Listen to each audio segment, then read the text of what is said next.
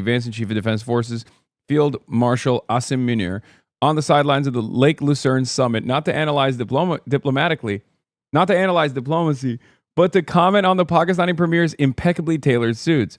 Piker was discussing Sharif's meeting with the U.S. VP J.D. Vance, said that he felt compelled to stop and acknowledge the Prime Minister's tailoring. As a suit guy, I have to recognize that his suits are out of control, he said. That man does not miss, bro. He does not miss. He knew that Sharif does not get enough credit for his style despite consistently putting together strong looks. Not even a big fan of the guy politically, but honestly, great fits, Piker said. He also took a dig at himself in the process, saying that a person is not truly a suit guy until they're wearing matching pants, that Sharif genuinely throws fits nonstop.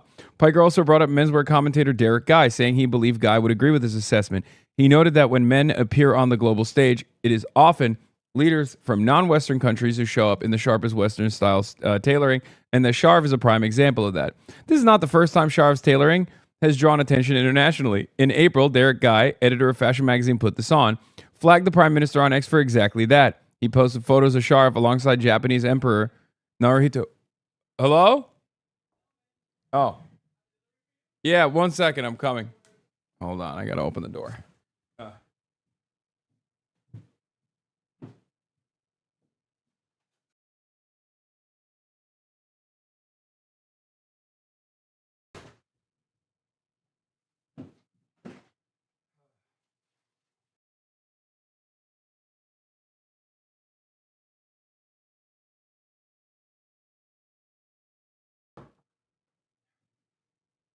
Back.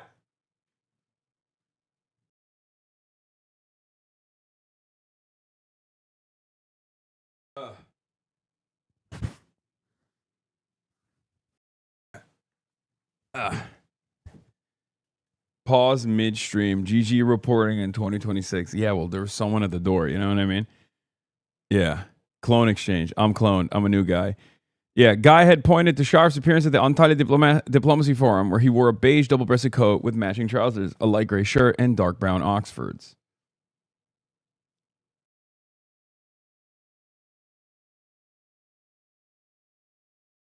Anyway. So, chair comfy this time? Yes, comfy chair.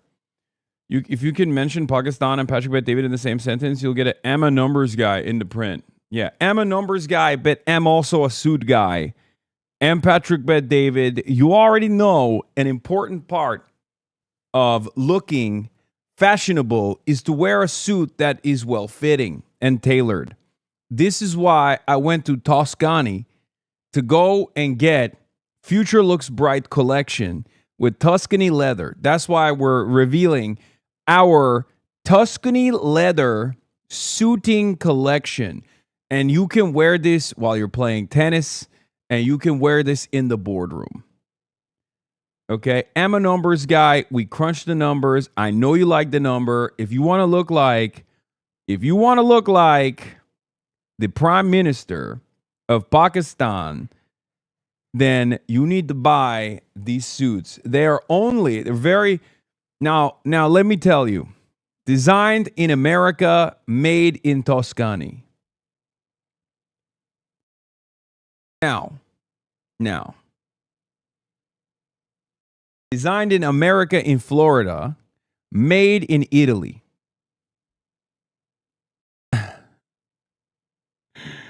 Your head is looking normal size today and proportional. Thank you. It's the suiting. That's the other reason why I wear suits.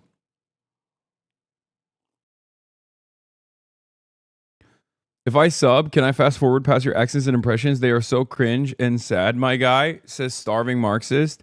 No, you can only rewind. And you can rewind to a part of the broadcast where I wasn't doing impressions if you would like. But then again, there's another alternative out there. You can just simply subscribe, be able to rewind, and never rewind because the accents are good and funny and you appreciate having a little bit of fun.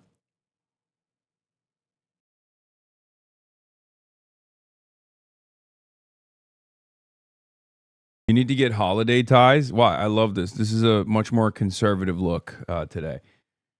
But clearly that guy is not a numbers guy.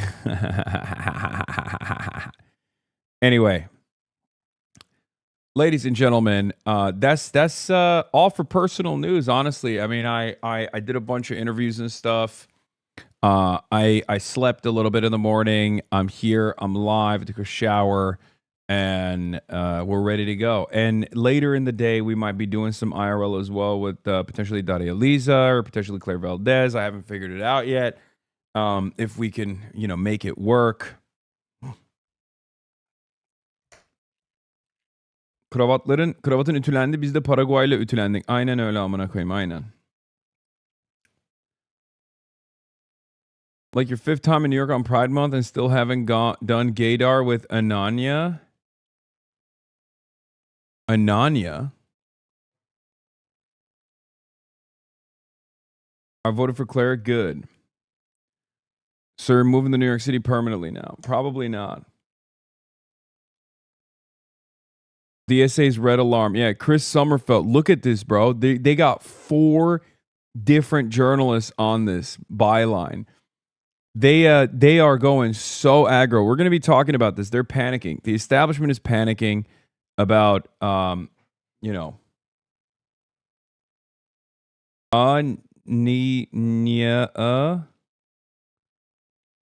what? Anyway, we'll do that. New York City, Keir Starmer down. Iran negotiations. Hormuz closed. Nat Guard arrests around DC Green Pool. Left populism rising. Scares the establishment. Primary day tomorrow. Get in now.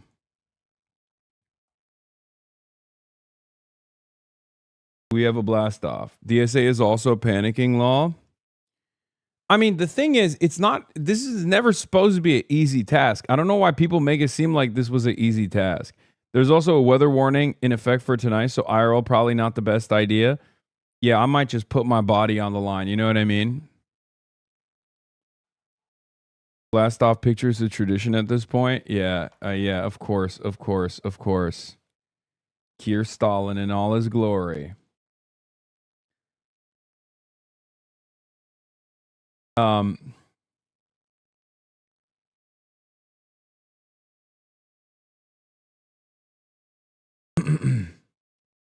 What is this? Which actress did Finding out if Zohran Mamdani is gay, straight, or a homophobe? Oh my God. If I did this, everyone would know I'm a homophobe. Chopped Cheese Monday King? Maybe. Yeah, bro, put your body on the line. That was a joke, by the way. Being out in the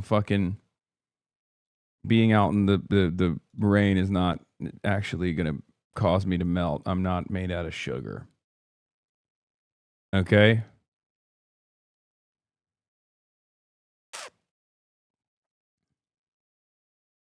In any case, ladies and gentlemen, New York City, Keir Starmer down. Iran negotiations, Hormuz closed. Nat Guard arrests around DC Green Pool. Left populism rising scares the establishment. Primary day tomorrow. Get in now. All right, we are a numbers guy. I'm a numbers guy.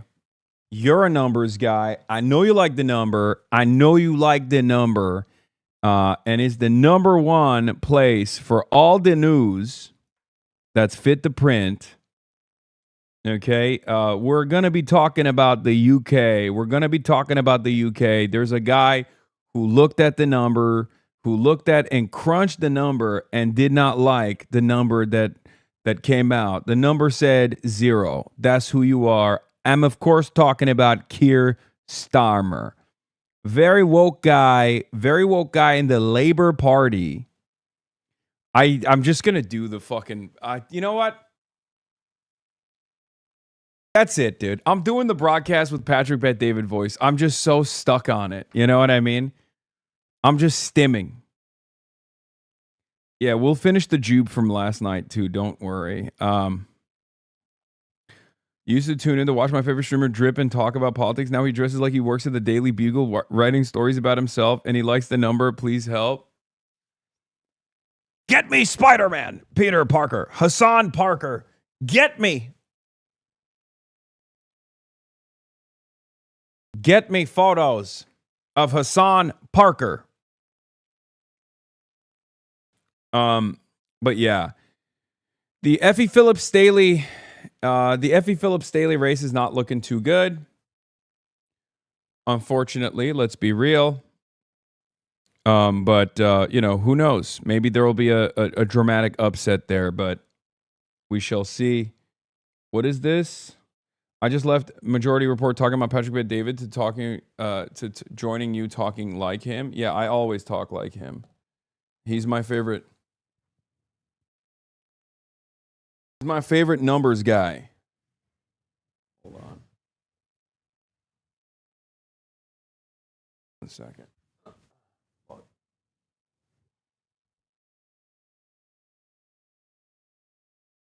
Okay. Sleeping on the plane and shit? Yeah, I'll be sleeping on the plane. Who knows? Hold on. I'm also getting some messages that I got to look at because there's going to be a little bit of this today.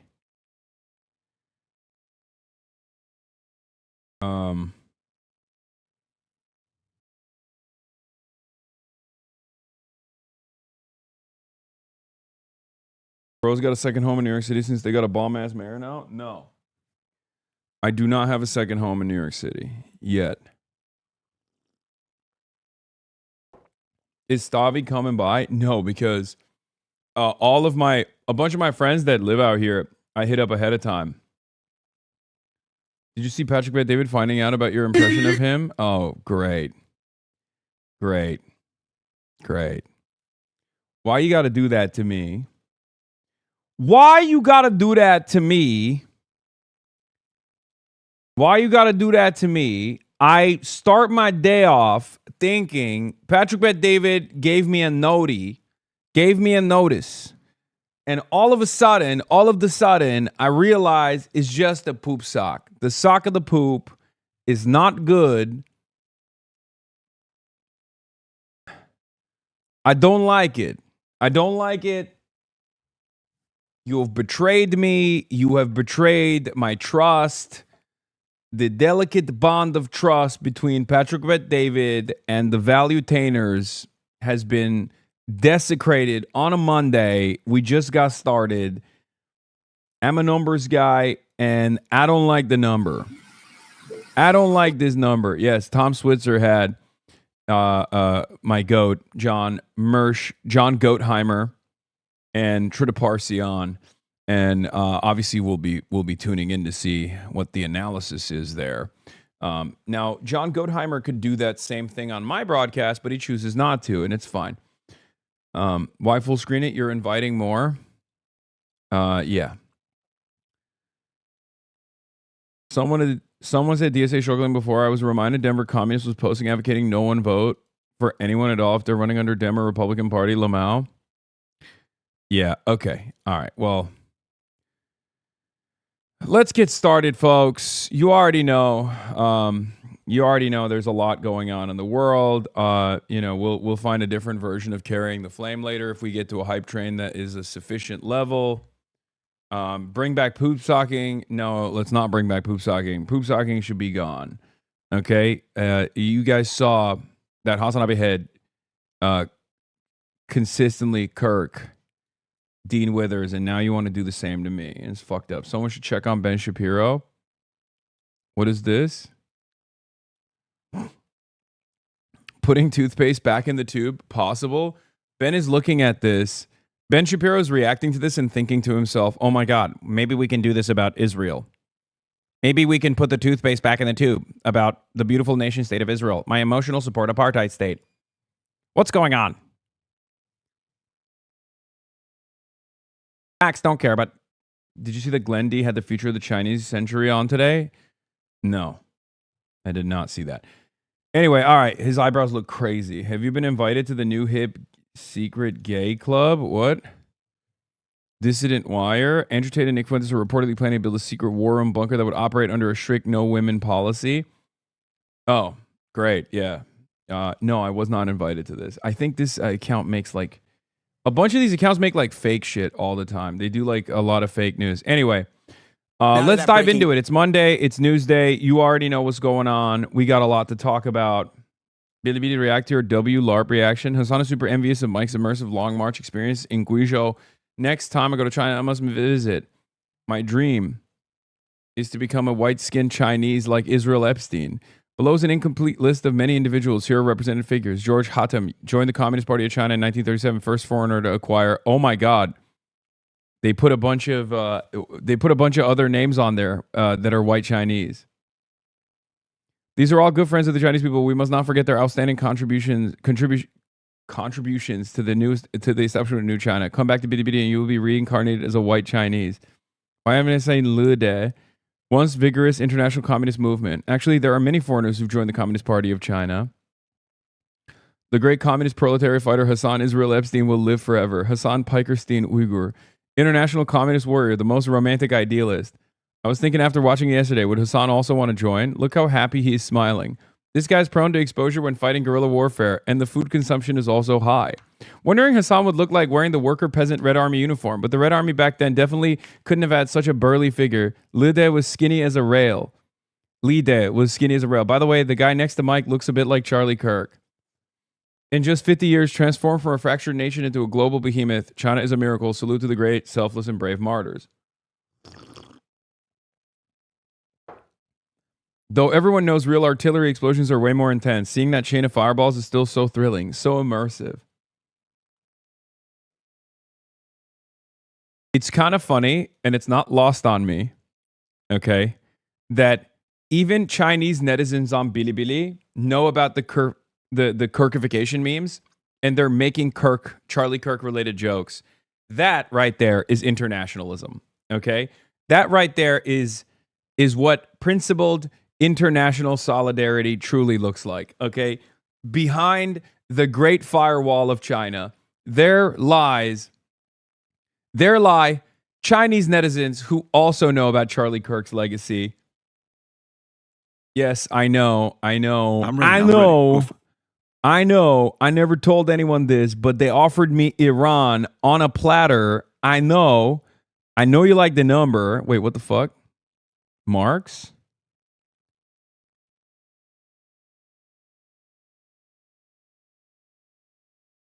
What? Two of my favorite things, dude. We'll watch this later. Do they have rampant bot comments there too? Honest question. No, I don't think the Chinese internet is as botted as the Western internet is. The Western internet is dead, dude. That internet theory is just not even a theory anymore. It's just reality. All right, we're going to start out with Keir Stalin. News from the UK. Who must go? Hassan must go. Who must go? Keir Starmer must go. All right, I got to pee real quick. Keir Starmer, after just 2 years in office, he made the announcement this morning at his official residence. Chris Livesay is outside Parliament in London. Chris, good morning. Good morning, Vlad. Well, that pressure had been mounting on Keir Starmer for weeks. As recently as Friday, he remained defiant and said he wasn't going anywhere. But this morning, things changed. Just a couple of hours ago, that defiance was gone. Britain is due for its 7th prime minister in only 10 years. Every decision I've taken has been about putting the country I love first. That is why I will resign as leader of the Labour Party. When Keir Starmer led the Labour Party to a landslide victory in 2024, many Britons thought the country's revolving door of prime ministers had finally stopped spinning. Instead, there it twirls again. Britain's economy has remained sluggish. Many voters are still struggling with high prices, high taxes, and overstretched public services.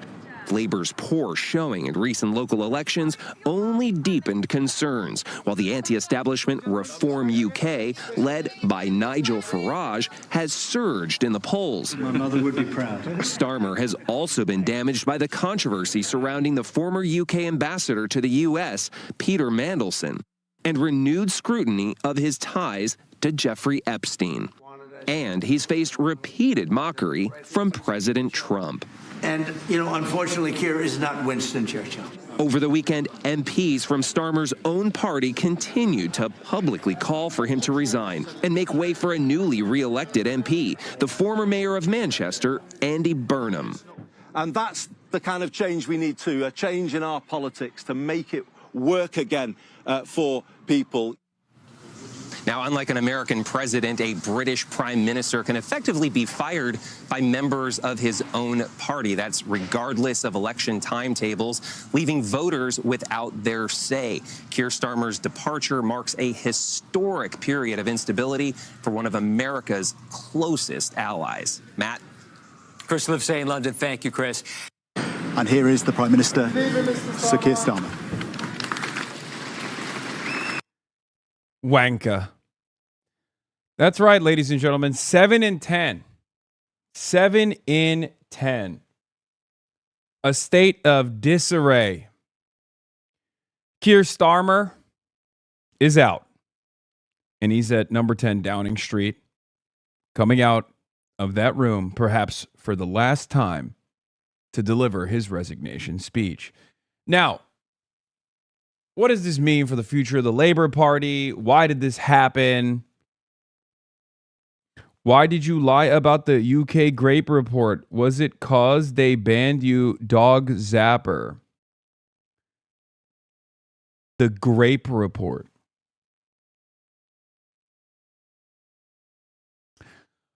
I think these are some of the most malleable people of all time. Brother, you are, I want to say you're sheep, but you're not even sheep. You know what I mean? You're like a fucking amoeba. It's so easy to manipulate you. It's unbelievably easy to manipulate you. And it's always people who think that they're actually free thinkers, you know, they're not sheep. It's incredible. They just dangle a little bit of red meat in front of your eyes, maybe jingle some keys. And that's it. That's your primary focus. They literally turn around and Rupert Lowe, one of the dumbest motherfuckers in British politics, can come out and be like, yeah, we compiled a rape report. Yeah, it turns out all the rapes in the UK is so Muslim, man. And you're like, wow, that makes a lot of sense. I was already fearful of Islam. It turns out everyone that was ever doing a rape in the United Kingdom was actually Muslim. Look at that. I will not be questioning. I will not be questioning the veracity of these claims being made because I'm a fucking idiot.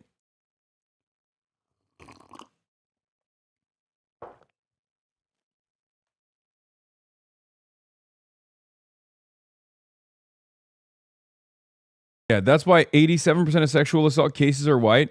Guys, those are fake and those should be allowed, yeah? It's only the Muslimic style sexual assault violations that we should be prosecuting because I don't care about actual fucking sexual assault. I just care about making sure that we have sufficient cause for deporting the fucking Muslims, yeah?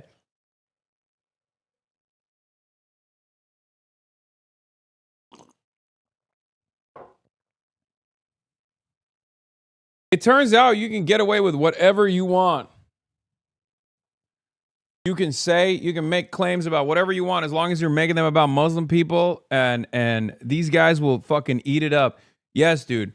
Muslims are also stealing all of your funds. They're actually being put in luxury five-star hotels, fine dining accommodations, all halal, of course. And that's the reason why your trains aren't running on time. That's the reason why you haven't had a decent job in decades. It's because the Muslims came in, and Keir Starmer, who is obviously secretly Muslim, has continued that process. Just like the past 14 years of Tory leadership that actively wanted to take money away from you and give it to the Muslims directly. It's true. This is actually happening, and I support it. I love it, and I support it, and we should do more of it, honestly. Yeah. Islam, also a reason why you don't have a girlfriend. Think about that.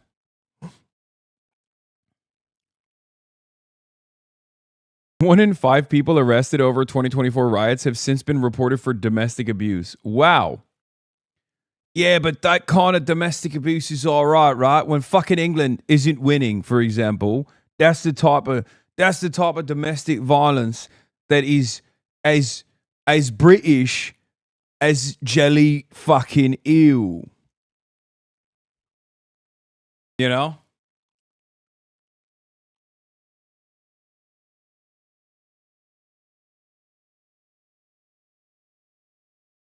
Yeah.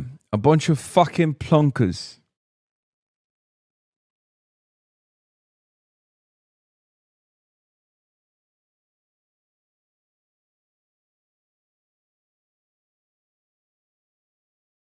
As British as Bangor and Mash.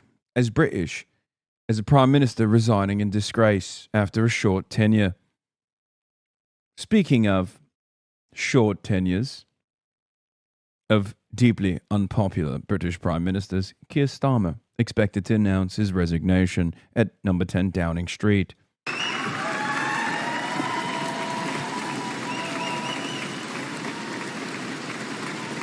No one said that white don't do it, but why do you deny that they do it as well? Did I say that? Did I ever say that like Muslims are incapable of doing sexual assaults? I didn't say that at all. I simply said that that report makes it seem or heavily implies through fake numbers for the most part that the overwhelming majority of rapes, if not the entirety of rapes, because it's what 87% of the inquiry's focus is Islamic style rape, right? It's fucking ridiculous. The overwhelming majority of sexual assault crimes that are committed on British soil are committed by white people. And you're over here trying to make it seem like it's a Muslimic style rape that's taking place. That's the entire purpose of the inquiry. That's what I'm opposing. I'm not opposing the notion that like a specific group of individuals, given their race or their religion, are incapable of committing rape. I've never said that.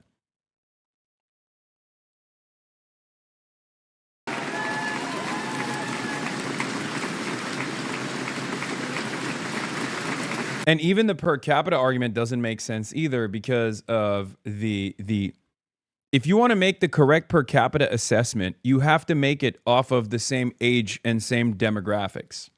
Okay? A lot of the Muslim refugees that come into the country are usually very young. They are far more likely to be in the age bracket that is overrepresented in violent crimes. If you look at the white demographic and adjust it to the same age bracket that the majority of Muslim refugees are, you will realize that the white predisposition towards violence and crime, violent crimes in particular, is still higher per capita than the Muslim refugee proclivity towards crime and violent crime is. This is how you do appropriate statistical analysis. Not that I care about it, because I don't think that we should be. Looking at entire races, or we should be deciding that like entire races of people are actually readily available to do crimes. That's not how I do politics. That's not how anyone should do politics. That's how you arrive at eugenics. But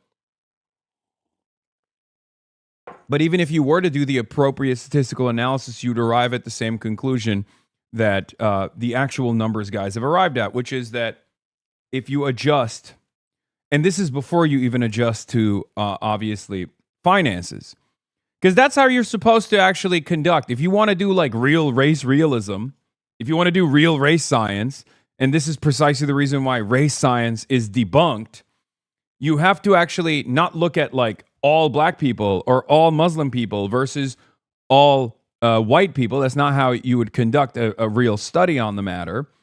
You would have to look at and adjust for financial predicament, like financial circumstances, socioeconomic conditions. You would have to look at age. You would have to look at gender. And when you actually adjust for those exact same factors, you will find that when you control those variables, you will find that the Muslim population is not in any way, shape, or form more likely to do crimes than the white British population. Now, what's actually interesting about it is that the white British population has a higher likelihood of committing crime than the Muslim population. Do you know why that's the case, if adjusted for all of those other variables? That's because the British population and this is the same exact thing that comes out in the data in America as well, the Muslim refugee population unconditionally across the board, regardless of their financial circumstances, are obviously a little bit more careful about violating the rules because they don't want to get fucking deported. That's it. That's the same exact reason why, if you look at the data in the United States of America, the undocumented and documented migrant population is responsible for less crimes per capita than the natural-born U.S. population actually is. It's not even close, as a matter of fact. It turns out it's because people are a lot more careful and a lot less interested in doing crimes, regardless of their financial circumstances, when they know that the punishment for said crime, no matter how small, is deportation.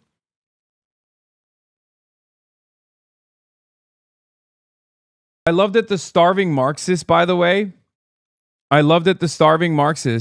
has come in here. Per capita and turning a blind eye to the woke was the tipping point for reform and restore to get the momentum to change Britain. Yes, lying about Muslim people raping white women. You never read the report. They violate the rules and they don't get deported, homie.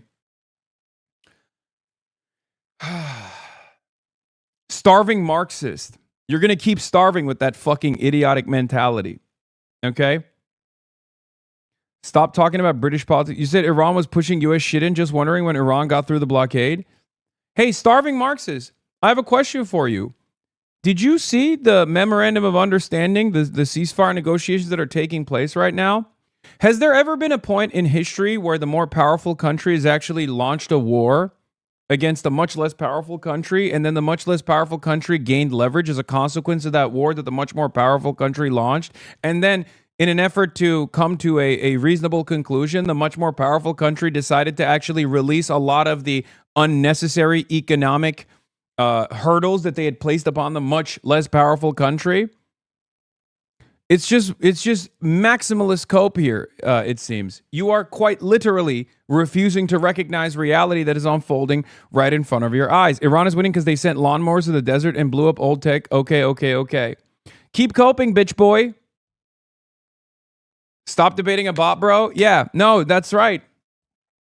110 days later, America is basically begging Iran and has completely rerouted its Middle Eastern foreign policy, okay, and has offered more sanctions release than Barack Obama ever did. Iranian oil is currently being traded around the globe with no impediments whatsoever. And this dumb fuck is like, yeah, dude, Iran didn't win, actually. Can you point to a single victory that Donald Trump got out of this?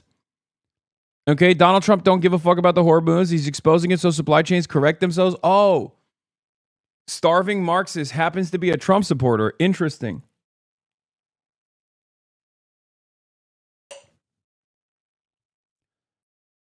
This is my favorite type of hog.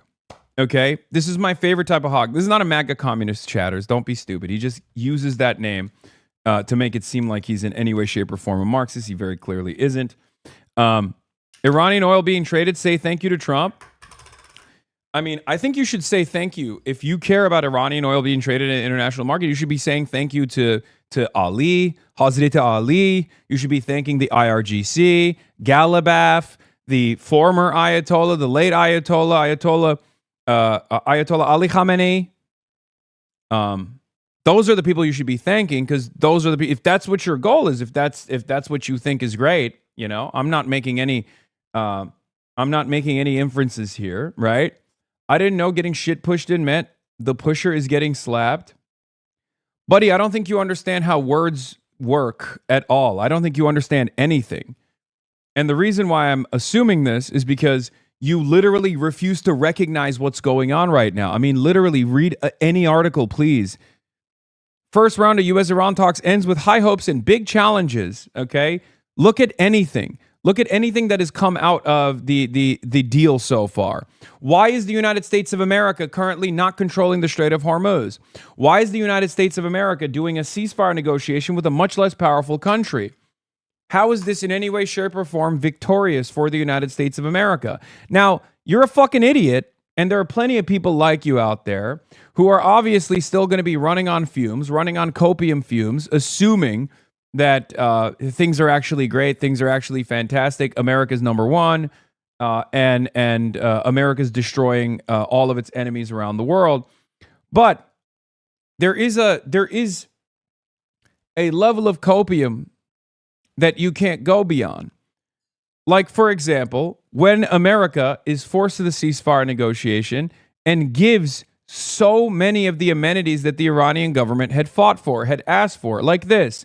Iran's Foreign Minister Arakshi announces that the U.S. has now launched a $300 billion reconstruction plan, waived all oil and petrochemical exports, lifted the naval blockade, and released some frozen Iranian assets, extracting all these items shortly before the delegation walk out over the Trump assassination threat. All parties agreed to a roadmap to reach a final deal in 60 days. This roadmap won't start, and Iran refuses to implement any commitments if Israel doesn't fully withdraw from southern Lebanon. And all fighting stops, with Arakshi saying a newly established Lebanon deconfliction cell is the first real test of the deal. Israel has refused to comply with Lebanon deconfliction cell, with Defense Minister Katz declaring Israel will not withdraw from the security zone in Lebanon, and Ben-Gvir vowing not a single inch of withdrawal, directly violating the MOU's first clause and stalling the entire 60-day roadmap before it can begin. Does the first part of this negotiation make it seem like Iran is losing, or Iran it does not have the leverage? Not enough to fix the structural damage? Again, unbelievable copium. Unbelievable copium. Oh, it's just $300 billion, dude. Oh, dude, it's just $300 billion that we're giving. Point to a single fucking war where the victorious party has done this. Point to a single fucking war throughout history where the victorious party turned around and gave $300 billion to the losing party. That has never happened, you fucking idiot. What the hell are you talking about?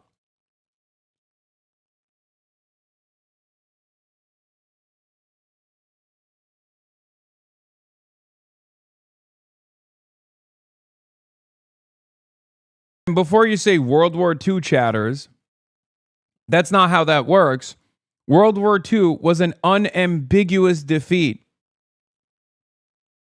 Vietnam War, unfortunately, America was not the victorious party in Vietnam, and America actually had to literally pay Vietnam money because they lost the war in Vietnam.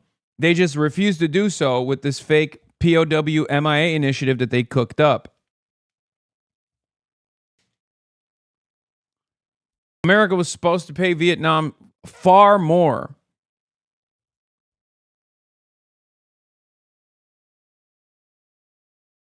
In any case, as far as American payments and fucking, or not American payments, but like some semblance of the Marshall Plan in Japan, we wrote their fucking constitution, man. We rewrote their entire constitution. Are we rewriting the Iranian constitution? No, we're not. That's because that's never happened. Okay? That's because it's never happened. That's not how this goes. I thought you wanted peace. I do want peace. While I do want peace, he deflects from the rape report with Iran war stuff. Hassan's whole platform is misunderstanding things. America is number one. It's crazy how y'all want peace and want it. No, dude. I'm actually in support of Donald Trump's MOU. 100%. I don't care. I think it's good. I think this is a good step in the right direction. I think this is the appropriate thing to do. I am far more supportive of Donald Trump's memorandum of understanding and the continuation of the ceasefire 60-day program than Democrats in American Congress are, than the Republicans in American Congress are. I'm his lone fucking brave warrior out in the field. My frustration actually revolves around the fact that Donald Trump is not committing to it and is ruining his own ceasefire negotiation. I don't like that. I think that's actually very frustrating. I hate that. I hate that Donald Trump is not fucking following through on his own commitments. Anyway, let's get to this dumbass who just had to resign in disgrace before we deal with a metric ton of new hogs that are coming in here to say some of the stupidest things I've ever heard in my entire life. I genuinely did not think there were people like this out there in this day and age who are like, he's using the Iran situation to distract from the rape report. Nobody fucking cares about the rape report that was established and dealt with in 2013, you fucking idiot. You think this is new information because you are a fucking bot. All it takes is for Elon Musk to turn the dial in your direction. It's not, none of this information is new. Many of the information in the rape report, as far as I've seen, I haven't done a deep dive into it, but many of the information in the rape report is complete conjecture, completely fucking made up. Like, and the real incidents that they're covering in the rape report are old incidents from like 2013. It's just new to you because you're a fucking bot. It's that simple, okay? Equal parts cope and seethe. Okay, buddy. Okay. It's new to you because you're a fucking idiot. You're a goddamn bot. It's like, you know the chip meme that people use, like the gray NPC chip meme? It's just like you take out the one chip and then you substitute it with a new chip. That's literally it for you. Someone dangled this in front of you and you went, this is my new thing. This is it. I can't believe it. Yeah, guess what, dude? Fucking Pearl Harbor happened. It's like, is it that simple to fucking manipulate you where we could just like show you the Pearl Harbor reports and you'd be like, why are you not talking about Pearl Harbor?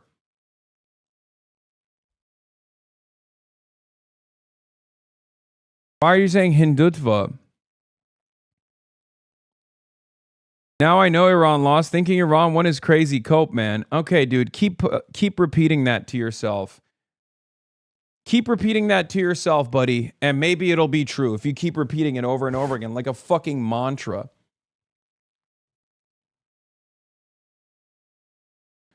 Oh, it's actually America totally won this. America totally won this. Stop arguing about the MOU. It's better if they believe USA won the war, less likely to make a stir over it. No, I want to be clear about this, okay? I want to be clear about this. The United States lost. We received a bloody nose from the IRGC, okay? Iran did not have the military might or the capabilities to defeat America in a head-to-head matchup, but Iran did something different. Iran struck centers of profit. And at the end of the day, America is servile to capitalism, is servile to the needs of capital. Capital supersedes all other interests. And therefore, America had to go back to the negotiation table and beg Iran and give Iran everything that they wanted. That's the reason why Iran, from like the second week onward, had placed 10 points, very publicly, 10 points of demands that they had made to the United States of America. 100 days after those 10-point plans were revealed, now America signed off on a memorandum of understanding that has all of those points in it. Sanctions relief, allowing Iranian oil to be exported and imported, or allowing Iranian energy to be traded on the international marketplace without any impediment whatsoever. These are demands that the Iranian government made from the second week on. So now, 100 days after the fact, America signs off on all of those demands, implying that they recognize that this was an unambiguous defeat for the United States of America. The reason why I think we have to be honest about this is because I'll be very clear. It's good that we took a bloody nose here. We have to stop waging war all around the world. We have to focus on ourselves, okay? Because America, the entity, and its foreign policy apparatus and its goals are not in line with the goals of Americans. I care about the Americans, okay? I don't care about America, the entity, or a collection of different interests that advance the profit, the profit motives of the military-industrial complex. I care about Americans and their well-being, okay? So while this is quote-unquote bad and humiliating for America, the entity, it's actually pretty good for Americans. It's really good in the short term because now you don't have to pay more for gas. Okay, there is obviously an inflation crisis that's taking shape right now, and Americans are not going to suffer as nearly as bad as they possibly would have if this war continued.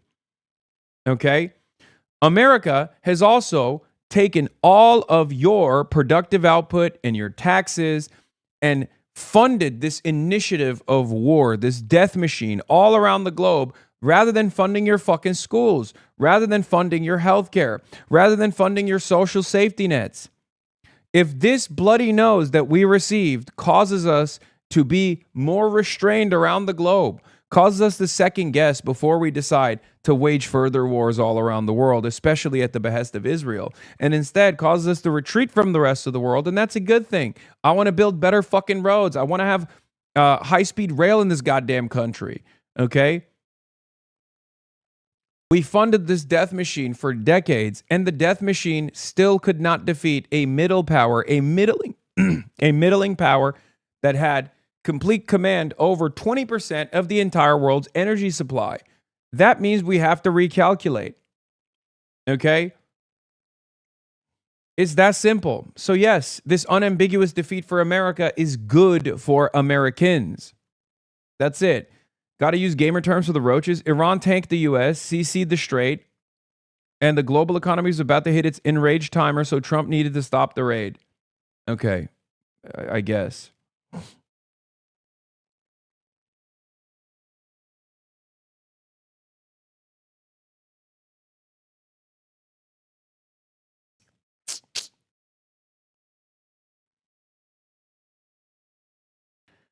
I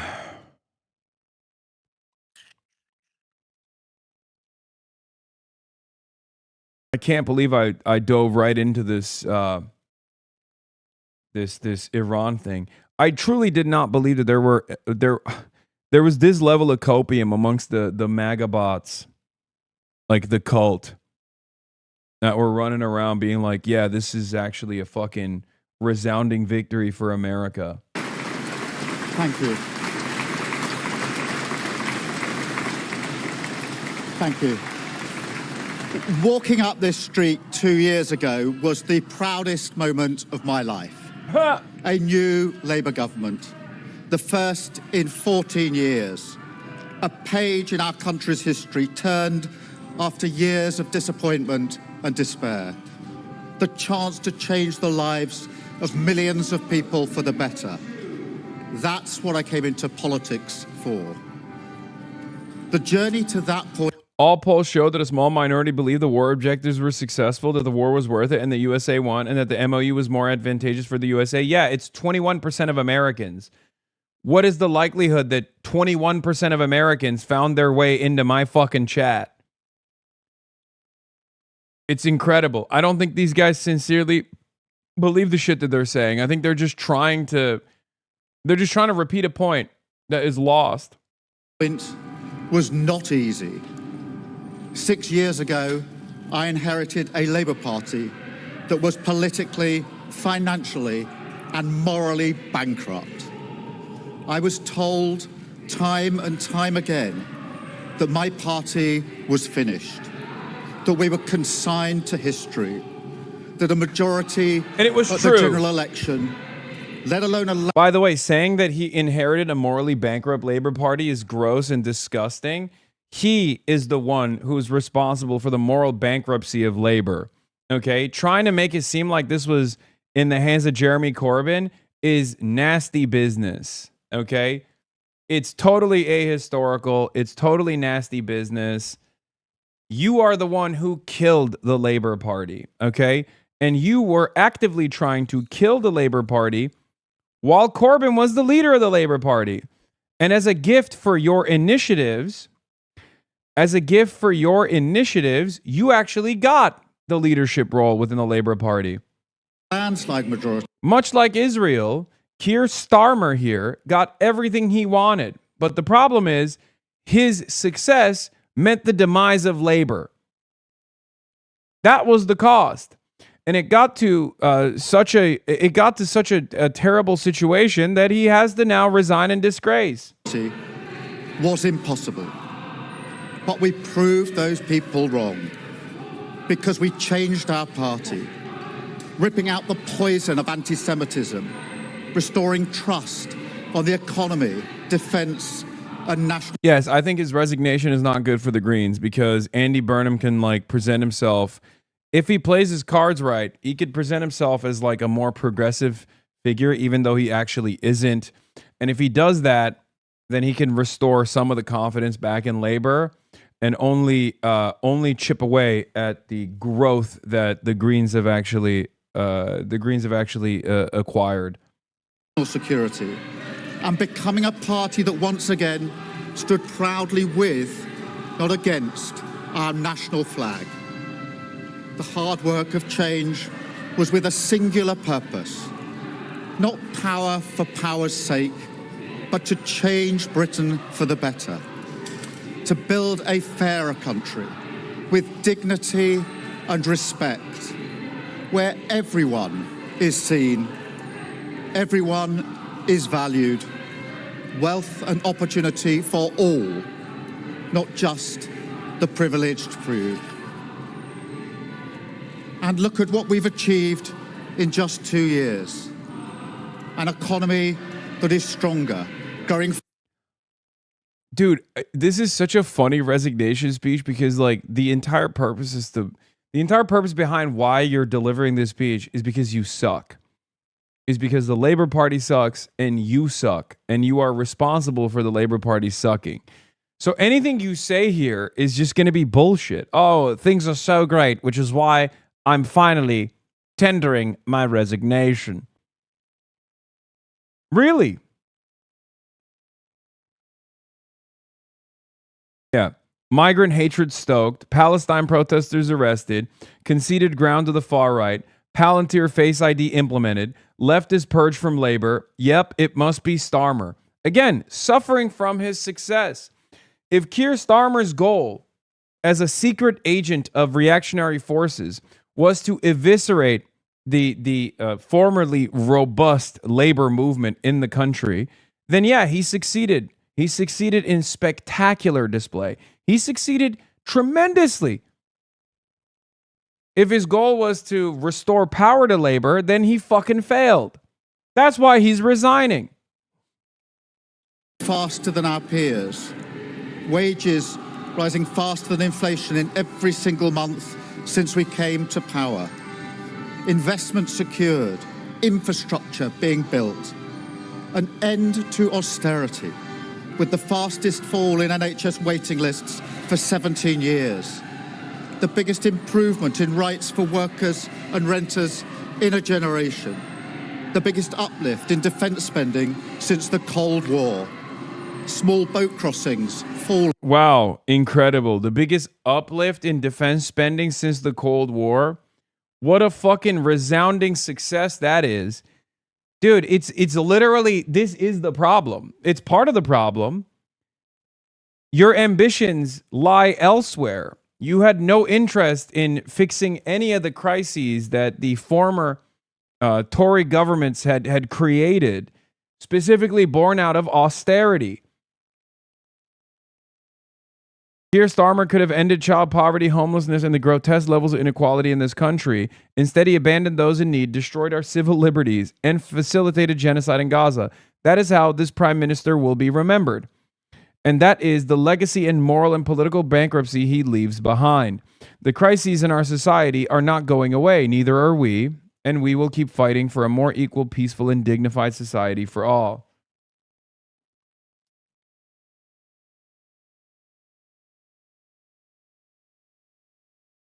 Honestly, there's a warning here for the Democrats as well. A warning that they will not heed. Okay? This is the exact direction that the Democrats are headed down. This is exactly what the Democrats are doing as well.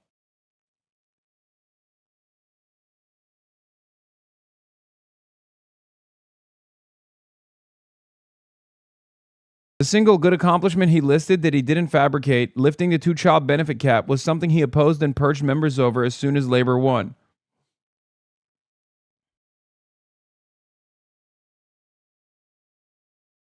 Zara Sultana says, history will judge Keir Starmer as a man who lied his way to the top of the Labour Party and then used that power to evoke Enoch Powell with the island of strangers, keep children in poverty, attack disabled people, scapegoat refugees, strip back civil liberties, and hand our public services to Palantir. A man who gave the top diplomatic job to the best pal of a convicted pedophile, said Israel has a right to cut off water and electricity to Gaza, rolled out the red carpet for Israeli war criminals, and kept the weapons flowing to the Israeli military as it committed genocide. Good riddance.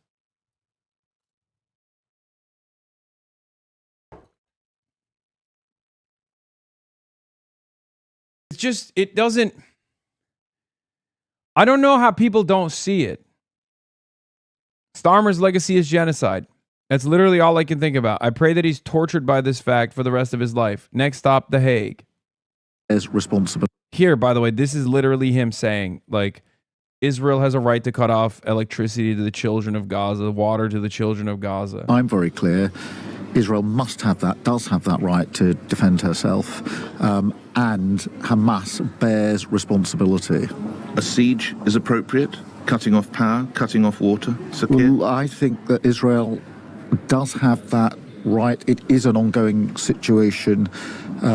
Obviously, everything should be done within international law, but I don't want to step away from the sort of core principles that Israel has a right to defend herself and Hamas bears responsibility for these terrorist acts. And I would call on all responsible states, particularly Middle East responsible states, to call this out for what it is and to stand with the world in condemning, utterly condemning these actions by... Human rights lawyer, by the way.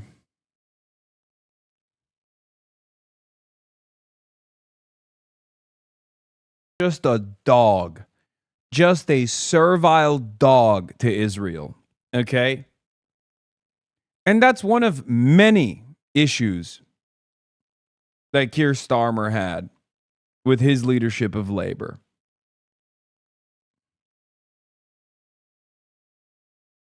It's a litmus test. It's perhaps the most immoral. It's the most obvious inconsistency with any kind of like humanitarian principles that you abide by, supposedly, as a leader of a Western liberal nation. But that's why I always say Israel is a phenomenal litmus test to help you develop a better understanding of where these guys' loyalty is. Saying herself a enemy, yeah, that's how you can identify someone being an ultra-Zionist too. Referring to Israel as her. I only hear that from, people, not even just like regular Israelis, but like Israelis who are really, really into Israel. Asylum hotels closing, protecting young people from social media. Asylum hotels closing. Oh my God. Even in his resignation speech, he's leaning into far-right nonsense. And 500,000 children being lifted out of poverty because of the choices that I made. Our reputation in the world restored, with Britain once again standing up for decency, respect, and the rule of law. Securing trade deals, standing with Ukraine, standing up for our values, and rebuilding our relationship with our allies in Europe. Change promised.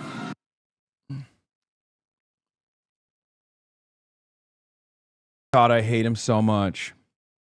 He's just such an animal, dude. He is such a piece of shit. Boiled excrement. Just nothing redeemable about this man. No fucking riz. No charisma whatsoever. And his worldview is so broken, so flawed. Is he actually mentally impaired?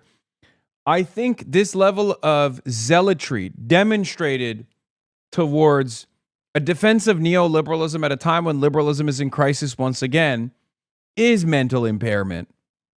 Like, he is such a loyal servant of capital that it does come across like he's mentally impaired. Like, it doesn't make sense. You're like, what are you talking about? Oh, really? Oh, really? You brought back international law? Dog, you had the Israeli fucking president. You rolled a welcome mat for the Israeli president. What the fuck do you mean? You actively flew to Cyprus, where the Royal Air Force base is, and you celebrated the British Royal Air Force's surveillance operations and targeting operations that were aiding and abetting the Israeli genocide of Palestinians, and now aiding and abetting Israel's war crimes in Lebanon. You fucking bitch. No one believes this shit. No one. Especially because the right-wing reactionary forces like the Tommy Robinsons of the world don't like you anyway. The Israeli agents on the far right that the Israeli government is funding, okay, and facilitating to disrupt normal British existence, to foment hatred towards Muslims, those guys will never fuck with you. So who is this for? You went on LBC and you said it's okay that Israel is starving an entire people. And that was early on. Yeah, he defended one of the Fairford Five as a lawyer. He was a human rights lawyer. He successfully defended the exact same kind of action that the Palestine action was committing against the Iraq war. When he was a lawyer, he successfully defended his client from prosecution for engaging in the exact same kind of direct action that, as the leader of labor, he turned into a prescribed terrorist action. It's insane.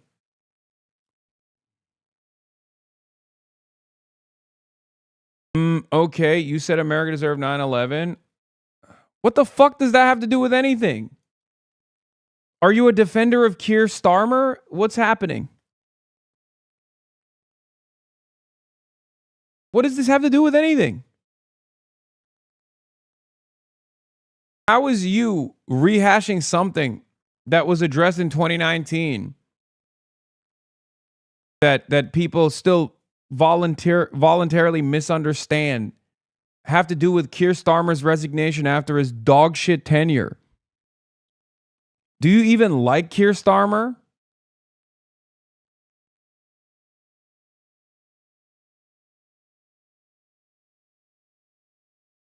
By a Labour government. Change fought for by a Labour government. Change delivered by a Labour government. But I know the question being asked now is not who was best placed to change the Labour Party, to take us into power and to begin the vital work of improving lives for millions of people. Those questions... Abe Lovely sends his regards. True. Abe Lovely, one of the biggest, one of the most vindicated men in Europe, in the entirety of the European continent, have been answered. The question my party is asking now... It's funny because, like, he's trying to say, look, I know I'm resigning in disgrace, but I did a lot of great things too, remember?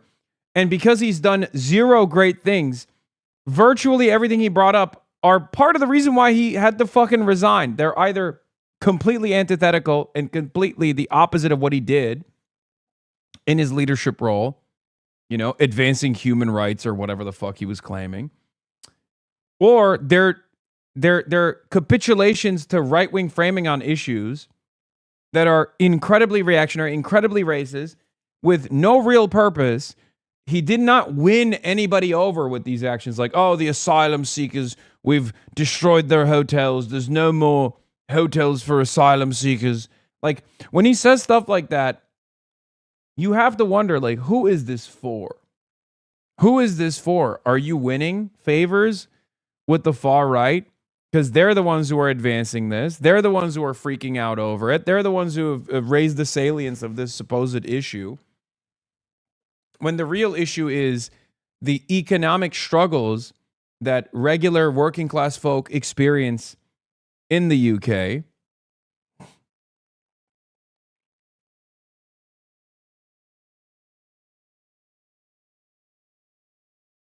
Who is this for? Is whether I am best placed to lead us into the next general election. I have heard the answer of my parliamentary party to that question, and I accept that answer with good grace. Yeah. Starmer was the model embodiment of a Tandon, Near-Tandon, Matt Iglesias, Jonathan Chait vision for liberal governance. Purge anyone left of you and treat them with disdain, while abandoning all campaign promises and moving rightward, which failed to appeal to the conservatives and only emboldened the fascists. This has been my warning in perpetuity at this point. I've been screaming about this rightward shift in center-left governance in Europe specifically, but also within the Democratic Party here in the United States for a fucking decade. And all we have gotten in that same time frame is moving further and further, the Overton window shifting further and further to the right, which has only galvanized and emboldened the far-right fascist forces. I've been saying this for a decade now. Okay? This was also my direct warning when Keir Starmer won, if you recall. At the time, I was in Croatia.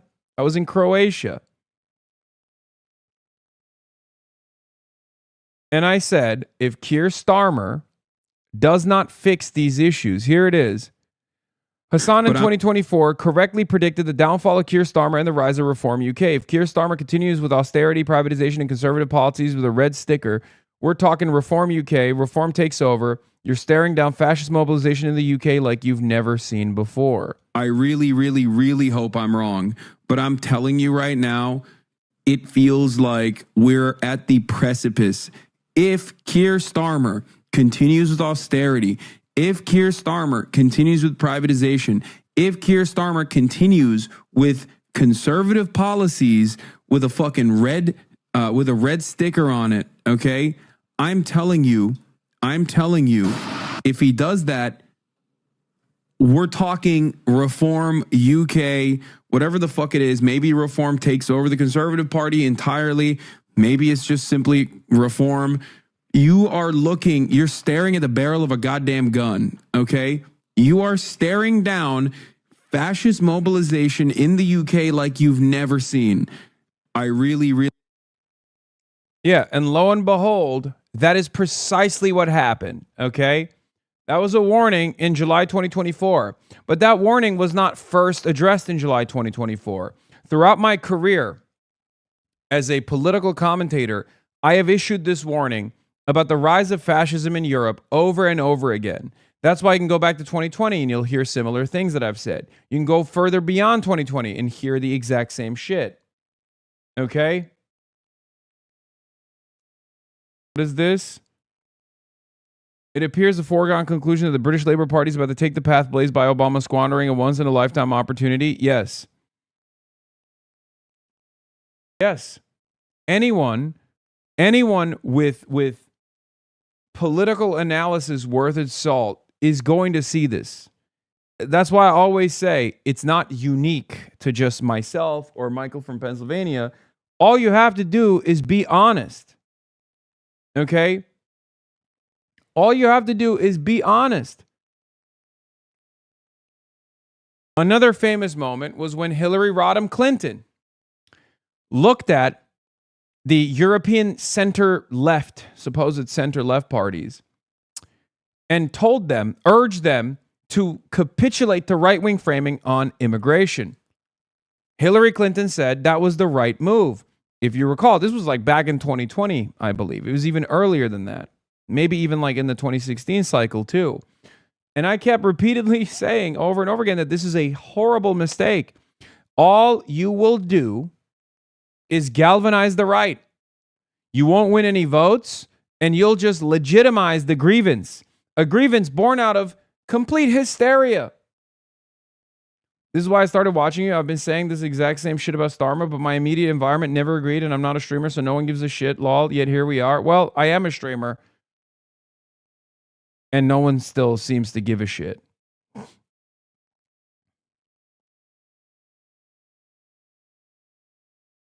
But yes, this is the third way method. This is the neoliberal method. Okay?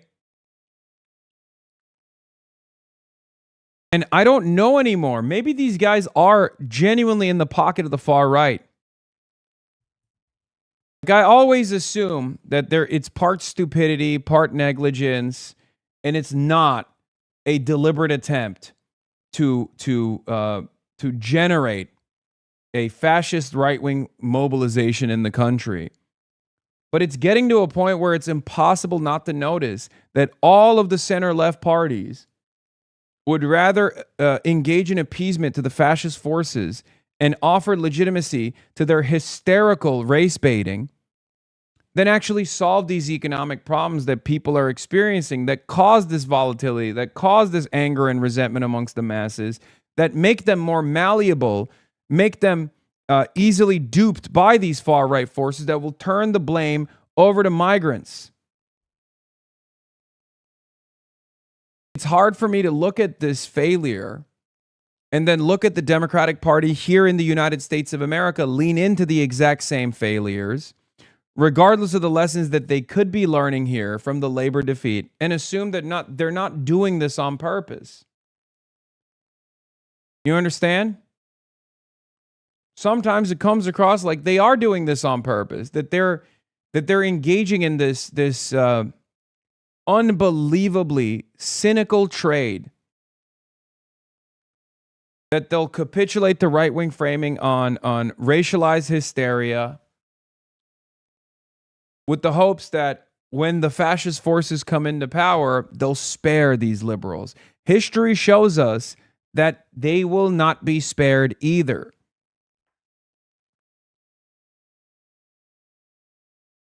The only thing Keir Starmer has to his name is a more surveilled British internet, a prescription of anti-genocide protesters, pensioners being arrested for showing support to anti-genocide protesters, and a pandering to fascist forces on the issue of immigration. No solutions to the economic struggles that people face, and just a steady pivot to the right.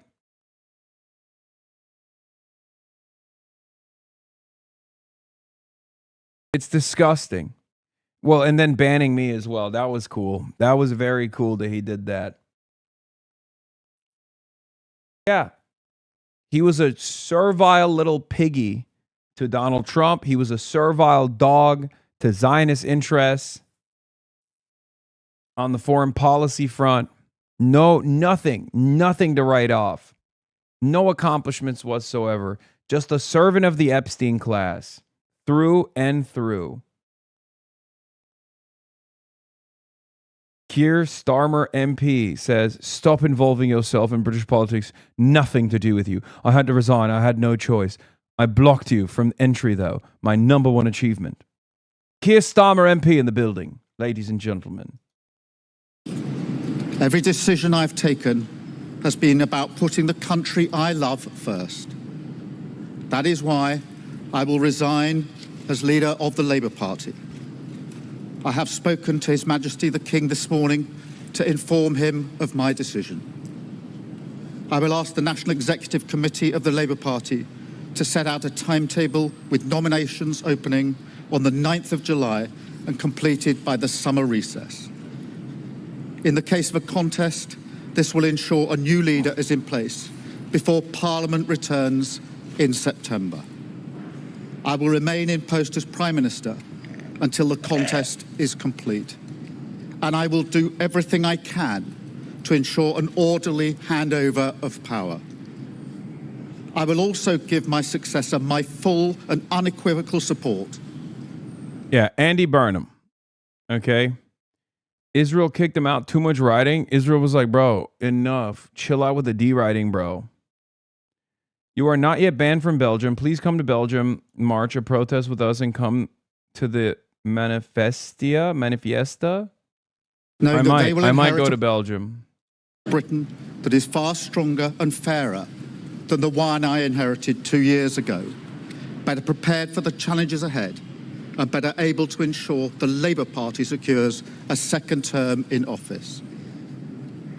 I want to thank all of those friends and colleagues who have been at my side for these past 6 years or so, for their incredible commitment, service and support. I want to thank the brilliant Number 10 staff and our country's extraordinary civil service who dedicate their lives to public service. And when I leave the biggest job in the country, I shall spend more time on the most important job, being the best husband I can to my fantastic wife, Vic, who has been a rock by my side through good times and bad. Oh my God, he's about to cry. God, he is fucking pathetic. I don't believe even for a moment that he is a human being, okay? I think he's a lizard person in a fucking human skin suit. So spare me the fucking tears, okay? Going back to my primary duty as a father and as a husband. Yeah, L husband, L father, just awful guy. Notorious cheater, by the way. Yeah, I know. That's how that when I first found out that Keir Starmer was potentially a notorious adulterer, like a serious adulterer, I could not believe it. Like, the dating pool in England is so busted that this guy fucks.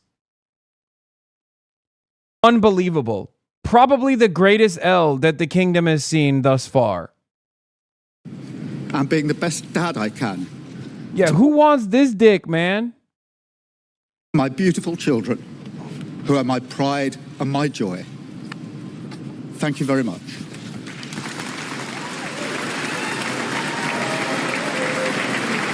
But then I'm reminded that Boris Johnson also fucks, and you know that's a somber reminder that it is British politics and British culture is totally fucking busted. Anyway, let's see what Zach Polanski said. Our country needs a bold change of direction. Starmer lost confidence in the country because of his abject failure to challenge the power and wealth of an establishment which is taken for themselves while leaving the vast majority in a cost of living crisis. The vested interests that are holding this country back need to be confronted with wealth taxes on the super rich, utilities taken into public ownership, rent controls and affordable housing, and an end to support for Israel's genocide in Gaza. We are still waiting to see which version of Andy Burnham is going to show up in Downing Street. While he has talked about a change of course, the early indications are not encouraging and suggest more of the same with better communication skills. The time for half measures and sticking plasters is long gone. Burnham must be bold or he will be bust. It is going to be the Green Party in alliance with working class movements, environmental and social justice movements that can stand up to reform to prevent the disaster of Nigel Farage in Downing Street. Keir Starmer is objectively attractive and well-dressed for his age. Also, the Greens are charlatans who will split the vote and let reform win in first past the post. Fuck the Labour, right? They killed the UK. Wait, we do have Keir Starmer defenders in the chat. That's unbelievable. Keir Starmer defenders who correctly point to his destruction of Labour, that will still say that the Greens are spoilers. Buddy, you should be thanking whatever God you believe that the Greens exist. Okay? This has to be actually Keir Starmer, right? I am good. I will permanently block you from the UK as my last act. No, fuck Keir, but he's objectively handsome and well-dressed now that he lost the weight. Oh my God. Oh my God, stop. Stop. Please stop. Please stop. Please stop. Please stop. He's the most Rizless man. He's the most Rizless man of all time. Please. At least Boris has some fucking swagger, bro. I hate to admit it, but he has some pizzazz. Keir has none of it. Boris looks awful, obviously, but so does Keir. Victories like this one make a leader impregnable in office. But Keir Starmer started with low net favourability, from which his ratings fell further. There were brief upticks when he first met Donald Trump or later resisted joining Trump's Iran war. His ratings hovered around the lows of Boris Johnson and Liz Truss. His idea of change was calm after their storms. You have given us a clear mandate, and we will use it to deliver change, to restore service and respect to politics, end the era of noisy performance, tread more lightly on your lives. Keir Starmer's project was to make the Labour Party electable again and save it from the hard left. And in that, he was extraordinarily successful. The problem is that the project didn't really extend beyond polling day. He'd arrived with a policy knapsack with little in it. The country had to wait 118 days until Rachel Reeves' first budget. In the meantime, the government announced one eye-catching policy that stuck in voters' minds: cutting winter fuel allowance. Save the winter fuel! Save the winter fuel!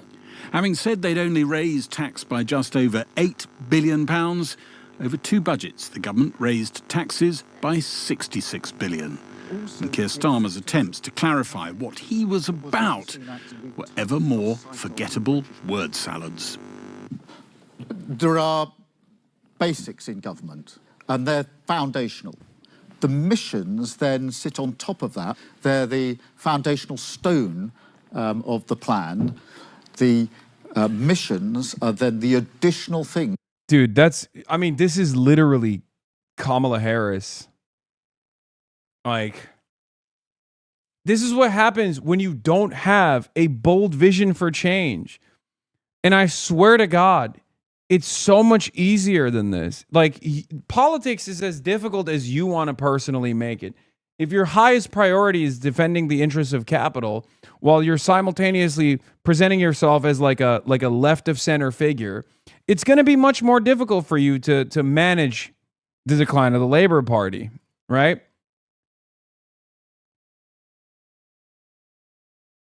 This is literally the classic like Democratic Party line, where you say, well, we have concepts of a plan that we are choosing to implement in the near future that will, change our attitude towards a plan for progress. And it's like, dude, just fucking say you're gonna destroy 14 years of Tory austerity. That's what you were elected to do. That's it. Why is that so fucking tough?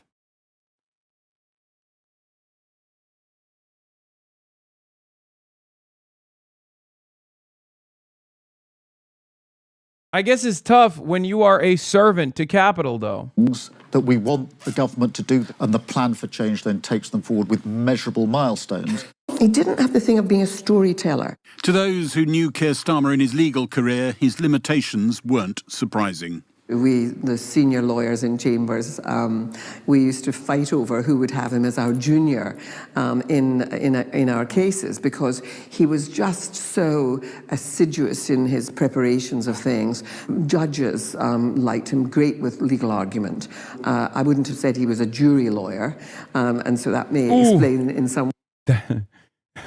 I wouldn't say he's a jury lawyer. Okay, well, that's kind of really bad if you're going to be the front-facing leader of the fucking Labour Party. Oh my God, what a fucking humiliating thing to reveal. This is the most British way to cook. Your former colleague, by the way. She just straight up said he had no charm whatsoever. Ways that he wasn't a storyteller. Stories are the stuff of life, and telling the stories of how, and telling the same old story about your father being a toolmaker isn't good enough.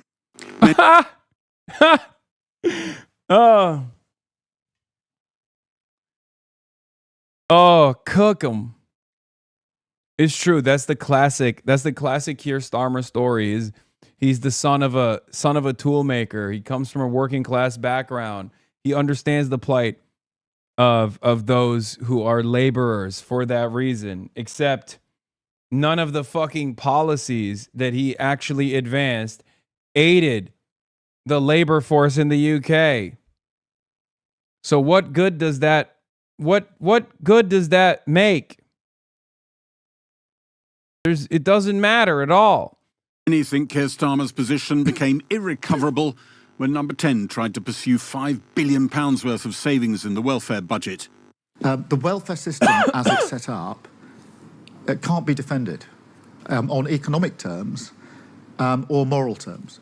Labour unity snapped. Dickensian cuts. The dog's breakfast. This is outrageous, man. It is with a heavy, broken heart that I will be voting against this bill today.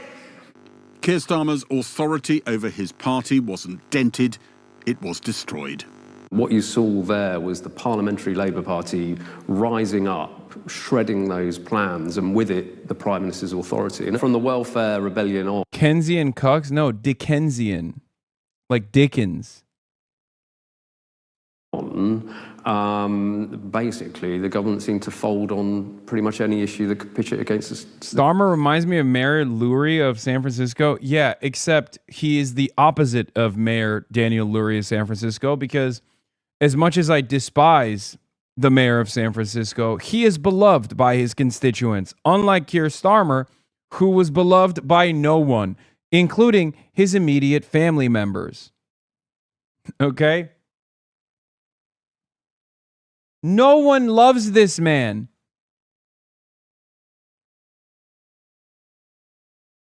Not his friends, not his family, virtually everyone that has spent any time with him will say the same thing, that he was risless. He was not exactly a joy to be around. Unbelievable charisma suck. Just terrible altogether. Pitch it against the Parliamentary Labour Party. Most people would sort of acknowledge that on some level. You didn't feel he did, it didn't go in? He had remarkable levels of self-belief and resilience, and I think he was very stubborn. Marking 1 year in office, Keir Starmer had said in an interview he felt his first big mistake was when he squeezed the hope out in one of his first big speeches.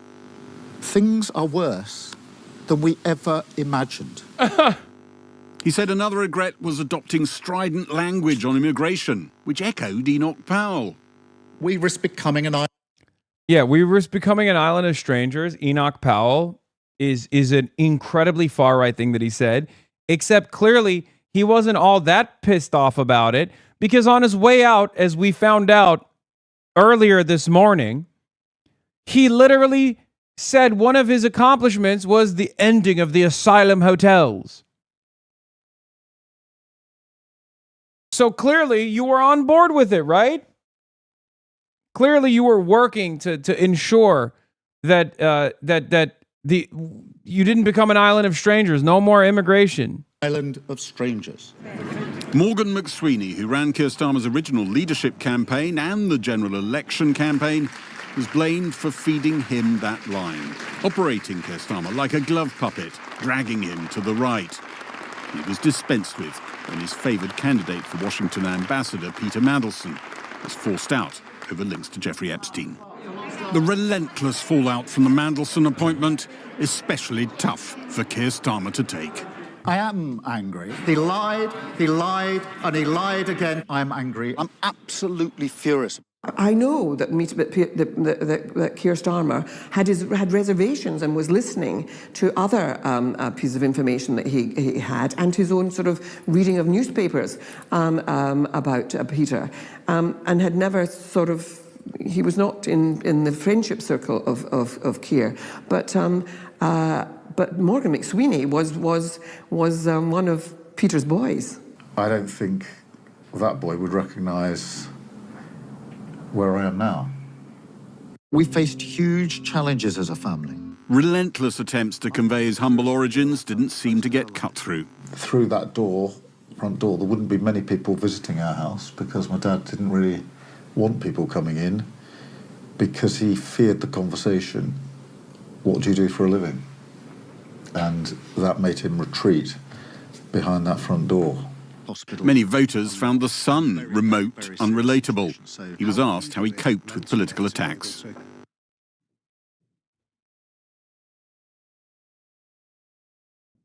Firstly, I think I'd sort of go in on myself in almost a protective crouch. I'd absorb it into myself, and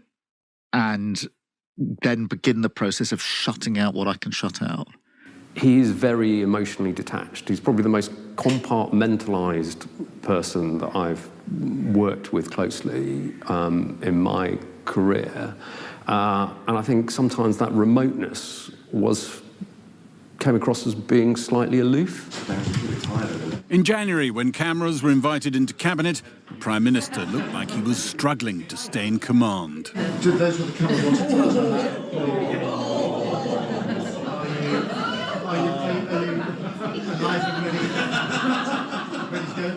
Okay, colleagues, let's make a start. Command would soon slip altogether from his grasp. Deliver for the whole country.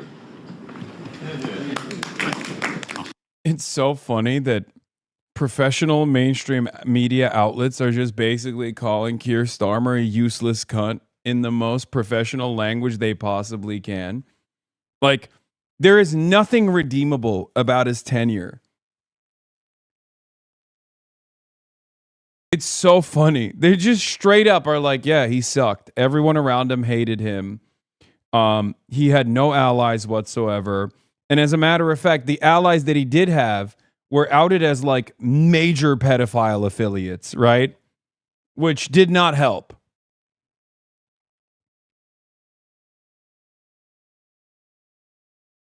It's awesome.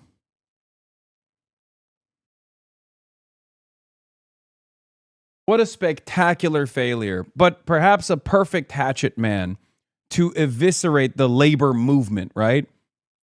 Small L labor movement. I'm not talking about the Labor Party.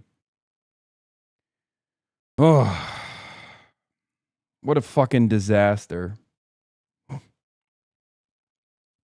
High-speed loss of authority that has ended with his removal from office. That was great. That was fantastic. Well done. The right man to remove all trace of Jeremy Corbyn from Labour and to remove the Conservatives from office. For too many, not the right man.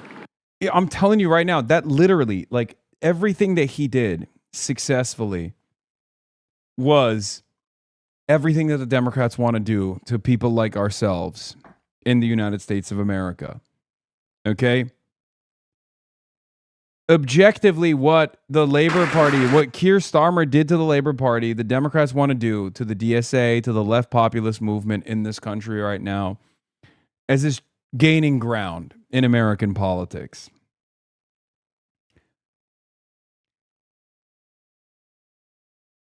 I really hope they fail.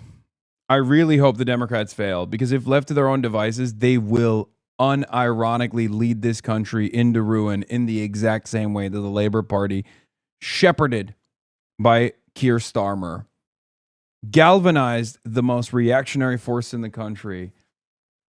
And that's why reform is such a strong force of politics in the UK now. And not only that, but it's not even enough. It's not even enough that reform is a growing force of politics, that we now have to sit around and deal with Restore Britain. For those who haven't gotten the message that reform is fascist enough.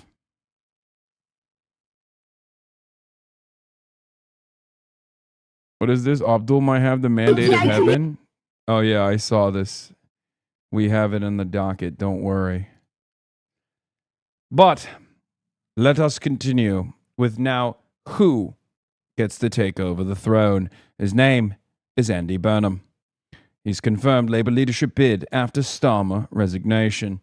Andy Burnham is slightly to the left of Keir Starmer, which is, of course, not exactly a difficult feat to accomplish.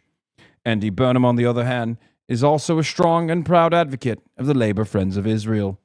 So he will be the stooge to Israel all the same. Andy Burnham has already said that he will keep Shabana Mahmoud in power. A genocide denier all the same, Andy Burnham is not going to take the initiative and change the austerity that has plagued the United Kingdom for now almost 2 decades. Third time's the charm. After trying and failing to become Labour leader in 2010 and again in 2015, Andy Burnham is now tipped to become the UK's next Prime Minister. The fact that this individual could abscond... He is a career politician, first elected in 2001, and has held a number of high-level ministerial posts, before leaving Parliament to become Greater Manchester Mayor in 2017, where he overhauled public transport and the city saw a period of growth. In May 2020... Burnham did apparently say Wes Streeting won't get a position in his cabinet, maybe because Wes Streeting came out and was like trying to position himself as anti-Israel now. Maybe that's why Andy Burnham was like, nope. You strayed away from the path. He won a landslide re-election victory. Experienced in politics, both nationally and regionally, he promised as he became MP for Makerfield that he would replicate his Manchester track record.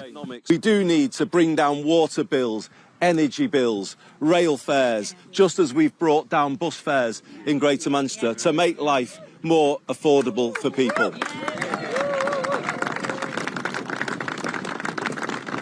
We do need an end to trickle-down economics, which didn't trickle down very much at all. All they are doing is slightly modifying the message. Okay? Let's see if they follow through on this at all. I am not holding my breath. Places like this. And we are going to lay out a new path for Britain. There's one notable gap in Burnham's decades-long CV. On the global stage, he's a relative unknown with little foreign policy experience. In 2003, he voted in favour of the Iraq War. More recently, he called for the UK government to recognise Palestine as a state. But on the Makerfield...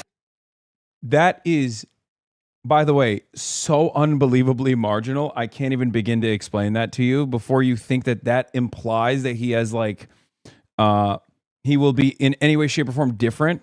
If you're part of Labour Friends of Israel, I have no confidence in you at all on this issue. I'm sorry. Yeah. Labour friend of pedophiles. Many prominent Labour Friends of Israel figures were outed as pedophiles, by the way. Not even making that up. Look it up on your own. Zara Sultana read Burnham to filth. Just another reminder that Andy Burnham voted for the Iraq War, an illegal war that cost over 1 million lives. He has refused to describe the systematic slaughter of Palestinians in Gaza as a genocide. So what will change? Nothing. Arms sales to apartheid Israel will continue. Palestine action will remain banned, and more pensioners will be locked up. Welfare will be cut to fund more weapons. Immigration detention will expand, and mass deportations will continue. Andy Burnham is not the second coming. He's the establishment's last roll of dice. We've already seen racist pogroms on our streets. The danger has not gone away. So we must organize, build solidarity, and create power from below. Fascism isn't at the door. It's already here. Only socialism can face down this barbarism.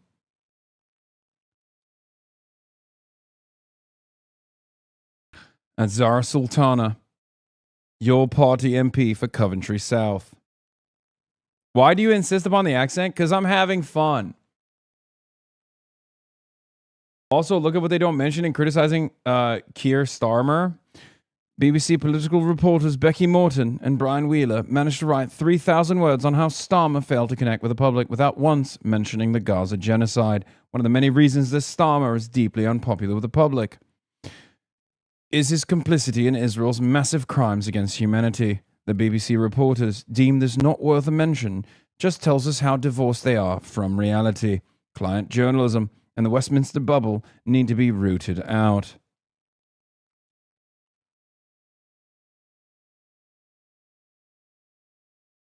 Can you do the accent more? It's very enraging. Good. Not saying your accents are bad, but working with an accent coach would be content.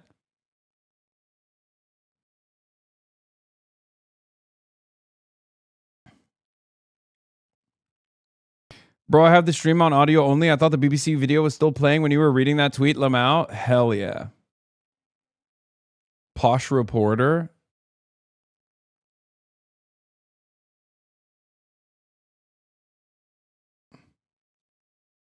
Field campaign trail would not say much more. I've got to be honest, right now I've got to focus on the by-election. That is my focus, but I was one of those who called for a ceasefire shortly after the events of October the 7th, as horrific as they were. But this is the only notch in his belt for legitimacy in this space, is that he was one of the early demanders of ceasefire. This is true. Fair is fair. No, it is. You gotta read it. You gotta grade these guys on a curb. Okay, that's just how it is. He was early in his demand for a ceasefire. Now, you could say, oh, well, he wasn't an MP, so it doesn't really matter. But I think it's still important to note. It's important to note. Asker, not a demander. Okay.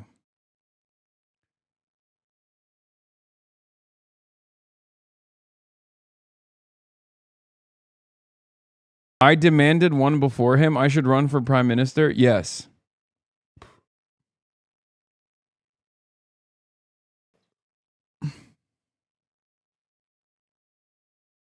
You know, that was the stance that I took. So I have spoken out. 251. In 2015, when he was campaigning for leader, he said his first visit would be to Israel. That's also true. That's right. He did say that. They asked him, like, he brought it up voluntarily. He said he would go to Tel Aviv as his first visit as the leader of the Labour Party.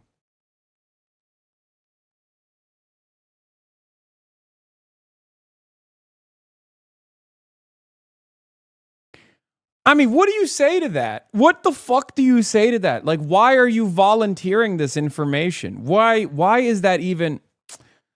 Oh my God. What is he, running for the mayor of New York City? Yeah, no, he became the mayor of Manchester. And he stopped saying he'd go to Tel Aviv. As a matter of fact, Manchester has a high population of Muslim Brits.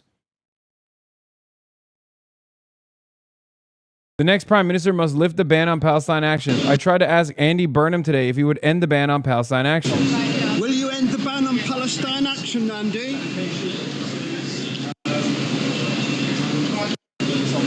Will you end... Yeah, he did not have an answer to that, it seems. It's also not clear exactly where he falls on the political spectrum, having sidestepped Labour's past infighting. The UK MOD have found Twitch. I'm being spammed with join the Royal Navy, join the Marines when I click around the side. XD. Yes, join the Royal Navy and you too can aid and abet in the war crimes of Israel. Please join. You can wear short shorts as you go and wage wars in the desert, as your forefathers demanded. Lads, it's time to reinstate the draft. Keep calm and carry on. We must put our life on the line for the beauty of the nation state of Israel. Her goals are our goals. We must put down our lives to ensure that Israel, the greater Israel project, is implemented. Very nice. Jason Hickel responds to Shabana Mahmood, my major op in the UK, Home Secretary, member of the Parliament for Birmingham Ladywood. Shabana Mahmood of the UK Labour Party, who banned me personally from entering the country, despite the fact that I am British, as you know, as you can tell from my accent. I am a British man after all. I've been lying to the Americans this entire time. Much like Steve Hilton, I have infiltrated the United States, trying to implement policies such as making the national cuisine jelly deal.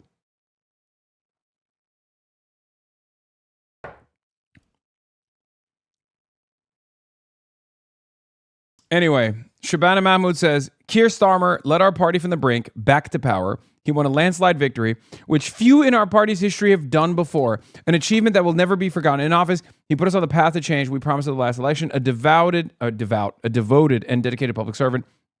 We owe him our deepest thanks.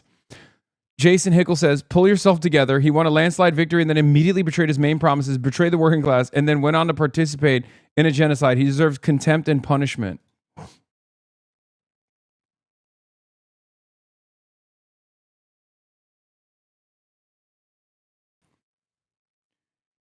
Jason Hickel is my goat. visiting senior fellow at London School of Economics. Cut the shit, you're Chinese. I wish. Yeah, he only won because the Tories lost. And he learned 0 lessons from that defeat. And all he did was become the Tories. It's unbelievable. The biggest issue is he came out swinging, calling for the last 40 years of failure, pissing off Blair, and wanting to take public ownership of water, power, transport, etc., like he's done in Manchester with the buses. But then the bond markets went wild, and he ran away scared. He doesn't have the spine for it. We, in the international pro-workers movement, need real advocates, okay? People who have moral conviction, people who have moral courage, people who are true believers, not people who will simply say the right things in order to gain favor with the working class, but people who will fight for those values, people who will champion these causes.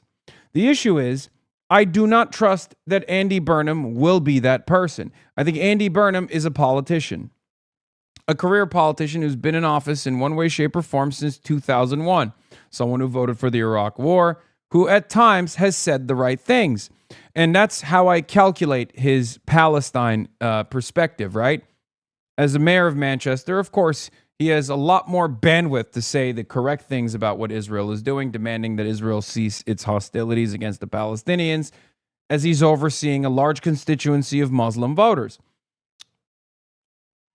What he will do with real power, I don't think is going to be all that progressive. When he was going for real power within the labor movement, within the Labor Party, it's very clear that he was absolutely servile to the interests of Israel, even went as far as to say that he would visit Tel Aviv as his first priority if elected into this leadership role. So, Andy Burnham is exactly the worst kind of politician, one that tries to dance around these issues, one that does not have any real moral convictions, who will try to say the right thing. Keir Starmer was even worse than Andy because he would say the wrong things. At least Andy is, as a red Tory, as a right Labour member, is still capable of reading the room, but that's not going to change much. He's thought as somewhat of a political enigma. Camille Nedelec, Al Jazeera. What is this? Israel? Have you forgot the Armenian genocide or still be denial like all Turks? I don't deny the Armenian genocide, but Israel does. So I guess that's what you were trying to say here, right? On May the 7th, in the Midlands. Yes, and here is Nigel Farage. Reform UK leader Nigel Farage demands general election after Prime Minister Keir Starmer resigns. Yorkshire, all the north of England, Reform scored absolutely stunning victories in areas that Labour had dominated for the best part of 100 years. The sheer scale of our victory against Labour made it inevitable that this Prime Minister could not survive. And because of that, Burnham steps forward. So was it Britain Yahoo? Oh my God. He is Britain Yahoo. That's true. Wins quite convincingly the Makerfield by-election, ironically with the same message that we had in the local elections. Ours was vote reform, get Starmer out. His was vote Burnham, get Starmer out. Unbelievably, we're about to have our 6th Prime Minister in 7 years. I remember growing up thinking Italy was totally ungovernable as they went through a new Prime Minister every year, and yet that's where we are here. Why is it all happening, and why did we get that big number of votes in the north of England? Well, 10 years ago, on the 23rd of June, 2016, we voted Brexit. Much of our political establishment has never accepted the result. And even those that reluctantly did, namely the Conservative Party, refused to implement what voters demanded, namely lower levels of immigration and more freedom for our sole traders and small businesses. They were just 2 of the benefits we could have taken having got back self-governance. Under Starmer, the Labour Party has moved much closer back to the European Union. And if Mr. Burnham wins, they'll go closer still, which means Labour voters and the Labour Party are completely divided on this issue. But the bigger point today is that of a mandate, is that of legitimacy. I've no idea whether there'll be I think one of the funniest outcomes of Brexit was literally the influx of migration that took place from even less white populations. But I obviously don't have an issue with that. It's just that these guys who championed Brexit ended up getting the worst of both worlds.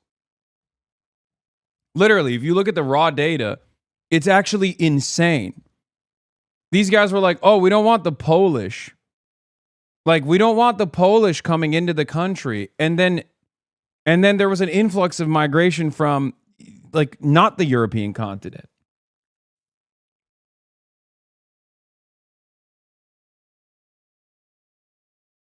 Now, that's not even an issue necessarily. It's just funny that it's an issue for them. That's what they care about. It also obviously led to a litany of additional complications for the British economy.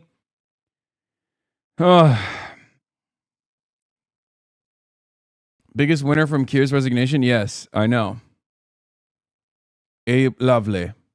He made the boss call.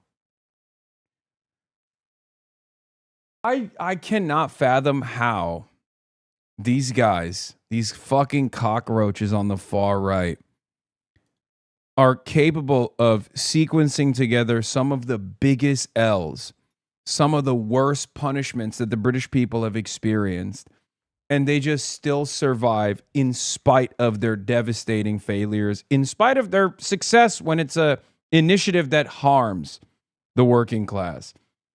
And the working class keeps looking at this and going, more, please. Yes, please, sir. Can I have some more? How is this possible? Yeah, here is the Financial Times data. The Brexit years in charts since the referendum, net migration to the UK from outside of the EU has risen, while net migration from the EU has moved in the opposite direction. Literally. These guys were so racist to the Polish migration coming from the European continent because they were like, we want domestic labor. We want the jobs. They're taking our fucking jobs, mate. They're Polish. They're taking our fucking jobs. And then, yeah, after the EU referendum, no more migration coming from, white, but less white European countries, and an increase in non-EU migration.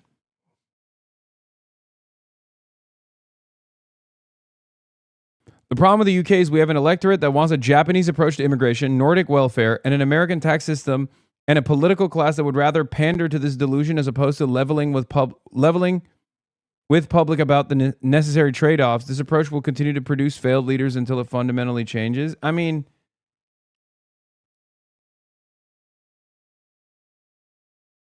he kind of cooked. This is like a real, I mean, I wouldn't say that like there is a robust demand for this. It's just that the public has only seen that as a viable political expression. The public thinks that that's what they need. It's not super far off, but only because there is a crisis in political vision in this fucking country. Okay? That crisis is born out of ineffective leadership because there is a media class that is the biggest attack dogs for capital, and the entire political class comes from the same fucking schools. They're all friends with the same exact people that are dominating the forces of capital in the country. So the entire leadership structure and the entire propaganda apparatus is slanted in one direction. And whenever someone comes out and says like, yeah, we should do something different, we should actually serve the working class in this country, they get destroyed. They get ritualistically humiliated. They get dominated. They get called a terrorist, an anti-Semite. I mean, we saw this with Jeremy Corbyn, who actually was very effective and unbelievably popular. And he got punished endlessly for that popularity. Far more popular than Keir Starmer is, which is not really saying much. Keir Starmer is as popular as as a rotting head of lettuce. But the same predicament now Zach Polanski has to withstand, right?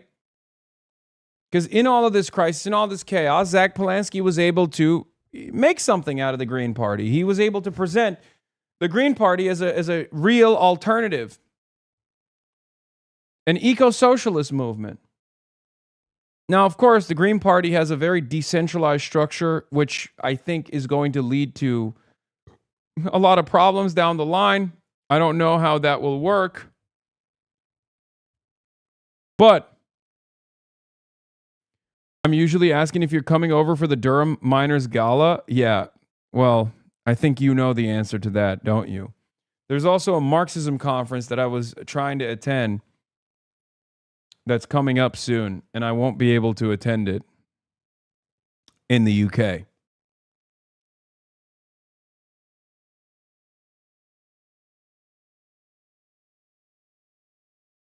The problem with the UK government is that Margaret Thatcher is in power since 1979 until today. Yes, same problem that persists in America. Ronald Reagan has been in power, and Reaganomics has been in power since Reagan.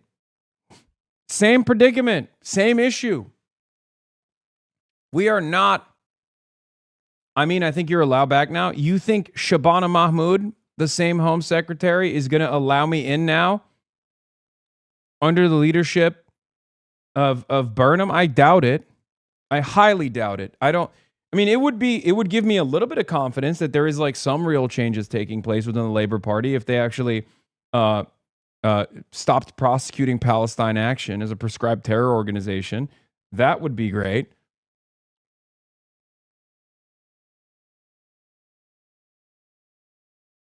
But I don't think that's going to happen, especially considering she won't be Home Secretary when Burnham comes in. I doubt it. Yeah, my friend, Andy Burnham already confirmed that he would keep Shabana Mahmood.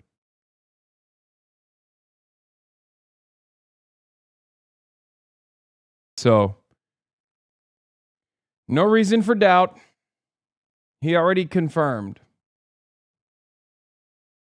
A contest or a coronation.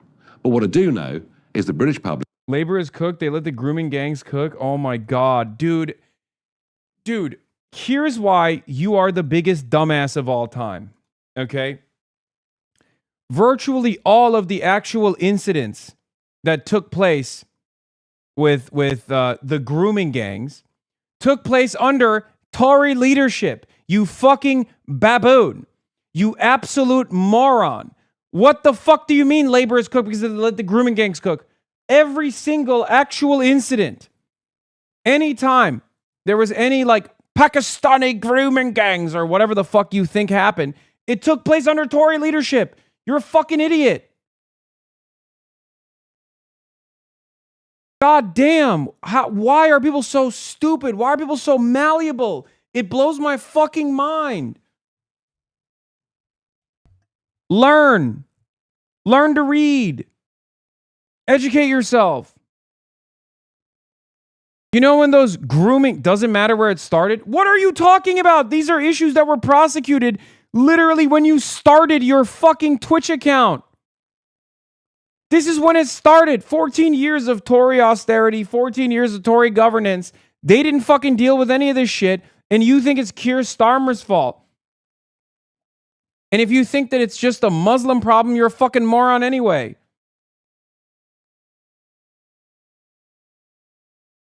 This is an across-the-board issue with British policing.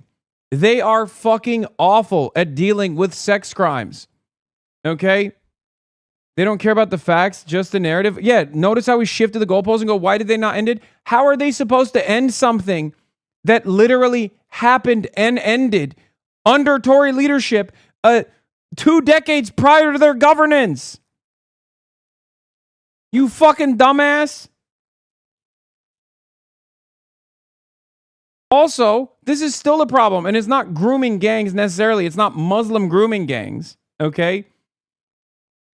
Sexual assault is a nonpartisan issue in the UK. Only one party is trying to make it seem like it's just Muslims doing it. Okay? Stop being a fucking idiot.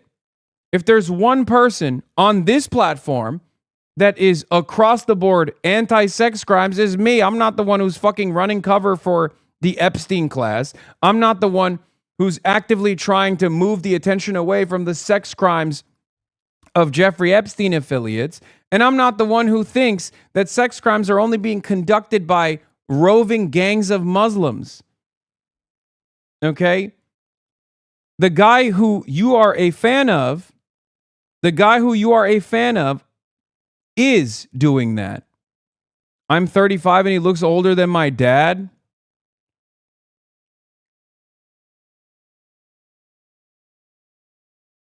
For some reason, these R-words believe that Africa lived in peace and then the white nation attacked. All these countries were attacking all other, and Africa was just fucking behind. I can assure you, if Wakanda...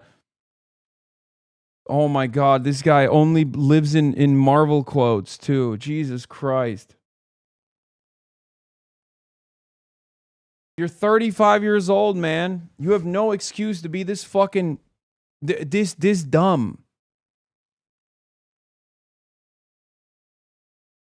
Mr. Socialist, stop, dude. He's dead already.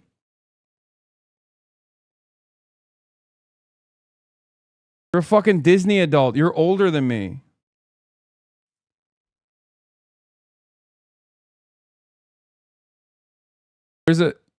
What makes these wankers better than BLM monkeys? Oh my God. Just fucking unvarnished hatred. Brother. I'm going to give you a warning right now. You are easily duped. They are manipulating you. Okay? The places that you look for this reinforcement of bigotry are very aware of how easily manipulated you are. Okay? You got to fucking snap out of it, dude. No, it doesn't matter who does it. It must be denounced. Be it Trump, the Pakistanis, whomever. Kind of feels like you're one directional, though.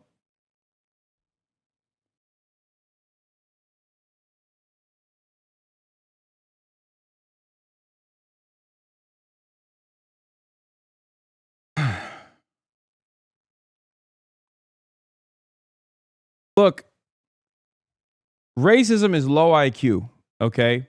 It's low IQ cope. The idea that there are inferior beings out there that are lesser than you, that society is hyper-focusing on.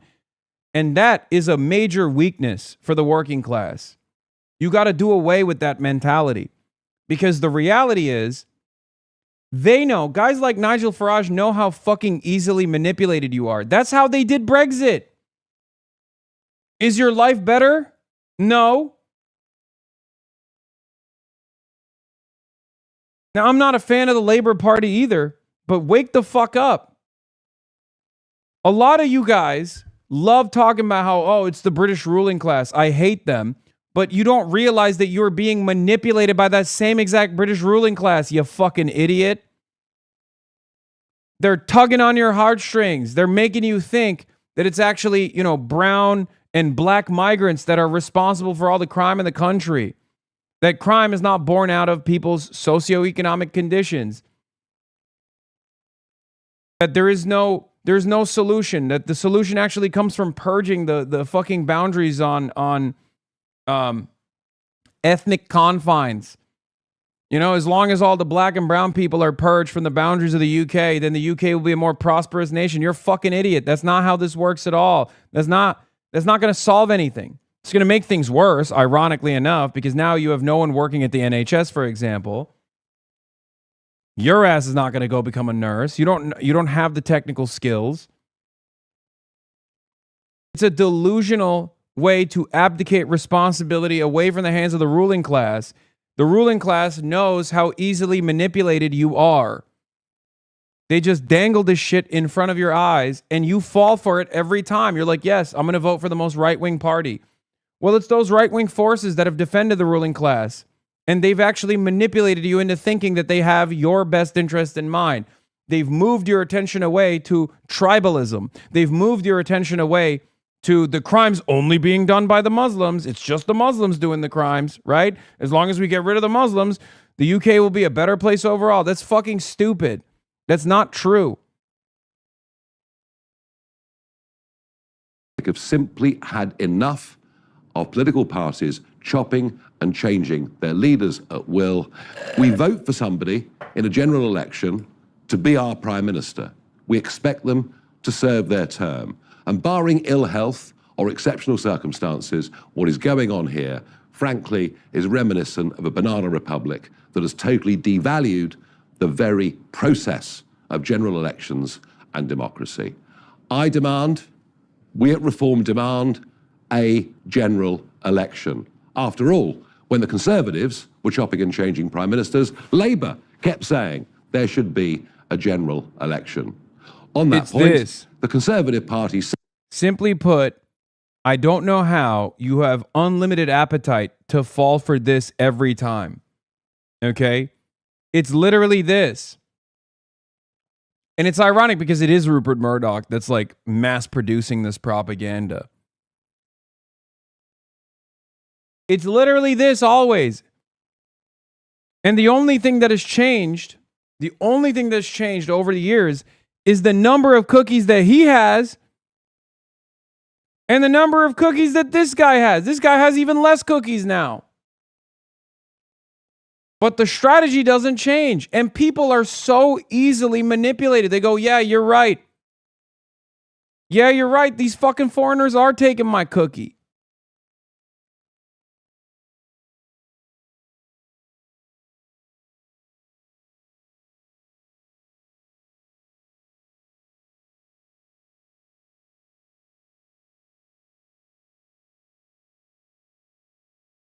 Cookies down to the fucking crumbs, and you still think it's the black and brown working class that's actually stealing it. There's no need for a general election because they're part, frankly, of the uniparty. It's as if the whole thing is a game. Labour did not actually carry out their mandate of 24, did a whole number of things, whether it was the tax on family farms, the giving away of the Chagos Islands and much else that wasn't in the manifesto. If it is Mr. Burnham, he didn't even stand at the last general election.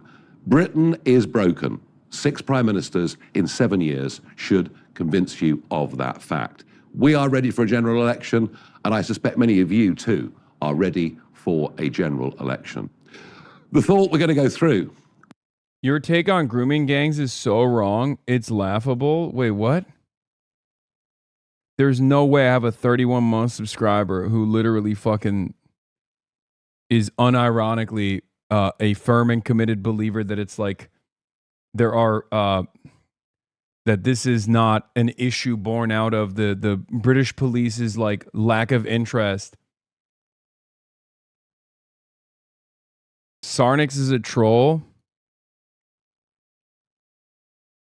Psych, did you actually think that I, as a 31-month subscriber, Andy would buy into a talking point that the Roach community salivates over? Come on, Unc. Anyways, now to more important things. Do the stripes on your suit line up with the pockets?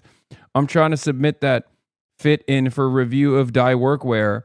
P.S. Give me a good shake. I'm gonna fucking ban you. Weeks, maybe months of paralysis in a country whose debt is rising faster than any country in the world, apart from Botswana, where the boats continue to come across the English Channel every day. The whole thing is not acceptable. Let's have a general election. Let's get a government with a clear democratic mandate. The left is in a state of disarray. Watch live is Trump is live taking questions. Want to invest in product. It's just an artificial way of raising a price if you're running a bad company. So they spent $51 billion on stock buybacks instead of spending them on plants. Now they can't do that anymore. Now they are spending a lot of money. We're building many plants throughout the country. They're dealing with General Motors. They're dealing with Ford. But I know General Motors is all excited about building weapons now. They have some plants which are going to switch over. He already build weapons. He already revealed that Keir Starmer was resigning before Keir Starmer officially resigned, which is another devastating blow to Keir Starmer. we had a big, strong economic push to do the weapons, and some of the car companies, if they have any excess capacity, they're making a deal to build missiles, and the Patriot in particular. We have quite a few of them, but we want to make sure we have always a lot of them. Mr. President, on Colombia, the candidate that you endorsed. Thank you, Mr. President. Congratulations on the quantum physics EO to all of Thank you. Vice President Vance said that there were mechanisms in place to make sure that there's not escalations with the Strait of Hormuz and with Israel and Lebanon. Can you talk about what those mechanisms are, and are you in direct talks with the Supreme Leader, Moshe Mohammadi? Look, here's the thing. As long as they respect us, I don't want to use the word fear, because that's an inappropriate word, but as long as they respect us, we're not going to have any trouble. We have total control of the Strait. So the mechanism is we have a Navy that had a blockade. I think the blockade was more impactful than dropping bombs, if you want to know the truth. It was like they call it the steel wall. Nobody got through. Not one ship got through, able to go. Look at that. They got through. As long as they respect us, he's changing his tone. Okay, interesting. Again, in about 15 minutes. I would say, Pete, one phone call. I mean, no one fucking respects you, but half hour. They're ready to go right now if you need to. It'll be before we finish the meeting. No, we have. As long as they respect us, we're going to be fine. If they don't respect us, things wouldn't be good. But they have a lot of respect. Don't forget, we had presidents that should have done this for 47 years. Nobody did it.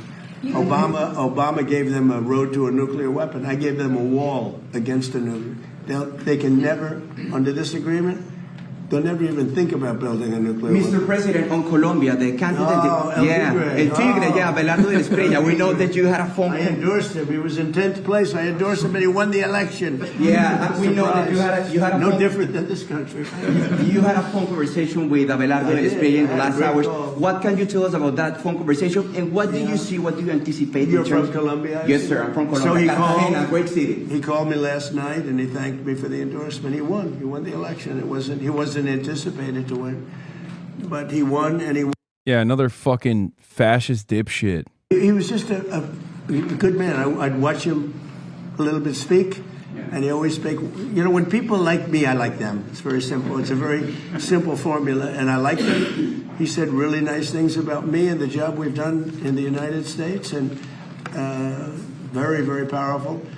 And he won an election in Colombia that, I don't know, some people were surprised because he was a little bit further down the pack, but he won easily last night. He won he called me at 8:30 in the evening just to thank me very much. And I said, you ran a great campaign. He said, El Tigre, right? Yeah. And what do you anticipate for the relation with Colombia? Colombia is such an much better. It'll be better. He's going to be a great president. Mr.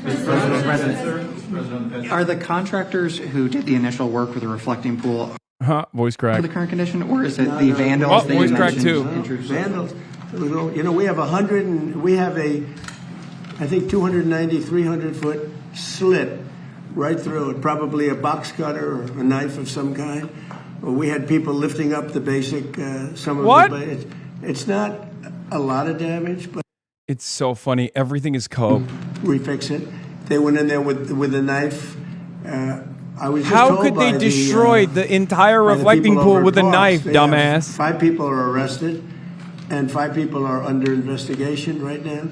Oh And my it's a God, sad thing. dude, In this addition is to so that, funny. I love this we story put so brand new, much. Beautiful grass all around. It's They so put these perfect. massive It's so perfect for the letters Trump on the grass. administration. You probably know about Everything's reflecting pool. They said 86-47. They probably got that from the dirty cop, Comey. You know he's a dirty cop, don't you? Dirty cop. He's a crooked guy. They destroyed the grass. So that's a big thing. But we're going to get it back very soon. National Guard and police have been all over the mall. How would these vandals have gotten so close to do something like that? Do you have any proof of we didn't have a lot of them then. Who would think that somebody would go into a pool and take a knife and start cutting it? But do you have proof of that they used the knife? Do you have photos or videos? Well, let's put it this way. When you have a 350, I think it's 350, not 250, a 350-foot This is slit in his wheelhouse, so he's letting one it end cook. to the other? You think He's that's letting proof? follow-up questions. Reporters have been down there today looking for that slit that you mentioned, and there's no evidence of All it. you'd have to do is see the Parks Department. They'll show it to you. See the secretary. But I saw it. They cut it. They cut it very violently. The same thing with the floor. They cut it. They And cut then it they very lifted it, violently. pulled They're it, destroying and my that's what it is. reflecting pool. And, you know, we've done over 50 monuments.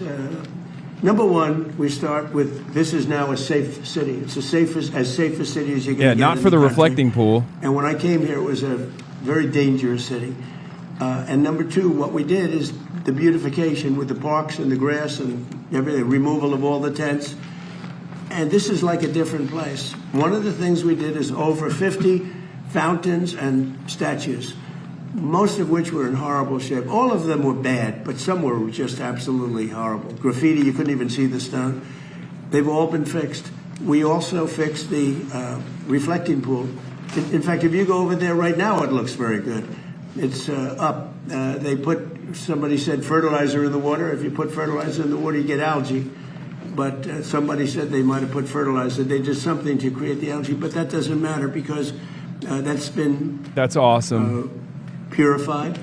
Yeah, no, it's a conspiracy. Laying at the bottom, they're taking The dang libtards did it. it very carefully out, and it'll be back to health pretty soon. We're going to have to let the water out to fix there's two little areas, very little areas where they were cut, and we'll fix that, but it's not leaking or anything. It's got a base underneath. Part of what's curious about this situation is we stood here with you in April when you first revealed the plans. I said what? In April, when you showed us pictures of what you were going to do at the pool, and you said you had a guy who was going to do it in a week for about $1 million.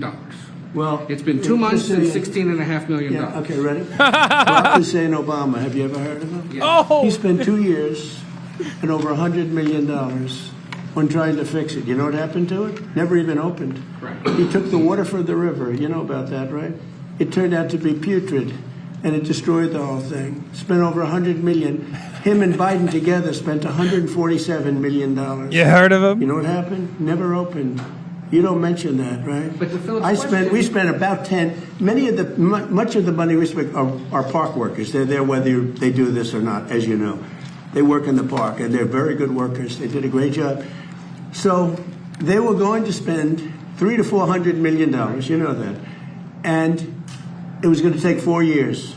This is his special interest. Yes. About he loves this shit. 6-7 weeks, and I spent probably in terms of outside, probably $10 million, around 10 million. They say 16, but a lot of that's workers that work for the same thing. So they were going to spend $400 million. I spent 10. They were going to spend 4 years. I spent 2 months, maybe less. And I have a better product. Now, I can't help it if somebody goes in with a knife and starts hacking it up. And we also have pictures of it. You know, we have Can you pictures. release the photos? Because we've been No, at the asking right for time that. you'll see it. You'll see it in court. You'll see it in court. But all you have to do is call the Parks Department. Call the Department of Interior, and I don't know if their lawyers will allow you to speak to them because you write fake news. But There's call proof the knife has been found. Interior Department. And I understand they've arrested 5 people, and they have another 5 people that are under investigation. Such a unique knife. Here's the bottom line: we made. Only a unique knife like this could present such a unique pattern. It's clear. It's clear to me. Clear as day. 78% in a matter of months. It was a hellhole. New Orleans, crime is down 79%. And they had Mardi Gras. It was the safest Mardi Gras they've had in 50 years. The governor called me. Governor Landry called me. Safest Mardi Gras they've had in... And by the way, Chicago, which is a shooting field right now, if the governor would call me, Governor Pritzker would call me, I would solve the Chicago problem. In 3-4 months, you'd have virtually a crime-free city. We'll remove all of the bad ones. You have criminals. You have career criminals that came in through the border because of Sleepy Joe Biden. You ever hear of Sleepy Joe Biden? Do you ever hear of him? He let people come into this country, and we can never forget that that happened. Guys like you should never forget that that happened. He's right. They were murderers, drug dealers, mental patients. They took them out of prisons. They took them out of mental institutions. You should never forget that that happened. We shouldn't. Mr. President, We shouldn't. Thank you, Mr. President. You were meeting with NATO's Mark Rutte on Wednesday. We got here from the reflecting pool, by the way. He started off with, do you know a guy named Barack Hussein Obama? And ended with, Joe Biden let the migrants in. Drawing down U.S. troops. It's NATO, basically, the question. So we have been a great member of NATO, in many ways, certainly the predominant member. We paid trillions of dollars over the years, not billions, trillions over the years to protect Europe. When we wanted to know, we didn't need any help at all. I was more curious than anything else. So I said to Pete, let's see if they'd actually come. So we asked them to come, and they weren't there for us. So we spent, it was stupid that they weren't. By the way, Starmer wasn't there. And you know what? The people of the UK did not like it that he wasn't there. Starmer said no. Starmer said worse than no. He said, we'll be there as soon as you win. I said, we don't need you as soon as we win. Before I went in, we called him. He said, oh, wow, we'll be there. This was not Winston Churchill. That's why British people voted him out. I like that this is in line with the other dumbasses like that come in here and they're like, well, Starmer got pushed out because of the rape gangs, mate. And then you got some people thinking that, and then the other people like Donald Trump being like, Starmer got pushed out because he wouldn't go to war. Yeah, I already retweeted this. Yeah, I'm saying Starmer got pushed out because he banned me from the UK. So I say to Pete and I say to everybody else, if we're spending all of this money, hundreds of millions of dollars to protect them from Russia, mostly. Okay, so we're spending hundreds of millions of dollars a year. You know, the case could be made that we spent all of the money over the years before me. I cut it back. But listen, we spend all of this money, and then when we want to maybe have help on small stuff, this is small time. This is not the big one. This is small potatoes. They say no, would rather not help. Stupid thing to say, because we can say that to them if we want, and we might. It's the 1 year anniversary of Operation Midnight Hammer. If you could go back in time, is there anything you would do differently? No. Nothing at all? It's the most successful attack that anyone's ever seen with a bomber that totally wiped out their nuclear potential. If we didn't do that, you'd have no Israel right now. Israel would not exist, and most of the Middle East would not exist. They were 2 weeks away from having a nuclear weapon. If we wouldn't have done that, Pete, they would have had a nuclear weapon. You want to say something about that? Yes, sir. I didn't. I wasn't aware it was the 1 fuck year. does But Pete Heggs you don't know? have the situation we have now, a position of strength where Iran's going to give up their nuclear program without Midnight Hammer. Which, by the way, the irony is Keir Starmer not involving himself with the Iran ordeal is probably one of the only good things he did, because he was under tremendous pressure at that point. And it is really funny that Trump is actually saying he got ousted because he didn't involve himself with Iran. they can do nothing about it with their air defenses, which are even further now degraded. And that's what everyone misses in the press, and the president's right to call it fake news. Because the overwhelming military victory that has been had over Iran is what has set the conditions for them to be at the table with our negotiators. And we will ensure, whether it's through a deal or through the War Department, that they never get a nuclear weapon because of this president right here. Okay? Thank you very much, Thank everyone. you, guys. Thank you, Brad. Thank you very much. Thank you, guys. Thank you, guys. Thank you, guys. Thank you, guys. Thank you, guys. Thank you, guys. Thank you. Thank you.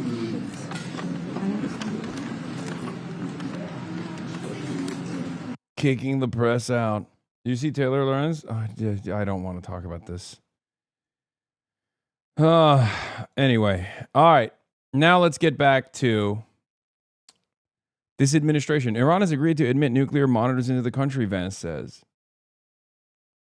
Shaky Susan loves Israel. In terms of showing up. Okay, I don't even want to get into Shaky Susan yet. Okay. Let's talk about jorking the peanuts, Vance. And this is probably what we're most excited about as Americans. The Iranians have agreed to invite IAEA inspectors back into their country. That is a major... Wow. What a remarkable improvement in diplomacy. You mean to tell me they're back to JCPOA conditions? Wow. Which, by the way, not entirely certain this is real, okay? Not entirely certain that this is even real, because from what I understand, The Iranian envoys haven't even brought in their nuclear guys yet, and they keep repeatedly saying that the nuclear talks are not on the table yet. They will be, just not at this stage in the negotiations. So I don't even know if he's lying about this. The Iranian side keeps saying he's lying about it. But what's also very funny about this is that he's not even lying about something far-fetched. Because even if what he's saying is real, even if what JD Vance is saying is correct, this is not a new thing. The International Atomic Energy Agency was already operating inside of Iran due to the JCPOA. Milestone for the American people and the first step in permanently denuclearizing or permanently ending a nuclear weapons program in Iran. And that's exactly what we wanted to do. That's exactly what we asked to happen. We made a lot of great progress on other nuclear talks. And that leads me to the final thing that we wanted to accomplish, which is actually set up the process for the technical negotiations that will follow. Our teams working with the Iranians, the Qataris, and the Pakistanis made great progress yesterday. They will continue to work at the technical level with the teams here in Bergenstock, and then those technical negotiations are going to continue over the weeks and days to come. We wanted to set up a structure for that so that you could have proper political oversight, but obviously, as much as this place is very beautiful, I can't stay here for the next 60 days. I'm about to go back home to the United States, but the technical teams are going to be working with proper oversight to make sure that we're accomplishing the objectives that matter for everybody. So those are the things that we wanted to accomplish. We came here, we did exactly that. The way that I think about it is very simple. We laid a very good foundation for a successful final deal. The final deal is the house. We set the foundation. We haven't built the house, but we've laid a successful foundation to get to a good place for the American people. I think it's important for all of us to appreciate how much was done, but honestly, there is still a lot to do as we continue to make progress on the nuclear talks, on the economic talks, as we continue to demine the straits and ensure that that flow of traffic continues to pick back up. A lot of progress, but still some work to do, and we're very committed to doing it. Why did the Iranian delegation leave at the beginning and then they came back? Because Israel was bombing Lebanon in direct violation of the first stage. Like the first demand being made in the ceasefire negotiations, in the MOU, is a cessation of hostilities. Iran understandably does not trust the American side. Why would they? America has engaged alongside Israel an act of perfidy, not once but twice. So for them, for the Iranian side, in order to establish any kind of trust from their end, they want America to restrain Israel. This is actually not that complicated of a demand. It's actually a just demand. It's a demand that the rest of the world is also on board with, ironically enough. But basically, yes, I'm going to watch the rest of the MAGA debate. Yes, I'm going to. Hasan, are you going to watch the rest of the MAGA debate? I'm locked in. Yes. Dean Withers-Jube will watch the rest of it today. Later.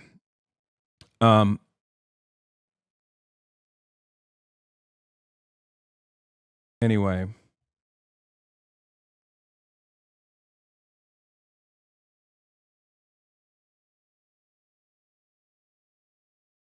Hold on.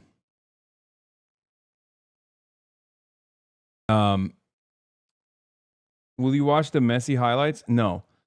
Please know it's so boring. It's not. It's actually a lot of fun, in my opinion. I think it's a lot of fun.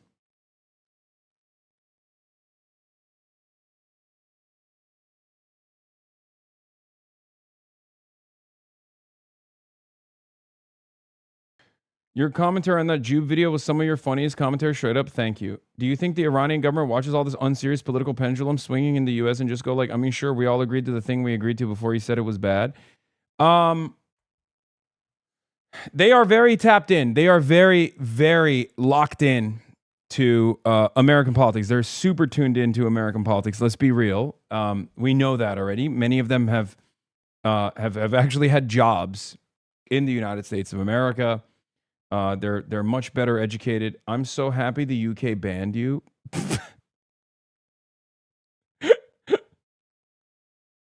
Okay, 31-month subscriber.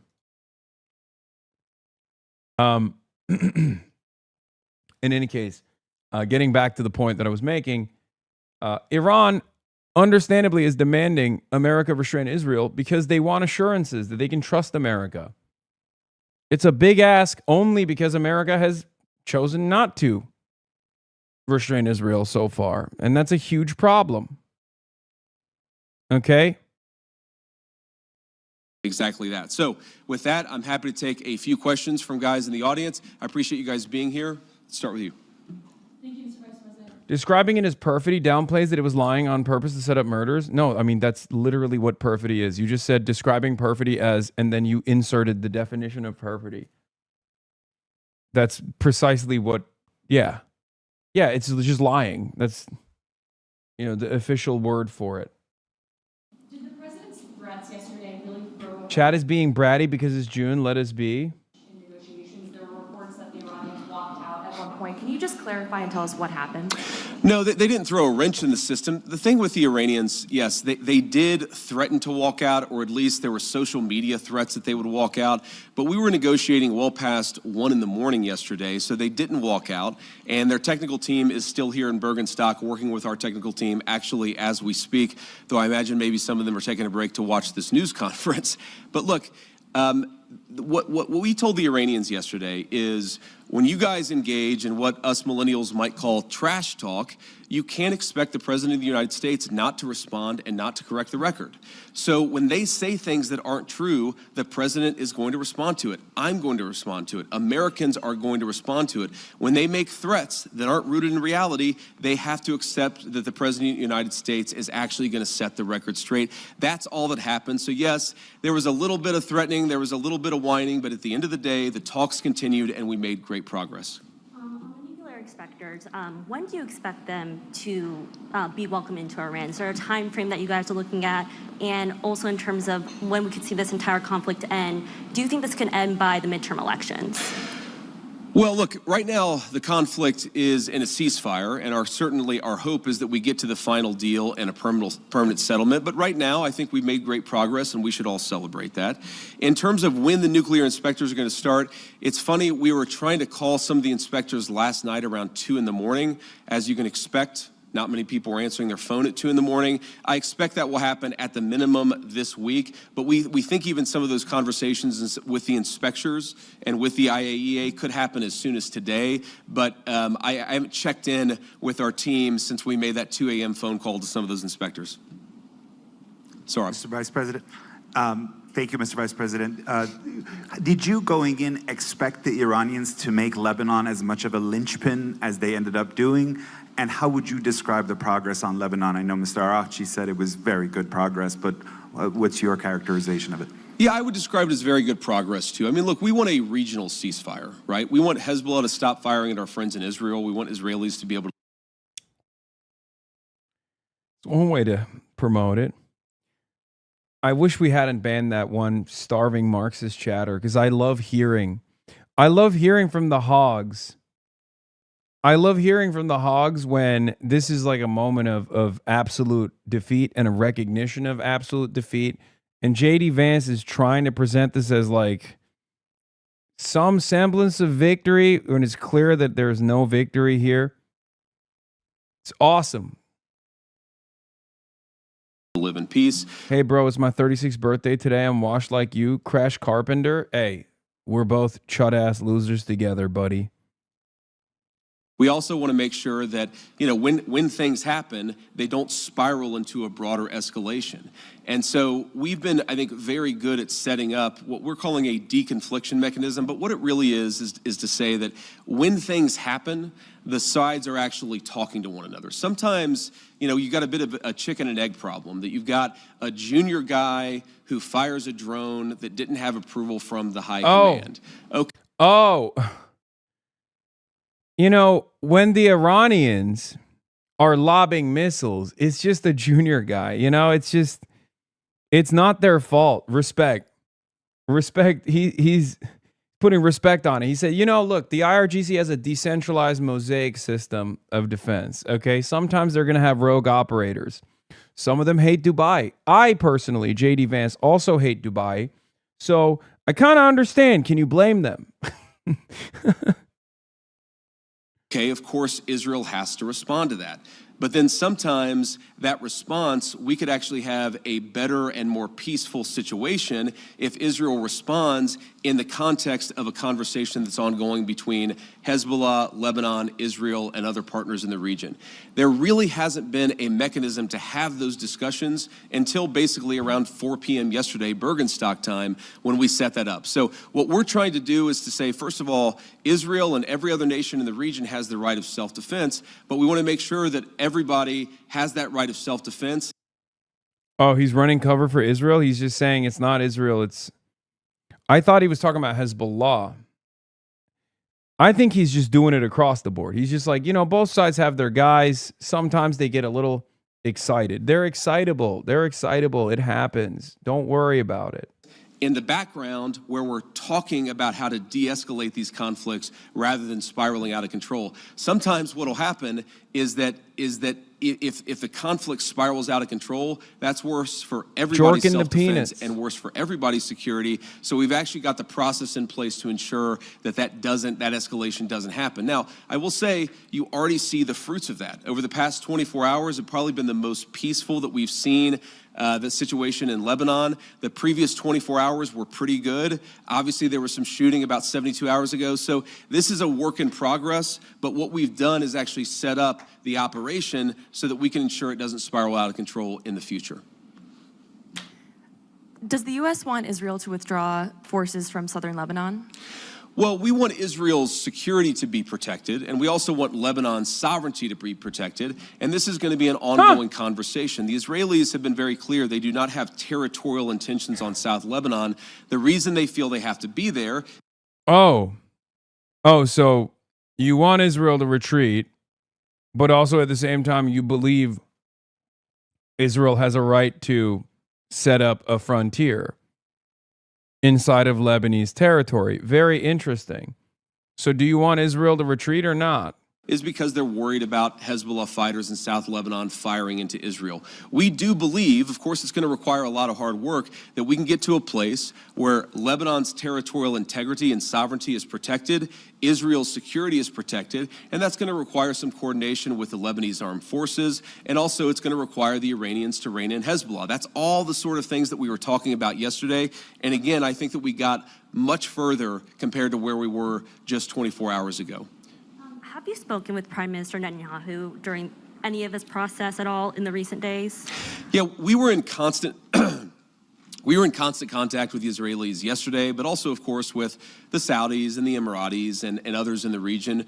We talked to the Lebanese yesterday as well, so we're constantly trying to keep our regional friends updated about this. This is not a deal that the United States is imposing on the region. This is a deal that the region has desperately asked the United States to put in place.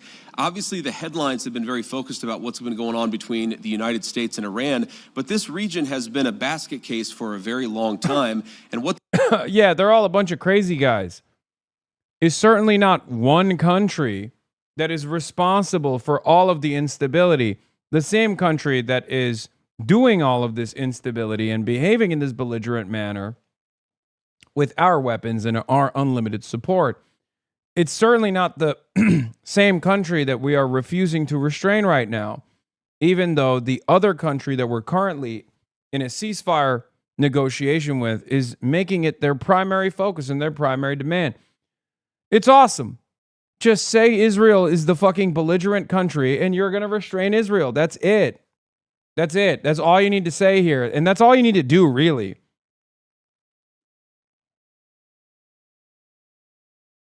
It's awesome, though, because no matter what these dipshits say, about, oh, the region is so scary and so dangerous all the time or whatever, Israel is the one country in the region that keeps saying, we are not abiding by American demands here. We're a sovereign nation, and they will continue giving us all the weapons that we will dump on Lebanese territory.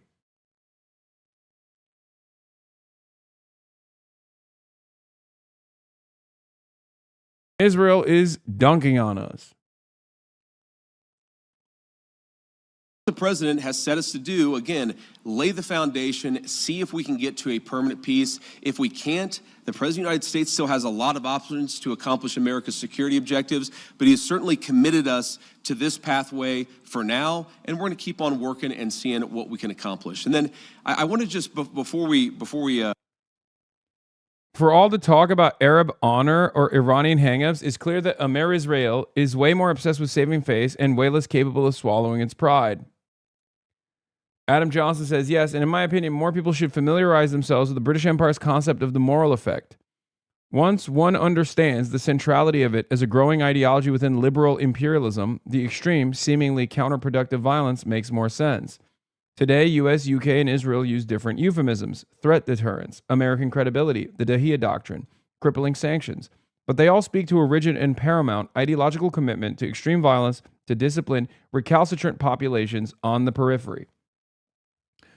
Empires never die quietly. This is exactly what Adam Johnson is talking about. But empires' powers are not infinite. And America is certainly one of these empires that's currently in decline. And instead of addressing that decline and maybe retreating from the global stage in order to be a more productive partner in diplomacy with other countries, the United States of America keeps behaving in increasingly belligerent ways. It's pillar of colonial military doctrine, and it's a pillar of colonial military doctrine, and it's been central to the U.S., UK, and Zionist ideology for centuries. The only way to maintain dominance of untamed populations is nonstop, extreme, and never-ending violence. Again, it is better PR now, but it's a basic tenet of U.S. foreign policy. Obviously, using extreme violence to dominate a population is not unique to the U.S., UK, and Israel, but what they've invented was combining this subjugation and killing regime with high-minded liberal civilizing ideology, e.g. killing 20,000 kids is A-OK because democracy and gay pride marches. Yeah, liberal imperialism. Liberal Zionism, liberal imperialism, liberal colonialism. These are ideologies that are supposed to be at odds with one another.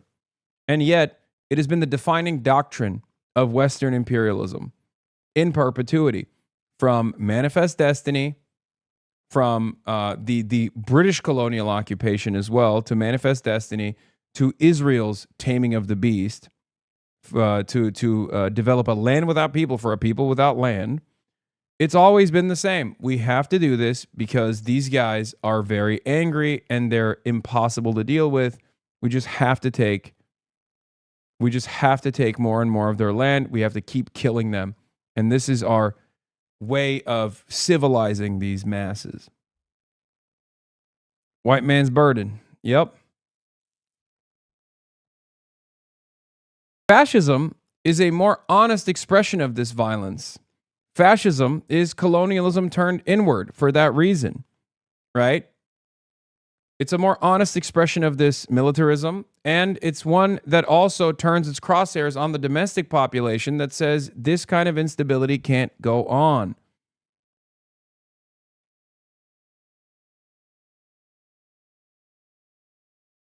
Oh, another Quillette writer. My latest Quillette. What the fuck? Hello?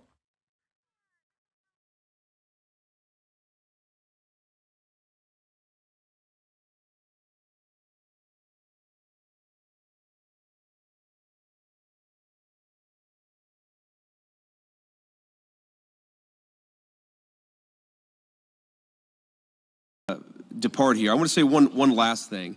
I've seen some misreporting about frozen or unfrozen Iranian assets. One of the other things that we wanted to... Boss call from Israel. I've decided that the MOU must not go on and that it's bad and that Israel has a right to defend itself. Ladies and gentlemen, it has nothing to do with the phone call I just had. It was just a very convincing phone call. Israel Chai, okay? Yeah, Israel Chai. Israel has a right to defend itself. And yeah, J.D. Vance is a vicious anti-Semite for things that he said about Israel last week. It was unforgivable. Okay? Yeah, Benji called me personally. Big Yahoo called up and said, Hasan, enough is enough. Still has a lot of options to accomplish America's security objectives, but he has certainly committed us to this pathway for now, and we're going to keep on working and seeing what we can accomplish. And then I want to just, before we depart here, I want to say one last thing. I've seen some misreporting about frozen or unfrozen Iranian assets. One of the other things that we wanted to do, and wasn't as high of a priority for us for obvious. What state is Israel the size of? It used to be New Jersey, but it should be New Jersey, New York, and Connecticut. That's the right answer. Israel, the size of New Jersey. Until now, we are taking territory in Syria and Lebanon. Israel will no longer be the size of New Jersey. It will be the size of New Jersey, New York, and maybe even Connecticut. Reasons, but we wanted to make sure that we set up a process where if we ever unfreeze Iranian assets, we can ensure that that money, that Iranian money, goes to help the people of Iran and not to fund terrorism. So Jared Kushner actually came up with a very interesting solution with the Qataris, where basically, again, if there is any frozen Iranian assets that are unfrozen, then we have approval over that process. The Qataris have approval over that process. And then the money would actually go to buy American soy, American corn, and American wheat for the benefit of the Iranian people. And as much as I see some of the press misreporting on this, and of course, buttressed by what the Iranians are saying, or not all Iranians, I want to be clear, there are a lot of Iranians who are telling the truth about what happened yesterday, but you see some social media reporting that gets this wrong. But fundamentally, what Jared and the Qataris and the entire team here in Bergenstock accomplished is, to me, a classic Trump deal, where if Iranian assets are ever unfrozen, they're going to go to make American farmers richer and to feed the Iranian people. That's a very, very good and very classic Trump deal. He's like, we eradicated U.S. aid, and we're just going to do a direct U.S. aid intervention in Iran. It's great for our farmers. That's cool.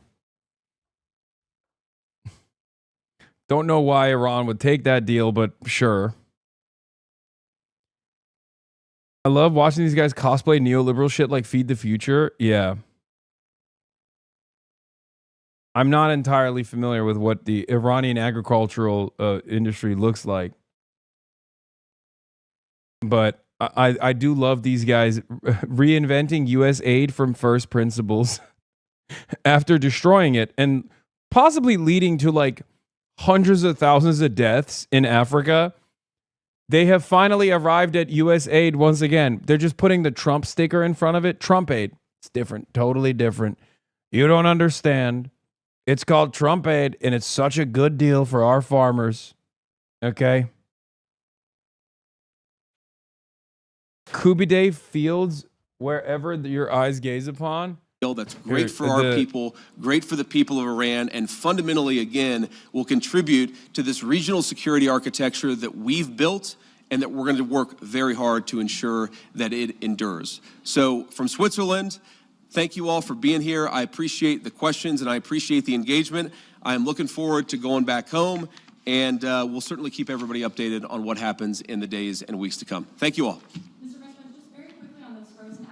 We want a regional ceasefire, right? We want Hezbollah to stop firing at our friends in Israel. We want Israelis to be able to live in peace. We've been, I think, very good at setting up what we're calling a deconfliction mechanism. Let's see what CNN has to say.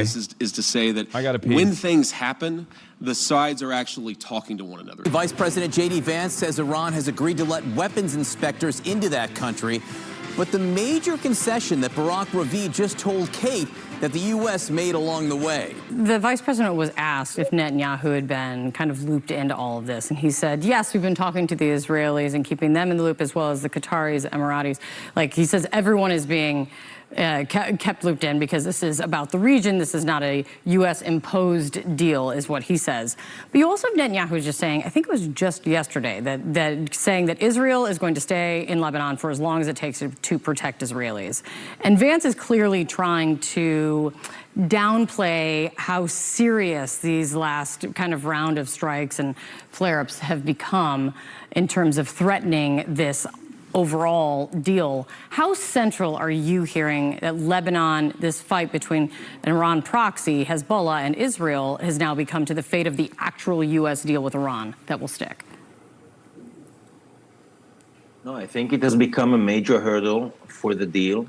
This was, in my opinion, one of the biggest mistakes in the negotiations to wrap those two issues together. It was an Iranian demand in order for Iran to have a say in what's going on in another sovereign country that is not Iran. This is Lebanon.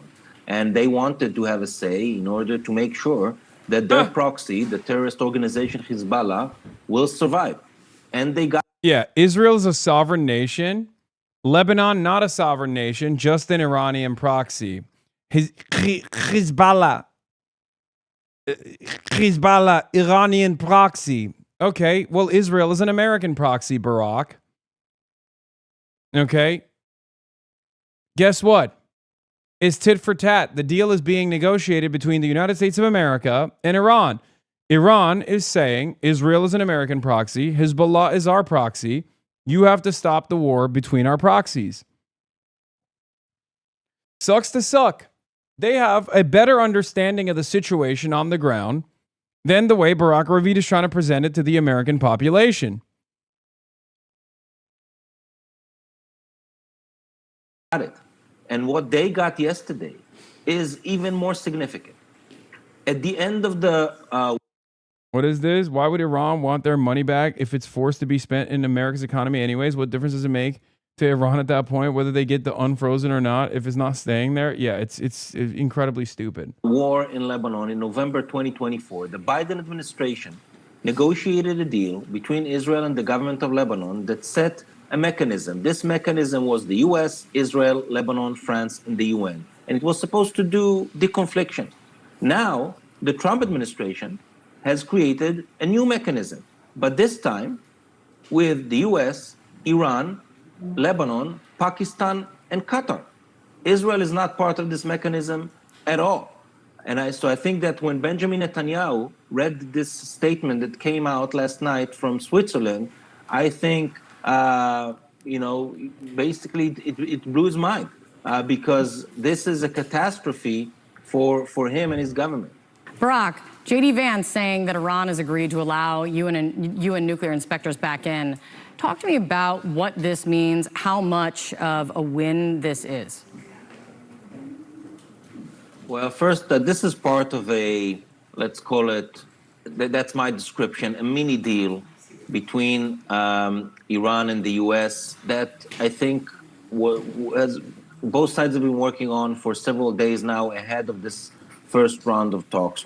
Barack, I don't get it. You're supposed to be, an American journalist for an American outlet called Axios.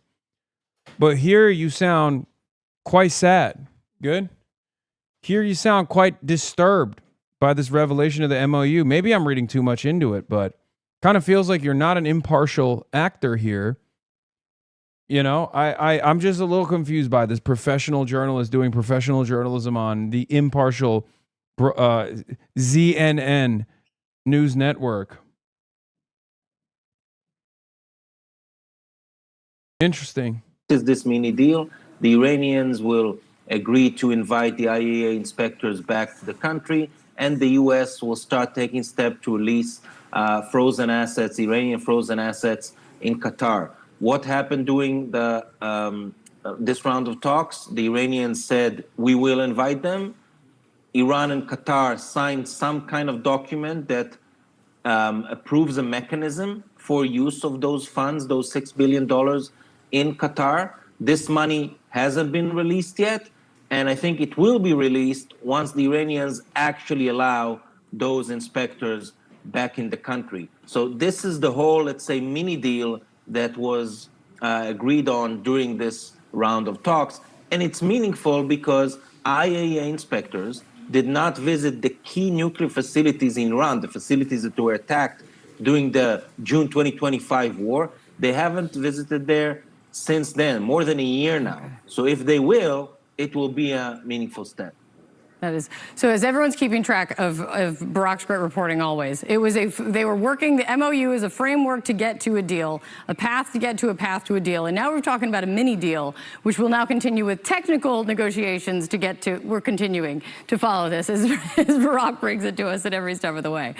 Colonel, one aspect that's becoming more and more central, it seems very clearly in the last few days, is Lebanon. And Vice President Vance described in some detail how he says they have now set up a deconfliction mechanism to prevent flare-ups between Hezbollah and Israel, flare-ups and incidents from spiraling and escalating kind of out of control. How could this or would this work? What do you hear in this kind of announcement? Kate, one of the things that you hear is that this is basically going back to what was supposed to have happened in Lebanon multiple times. The UN had peacekeeping troops in Lebanon that were designed to basically deconflict between the Israelis and Hezbollah and of course, any other Lebanese elements that could possibly have been threatening to Israel. So in essence, we're going back to that kind of a state of affairs. Possibly without direct UN involvement. It's not clear yet whether that the UN will be involved or not, but right now they're not involved. So what I hear is a mechanism whereby the Israelis and the Lebanese will be talking to each other. Okay, that's good. The problem is how much is Hezbollah involved in all of this?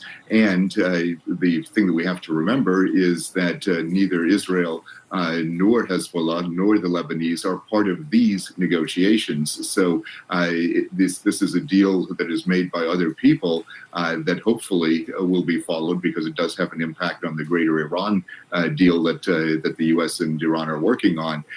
But it is a positive step as far as it goes. But the problem is it does not include the people that are actually going to be either doing the shooting or the deconflicting.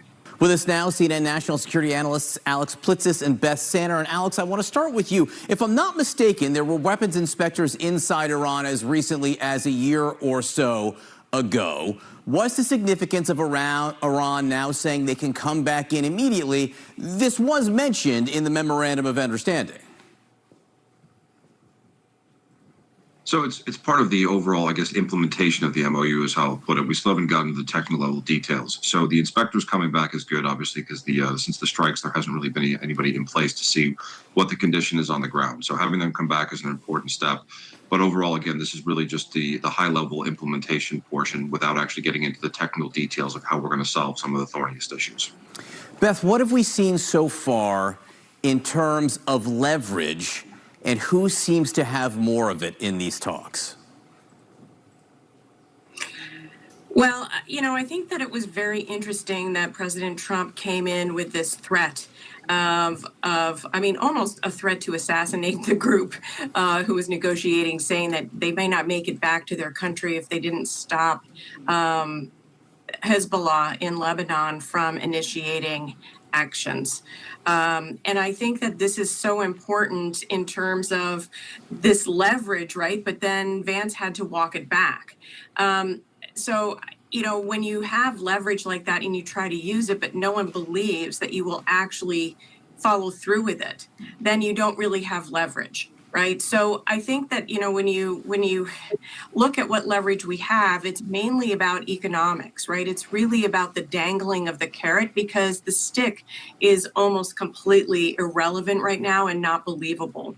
And I want to make one additional point on this idea of inspectors. We can't forget that Iran is actually treaty obligated to have IAEA inspectors in Iran. So what we're asking them to do is literally, yes, fulfill the MOU, but that's nothing to do with the fact that they already are under that treaty obligation. So again, we're kind of getting concessions for things that they're supposed to already be doing. Or are we getting concessions at all, Alex? Are we seeing Iran give anything they're not more than willing to give so far in these talks? So far, there hasn't been anything of substance. To Beth's point, they were granted the oil waivers. Things are starting to flow there. But we haven't seen any movement in terms of the technical details. The main issues the president wanted, which is particularly along the nuclear file. Again, from what we're hearing that came out of day one of the talks, this was really what I would call the next level below the MOU. If the MOU was, hey, we've agreed to talk about these topics, what was set forth is a framework over 60 days for how they would get those done in a very tight timeline that would quite frankly be unprecedented. And then some deconfliction mechanisms for potential regional hotspots for conflict. But other than that, Iran hasn't agreed, it looks at this point, to major concessions of any kind. On the one hand, talking is talking, which is good. I mean, you would rather have every side talking than not talking. There is another side of this, though, Beth, which is that the Iranians, they're good at talking. And would the media be a mouthpiece for Israel or the U.S. State Department if it came down to it? I know they're never going to be at odds. Yeah, they're never going to be at odds, so it doesn't matter. But yeah, I do think that they would side with the American State Department if push came to shove.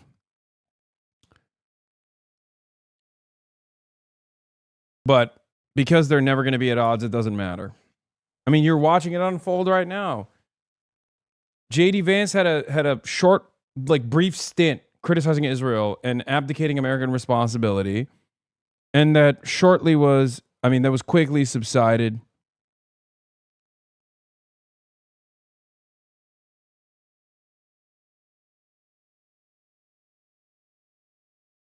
And they're back to business as usual. And the longer the talking goes on, it seems it benefits them. It took 2 years for people to call the war in Gaza genocide, 4 months to finally realize Iran won this war and how they had more leverage. How long until outlets start saying Israel's the problem in this war?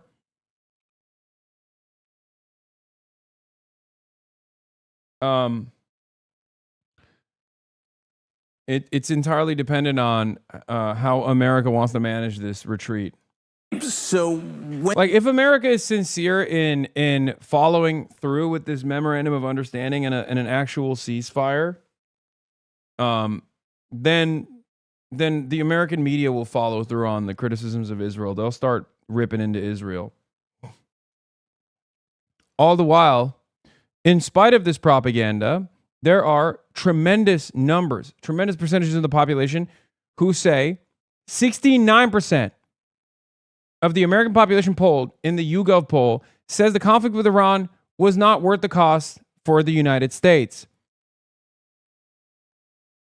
And there are even worse numbers here. For the record, the only group of people that say it was worth it are conservatives at 63%, and 66% of self-identifying Republicans say it was worth the cost for the United States.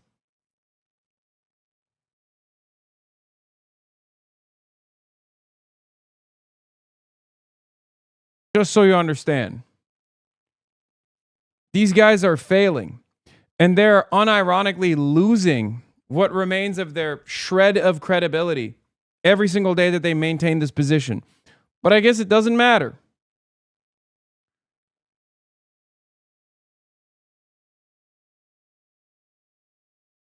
My latest for Quillette says, Eric Bordenkircher, for a responsible and effective Lebanese army to be created, Lebanese society would have to be rebuilt and reformed. Unfortunately, rehabilitating such a society can take generations, but without that rehabilitation, the LAF, Lebanese Armed Force, cannot effectively confront and subdue Hezbollah. The attitude that Arabs can only have peace and sovereignty if they're forcibly re-educated into loving Israel and humiliation is ironically a huge impediment to peace. Yeah, there's one army and one population that needs to be forcibly re-educated, and it's not the Arab population. Okay? You're just not going to like what I'm going to say here if you want full-blown, long-standing peace in the region. It's not the Arab population. It's the Israeli population. It's pretty cool to see how detached elite consensus is from actual public opinion. The American public did not want this war, does not want it to continue, thinks it's a mistake, thinks Trump screwed up, and does not care about preventing a nuclear Iran as a priority. Look at this. Conflict with Iran. What should the U.S. do? End the conflict now. 78%. Has the U.S. permanently stopped Iran's nuclear program? 69% says no, not done.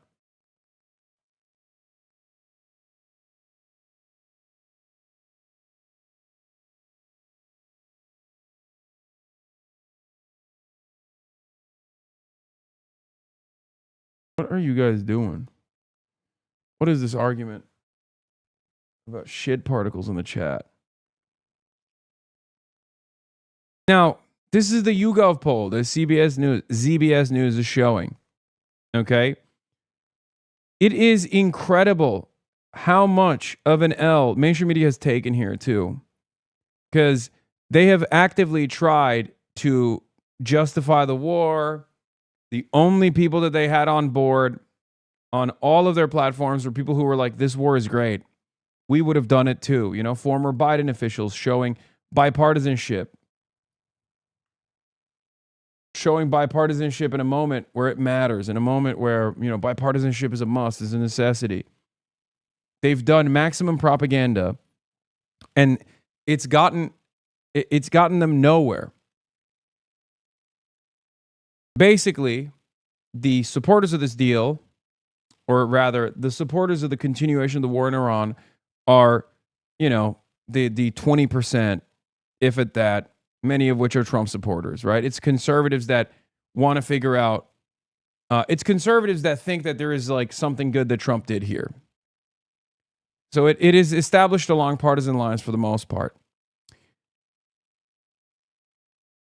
I think Gaza played a major role in this because mainstream outlets basically used what remained of their, you know, crumb of credibility over the last 3 years. They expended it all, and now they have no capacity to get people on board with things like this. Not that they're not trying. They're certainly trying. That's why you get Brett McGurk on the panel, right? Brett McGurk goes on and says, you know, Joe Biden would have done similar things, actually. I know Trump didn't go about it the best way, but we were training for this Iran war in the beginning. I didn't forget. Brett McGurk went on CNN when they thought that America had an opportunity to destroy Iran alongside Israel. Brett McGurk tried to take credit for it. Now he's saying, oh, it was bad. We didn't go hard enough or this or that, right?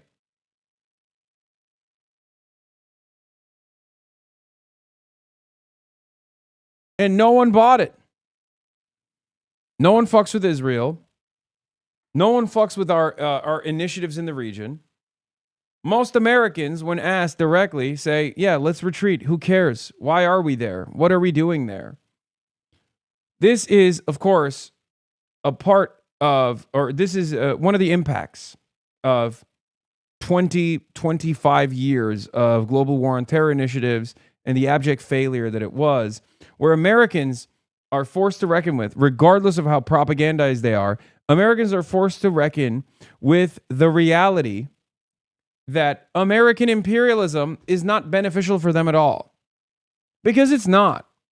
Yes, the Leninist analysis here is that the labor aristocracy still benefits from the unequal exchange of the nations of the periphery that are dominated. Their natural resources are extracted. They're relegated to permanent rentier status. Their labor forces are kept behind. Their industrial prowess is kept behind. But ultimately, in the world of finance capital, there has to be an evolution of this understanding.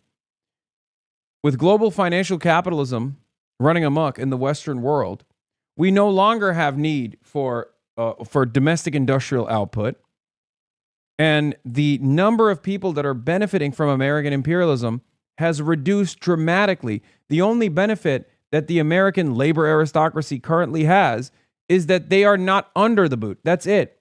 So in comparison to the people of the periphery that are being dominated, that are being crushed under the boot of American capital, certainly we are in a better predicament overall, but it's not like we're seeing the bounties. Now, of course, even if we were seeing the bounties, would that make it appropriate? Would that make it just? Of course not.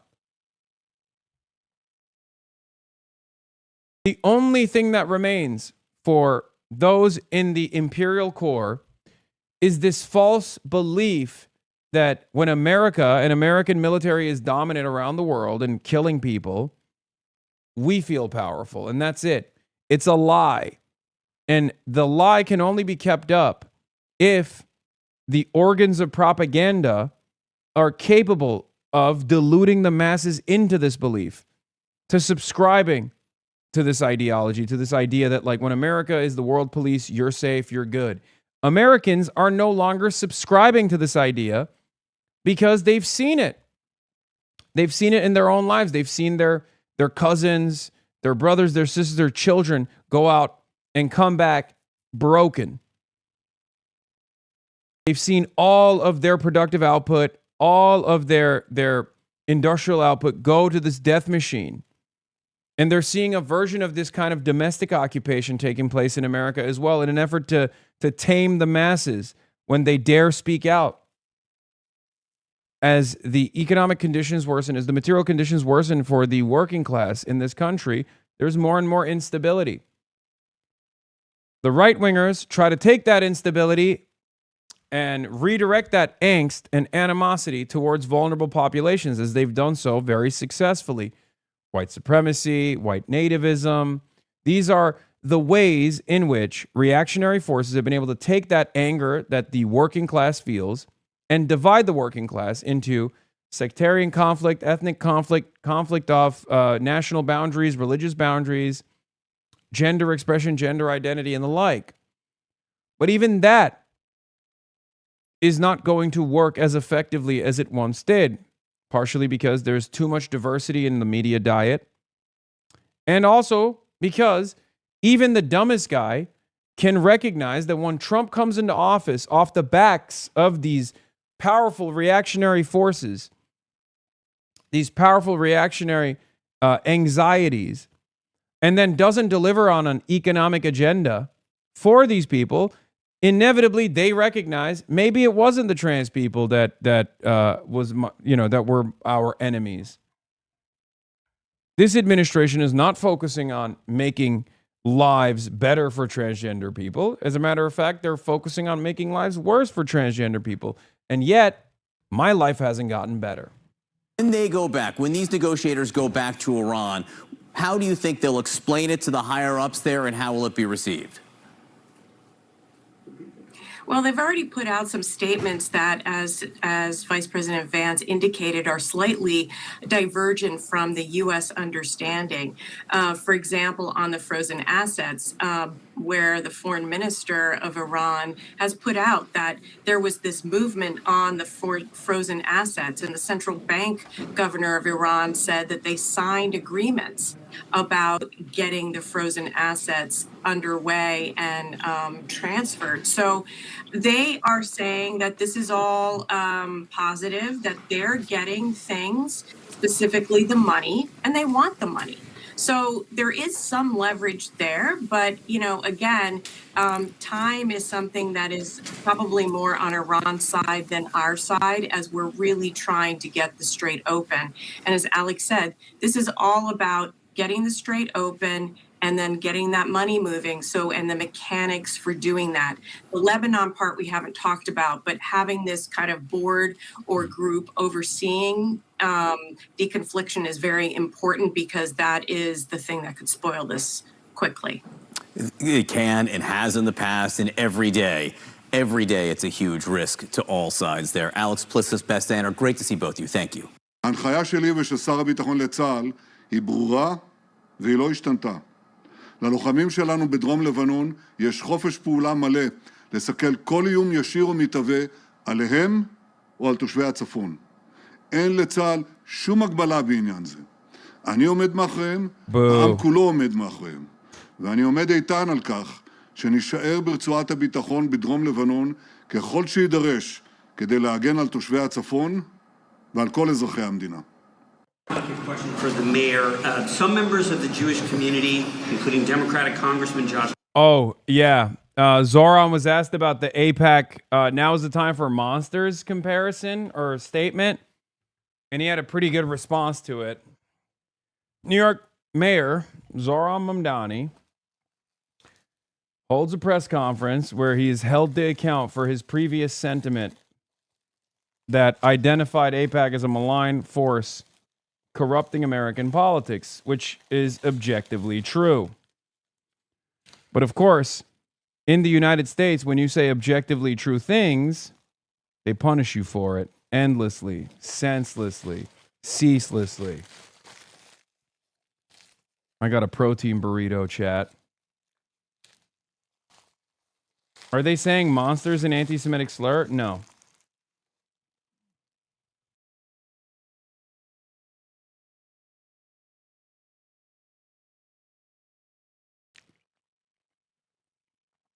Oppenheimer were alarmed by the language you used at the rally last week, calling AIPAC monsters who move dark money.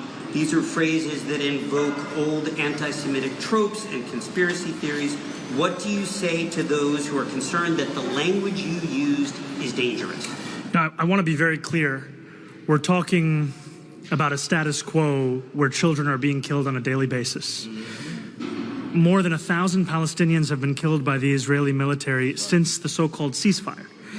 Even an Al Jazeera journalist, Ahmed Wishah, was killed this past Saturday by an Israeli strike. And when I am speaking about AIPAC, I'm speaking about an organization that has been supportive of the status quo, that has fought any attempt to actually deliver safety to people not just in Palestine, but frankly, through much of the region. And it is a status quo for immorality. It is one that I will not accept. And when it comes to the way in which they defend the status quo, oftentimes they defend it through direct contributions, as we are seeing right now in New York 13. Oftentimes they also support the status quo through dark money, by filtering money that would have previously been directly from AIPAC, now through other shell organizations whose identities of their contributors are only made clear after an election. And I think that it is important that when we ask ourselves how such death and destruction is happening overseas, we also name those who allow it to take place. All right, we're going to go. Hooked. Good shit. No apologies, no nothing. Respect. Damn, we got a fucking applause break too. That's crazy. The word choice, though, monsters. Do you have any regret? Would you clarify or apologize for that? So, you know, I was quoting Gramsci. Immediately. Oh, well, what about the language? It's like, I just described to you an institution that is fully in support of child murder, and you're asking me if I'm hurting the feelings of people who are funneling resources into American politics to subvert American democracy to continue at the institutional level full funding of child murder. No, they are fucking monsters. Monsters is kind in comparison to what they should be called. They should be imprisoned. Who said that the old world is dying and the new world struggles to be born. Now is the time of monsters. I used the term to describe all those who are preventing the birth of a new world. Not solely AIPAC, but frankly, super PACs at large who are spending millions of dollars in deceptive and misleading ads that are blanketing airwaves, not just in the case of Daria Lisa Avila Chevalier, but also we see that kind of PAC spending when it comes to oppose Brad Lander, who's running for Congress, as well as Claire Valdez, as well as a number of other races. And I also used the term to describe a politics that for far too long has asked working people to lower their expectations. It has asked working people to be satisfied with small victories as their wages grow even smaller. And my use of the term is a broad use that speaks to the untenable nature of a status quo that is quite literally starving people in this city, all in the name of sustaining something that we simply cannot defend any longer. Good. Thank you. Henry, go ahead. Dude, anytime he has a bold moment, though, they hit him with the Hasan edit. You see this To shit? Emma and then Morgan.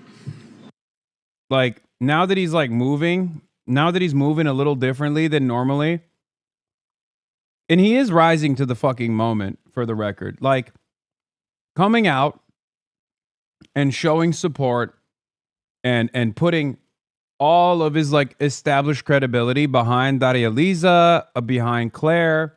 Respect. Okay? I'm giving him his fucking flowers. He's doing more than I thought he would be doing. I'm giving him his fucking flowers here, but notice how he's getting cooked now? Hi, Mayor. I know it's a big day tomorrow. Specific question, do you agree with the comments of your endorsed candidate, Daria Lisa Avila Chevalier, on opposing deportations regardless of criminal record? You know, I've been clear that I'm proud of our sanctuary city status. It is a status that we have had in this city for decades. It's also a status that, when there's the conviction of more than 170 serious crimes, does allow for coordination with the federal government on that. However, beyond that, that is something that we have made clear we are not going to allow this city to become the civil immigration enforcement arm of a federal government that is hell-bent on a deportation regime that would rip families apart across this city. Do you have a comment on the comments that you made in recent interviews? I've been clear about where I stand on this, and I'm looking forward to making sure that a city where more than 3 million New Yorkers are of an immigrant background, including myself, is one where they understand we're going to follow the laws that we have, and we're proud to do so. We're going to bring in former Libertarian presidential candidate Austin Peterson. Austin, I want to run this soundbite of President J.D. Vance on Fox and Friends Weekends, and let's talk about it on the other side.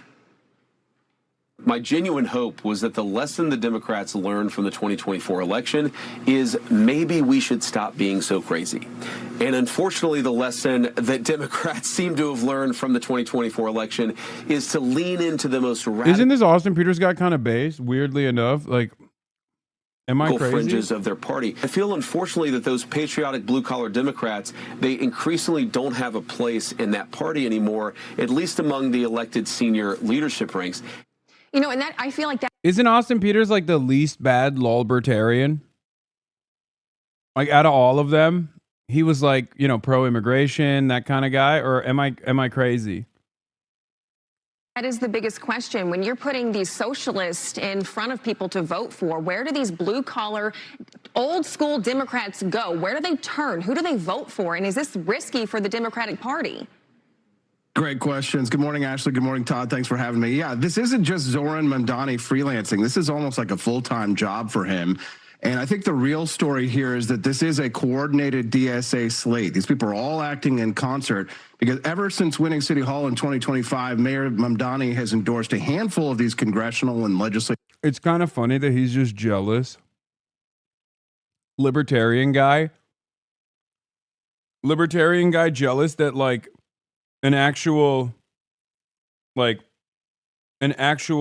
third party style movement is gaining success and momentum. Yeah. Of candidates. Bernie Sanders has blessed the federal ticket back in May. Claire Valdez, I saw the clip that you played. She's running for that open seat left by Nadia Velasquez retirements. And she's running in the stretch of the city that some of you may not have heard this term before, but it's called the Commie Corridor. She's running up against Brooklyn Borough President Antonio Reynoso. And then Daria Liza Avila Chevalier, that's a 32-year-old first-time candidate challenging the sitting rep, Adriano Espaillat, the chair of the Congressional Hispanic Caucus. They are spending $2.5 million to try and stop this upstart candidate. So the Democratic establishment, they are clearly running scared from these Democratic Socialist candidates, guys. But Austin, they clearly want to spread their message much further than the Commie Corridor. They want Democrat socialism to spread nationwide. So the question now becomes... Okay, this is my favorite thing that they're doing. My favorite thing that they're doing is calling democratic socialism Democrat socialism. Obviously, it's a little bit of a tell when someone says Democrat instead of like Democratic Party. But I think it's so funny that they're calling it Democrat socialism too now. This a gift or a warning to Republicans come November?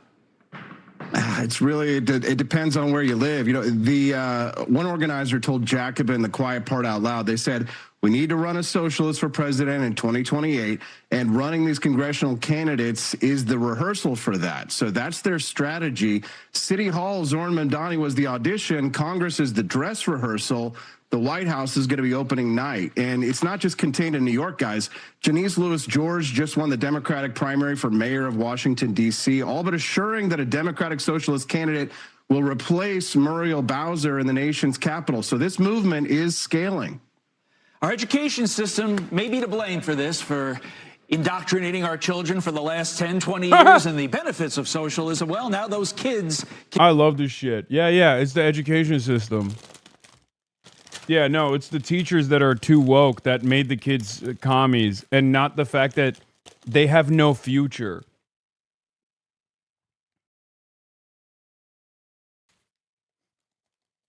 Oh, that's awesome.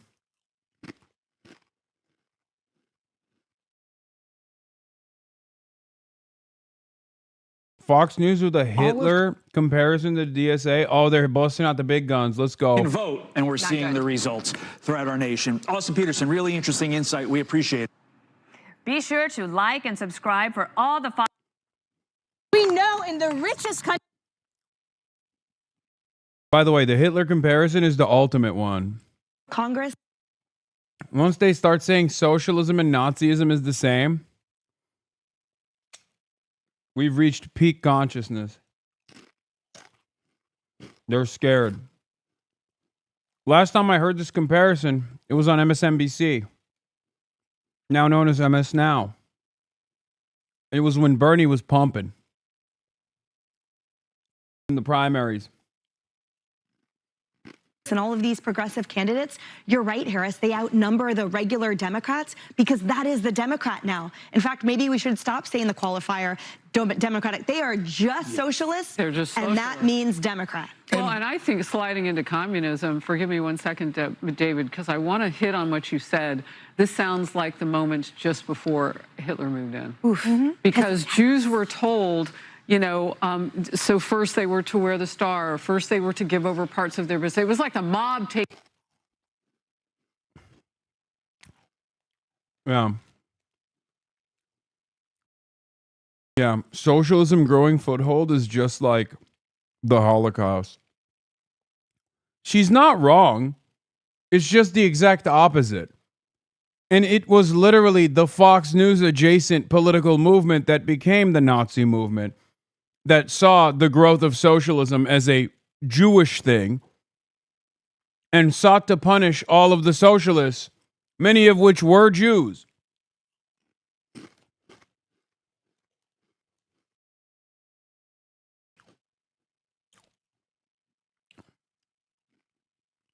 Taking over, and it seemed to be very slow. And then the next thing you know, they're being marched out of their homes and put in holding camps at first, and then they would be, and then it got worse and worse and worse. And the problem with that is, I love your analogy, is that tide just rises. It doesn't come into shore where you can run from it. It's all around you. Just to be all of Congress and all of these progressive candidates, you're right, Harris, they outnumber the regular Democrats because that is the Yeah. Wait, what did they do? What did the Nazis do after the Nuremberg race laws were implemented? Oh, that's right.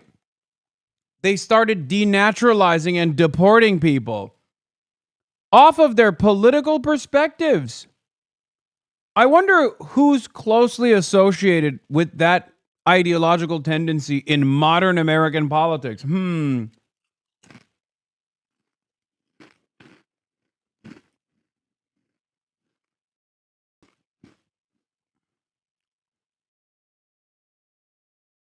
Yeah. Yeah, the MAGA movement. Folks, it's socialism or barbarism. That's just what it is. That's the reality. That's what it was 100 years ago, and that's where we're going towards right now. Country this world has ever seen, and one of the most expensive cities in the world. We have the resources to make sure that everyone has a life of dignity and beauty. What we don't seem to have is the political will to make it happen. This district has the potential to lead the entire country when it comes to laying down the marker for working people. And now we have a choice in front of us of what kind of leadership do we want to see across the entirety of this district. It's not one person, it's a movement. A little over a year ago, I was standing here for a very different race. And the reason we all come back is we know that a movement is not about one seat. A movement is not about one messenger. A movement is only as powerful as the number of messengers it has. And the reason that I'm so excited about Claire and this campaign is that it is a campaign that is unflinching in its commitment. It's a campaign that leads and then polls after. It's a campaign that knows if it is good enough for a working person, then it's good enough for us to fight for. And it's making sure that the movement that we are all building, step by step, knock by knock, door by door, continues long after June 23rd. When that door opens and they ask you, why should I care about this? Why should I give you my time? And you tell them, whether it was the fact that Claire rose through trade unionism to get to this point, whether it's the fact that we need a congresswoman who was working at Taco Bell, whether it's the fact that we need someone who knew that genocide was wrong long before others had the courage to say it. Whatever your reason is, that's all you need to know. And so what I ask you for today is your commitment. We can win this race. We can win this race.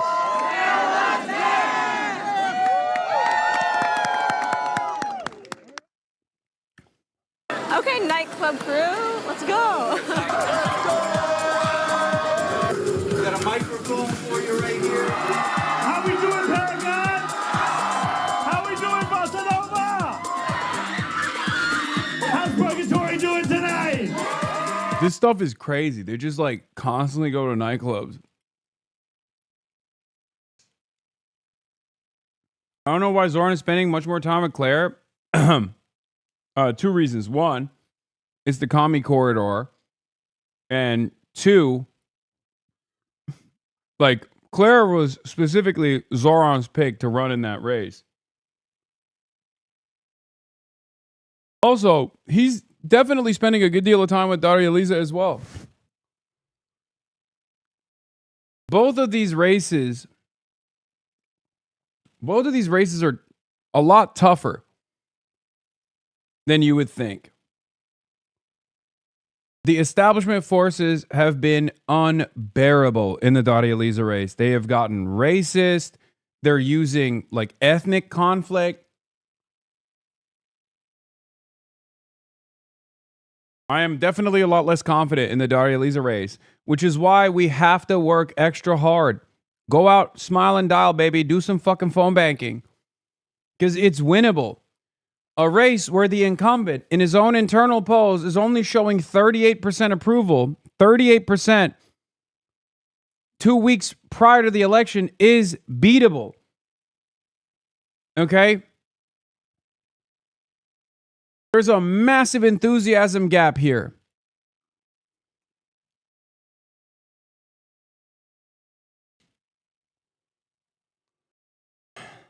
Yeah, there's also an opportunity here. But when the opportunity is it's raining. Now you might be thinking to yourself, Hasan, it's raining. What are you talking about? It's tough. It's tough to go out and canvass.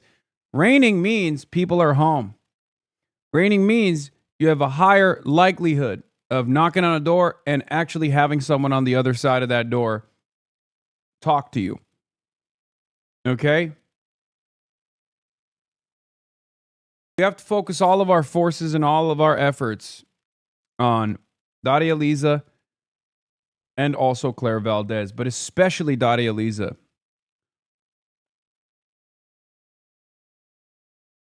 You also have an opportunity to look convicted because you're in the rain. You mean conviction? You have an opportunity to show your conviction? Running. Yeah. I'm glad that Zohran also spoke about this. The Espaillat attacks. You know, I'm incredibly excited and supporting two Latina candidates in Daria Lisa Avila Chevalier, who would be the first Afro-Latina to represent that district in Congress. I'm also excited to be supporting Claire Valdez, who's running in New York 7. And I think in both of these candidacies, you actually also see a commitment to working people that will uplift them in a city that is the most expensive in the United States of America. And now I just want to speak a little bit on the question of these primaries. I understand that in our city, there will be a variety of opinions when it comes to which candidate to support and which district to be involved in. One thing I do want to make clear that I find unacceptable in our city is the attempt to use the term Haitian as a slur. The trafficking in anti-Black sentiment and narratives that we have seen specifically in New York 13 when it comes to Daria Lisa Avila Chevalier is something that I cannot stand here and say is in line with the values of this country.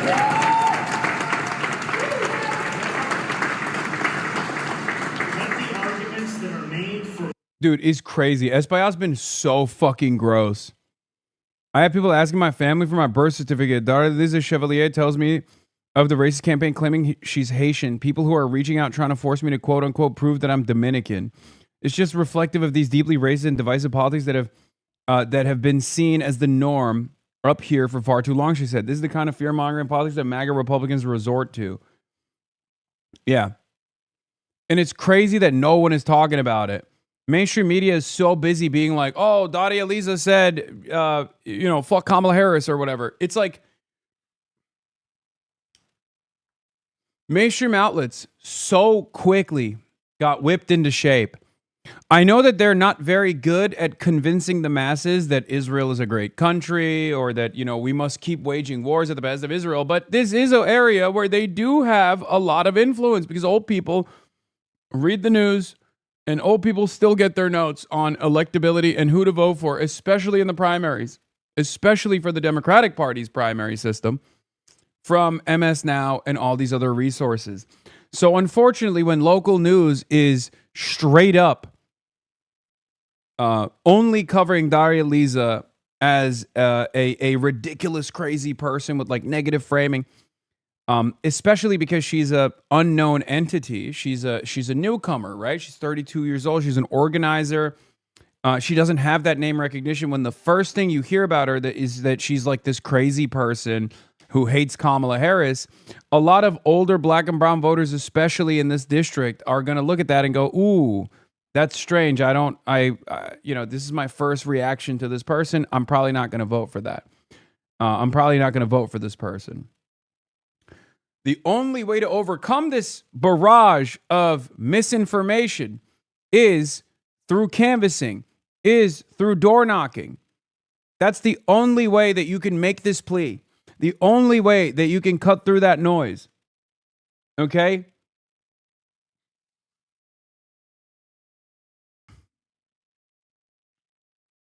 That's it. And yes, Michael Lange has written his analysis. He's the, he is the soothsayer normally, or he was the one who correctly identified Zohran's victory margins and whatnot. And he predicted every block in New York City's 3 closest congressional races. And the summary is somewhat bleak for Daria Liza, +2 for Claire Valdez, a very close victory, and a +4 defeat for Daria Liza is what his prediction is. This doesn't mean that will be the final result. Okay? This doesn't mean that it'll be the final result. Yeah, bro, I'm from Daria Liza's district, and it's insane that they're doing to her what they did to the mayor's race about Israel and spreading misinformation and hate about her in the DR and questioning her Dominicanidad.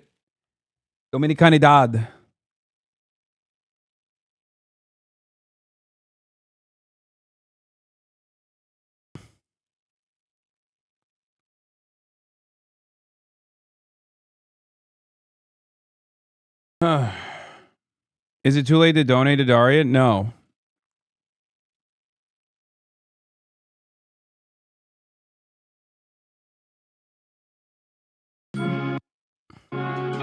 Yesterday was Juneteenth, and I woke up this morning still thinking about what that day means, because Juneteenth didn't just mark the end of something.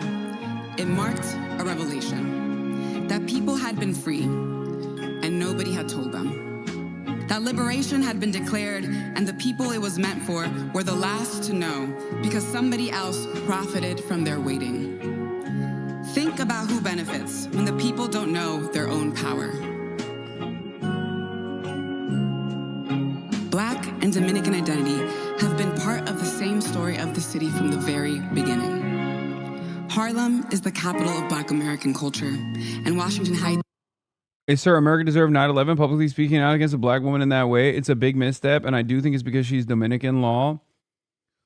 Oh, my fucking God. Enfant Door, how do you mathematically arrive at literally the worst possible fucking take? First of all, she's Afro-Latina, and secondly, she's literally been victim of racialized animosity from a lot of older Dominicans, not even in the district, but in the Dominican Republic. And you literally are implying that she was racistly anti-Kamala Harris regardless of the fact that she is Afro-Latina herself and is currently a victim of a barrage of anti-black racialized hate crimes, basically, that she was actually anti-Kamala because she's anti-black. You're so fucking stupid. I don't know how to deal with you, okay? Please, have one fucking day. Have a 24-hour media cycle where you don't arrive at the stupidest fucking position. You literally live in reverse world. God damn. Yeah, I wonder why a socialist Afro-Latina would have a negative association with Kamala Harris. It must be because she's Dominican and therefore anti-black. That's your argument? What are you, fucking stupid? What the hell's wrong with you?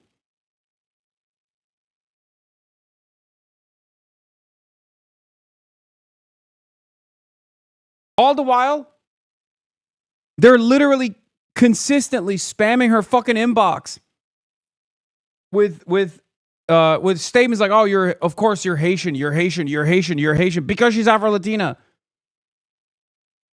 Get your fucking head out of your ass.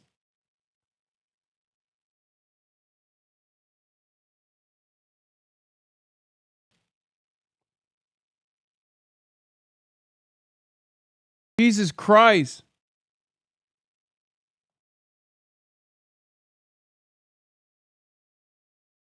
How are people so fucking stupid?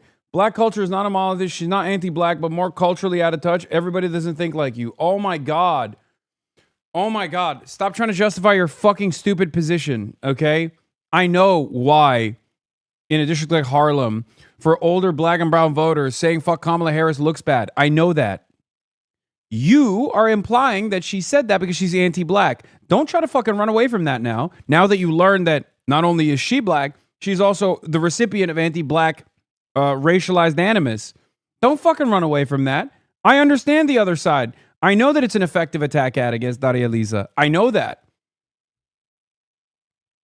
My anger is not about that. My anger is that you implied that because of her Dominican background, she criticized Kamala Harris as a Dominican, okay? She was actually demonstrating anti-blackness in her criticisms of Kamala Harris, is what you implied, okay?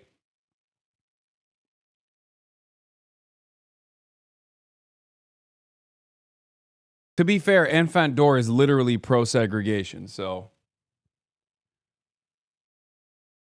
you know, I don't know why I'm taking Enfant Door seriously right now. That should have been the last time I took Enfant Door seriously.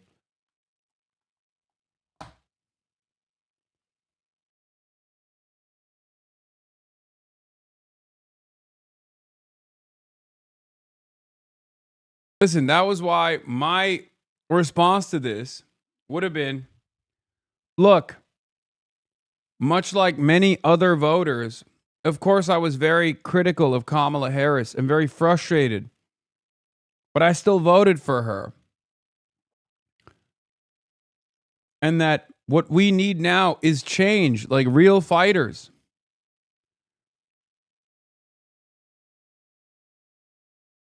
Ultimately, it doesn't matter, though, because, yes, once the aunties catch wind of you saying fuck Kamala Harris, it's tough to have them hear anything different.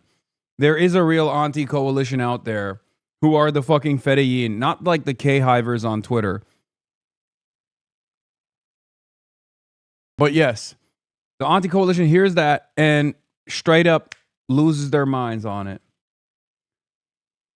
Lisa has a path to victory, but it's difficult. She's attempting to appeal to Black Harlem, which is a very active demographic of older voters who are somewhat distrustful of Espaillat because of the decades-long civil war between his Dominican machine and the black political machine led by the rights. But her Kamala comments hurt her there, and the DSA is also going after one of the rights, which hurts her by association. I know. I'm very aware of the intricacies here, but it's such long-standing beef between Espaillat and the right that literally Espaillat endorsed the son, and the father did not endorse Espaillat in return. And we have seen what this machine looks like, by the way. It's unbelievably racist. I'm sorry. They're literally consistently talking, like hyping up and bringing up Daria Lisa's blackness and saying she's Haitian. She's not really Dominican. It's insane. Now, under normal circumstances, from an outsider's perspective, you're like, why the fuck would it matter if you're Haitian? Like, I don't understand. It matters if you're fucking racist. Okay?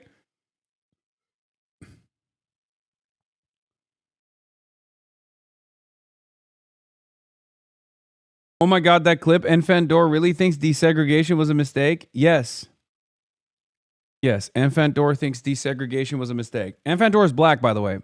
If they were white and saying that, I would have banned them a long time ago. But they're black and saying that, so it creates a very unique perspective that every now and then I love to hear from. Sometimes it catches me off guard and it pisses me off to a certain degree that I pop off on them, but still wrong, black or white, ridiculous take for the record, just so you understand.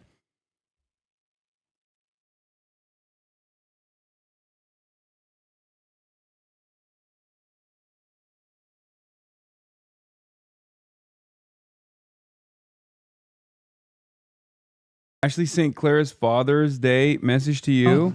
I forgot to wish a happy belated Father's Day to Hasan Piker. Unrelated. Yo, she's playing. She's playing too much. She's playing too much. That's crazy. That's crazy. Okay, we're moving on. Let's get back to Dominican Republic. And between those two pillars. Oh, by the way, there's a phone bag event that's taking place right now. Don't live in New York City, can't knock on doors, want to avoid the rain. Phone bag tonight at 7 p.m. in an hour for Daria Lisa alongside Zohran Mamdani, and help us replace an AIPAC Democrat with a Democratic Socialist. There is a national phone bag happening tonight in an hour from 7 p.m. Eastern Time to 9 p.m. Eastern Time.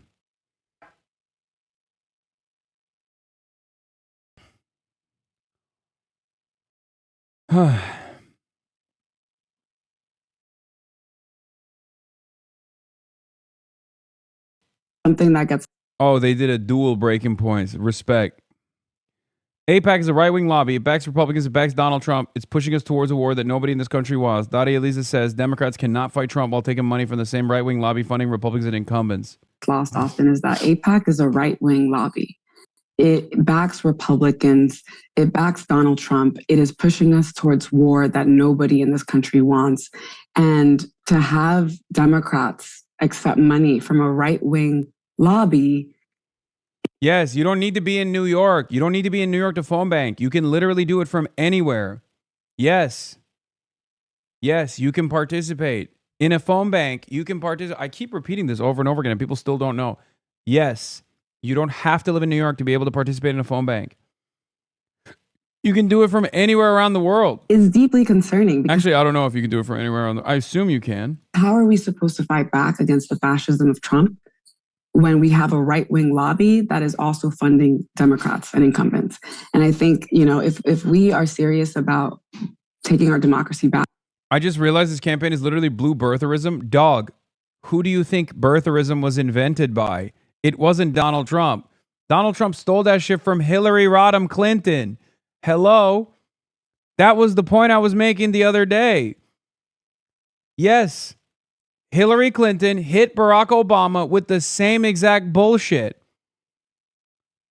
Releasing that photo of Barack Obama in a turban being like, whoa, well, he's kind of African, isn't he? Remember, his middle name is Hussein. Is he really an American?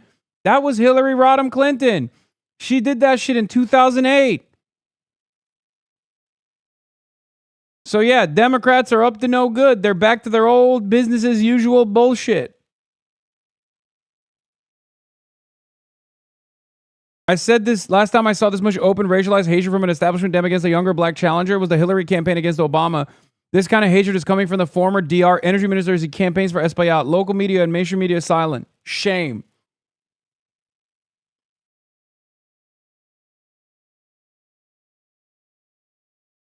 I believe you have to live in the U.S., but otherwise, yes. Yeah, you have to live in the United States.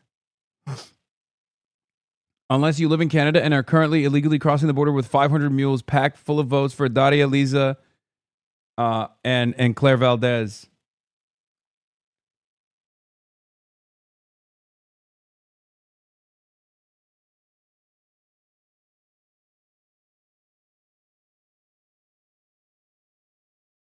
Can you please tell DSA comrades that they should phone bank for Claire and Dari even without national endorsement? A few national comrades have been mad anal about it.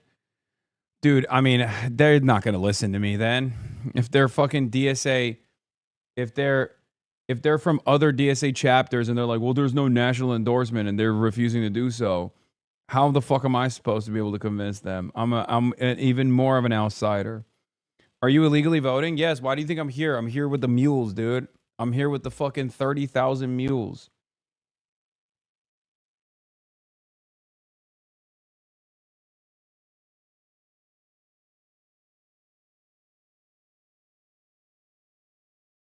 Mention at the phone bank that you will not call from your own number. It sets you up with a New York City area code.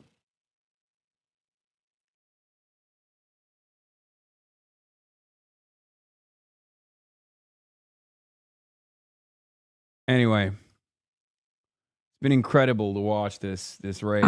If we're serious about creating a Democratic Party that the working class can actually identify with again, then we have to call out the way that right-wing lobbies are putting money into this election. And again, these are values that most Jewish New Yorkers here actually vehemently disagree with. That's a great point.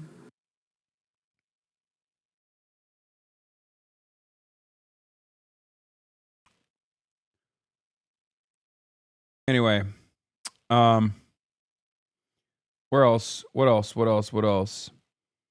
Yeah, Gottheimer, monsters, dark money, hidden hand, turning us against one another. Swap AIPAC for Jews. It is the oldest anti-Semitic conspiracy. It's so funny. Swap AIPAC for Jews. Dog. Yeah, that would be horrible. Except that's a whole different sentence. That's an entirely different sentence. It's so funny to be like, well, swap AIPAC for Jews. Why are we doing that? You know who does that? Nick Fuentes, you fucking idiot. That's who does it. He's the one who says organized Jewry is single-minded in defense of Israel and they have dual loyalty and only care about Israel. So why are you, as an American Jewish congressional rep, making that statement? It doesn't make any fucking sense. This horrible neoliberal identity politics tactic of responding to every apparent difference of opinion with fantastical ginned-up accusations of racism comes from the U.S.'s pro-Israel fanatics. It's their signature move. People should reject it from them and everybody else. Yeah. It's like I'm coming out and being like, you know, I don't really like hot dogs, okay? I hate hot dogs. He's like, replace hot dogs with Jews. Not so funny now, is it? Yeah, man, it's not. Because that's a different sentence. The target is totally different.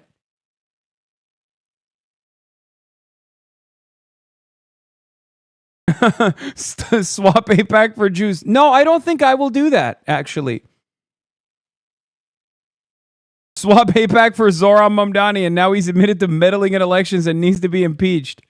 Swap AIPAC for your name here. See how hurtful Mamdani's words can be?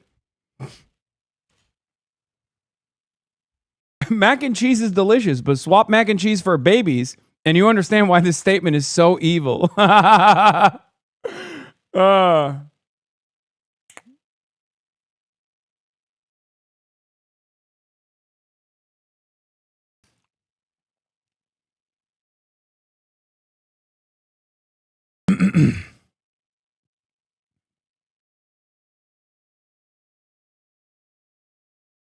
Not that you're wrong, but that statement I'm not sure works as a counter because they would say Fuentes is just saying the implication out loud and that you're cloaking it. Again, you're correct, but that's how they say it. No, dude, because I don't believe that. I don't believe that AIPAC is a substitute for Jews. Josh Gottheimer and Nick Fuentes do. That's the difference. Of course, Josh Gottheimer thinks AIPAC is good. Okay. It's fucking ridiculous. I fundamentally oppose this fucking this conflation. I've never leaned into this conflation. I've never allowed this conflation to continue. I have always opposed this conflation. It's fucking ridiculous. It's untrue.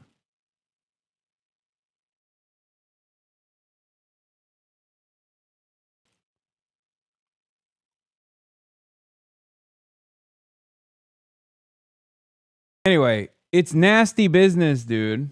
It's primary day on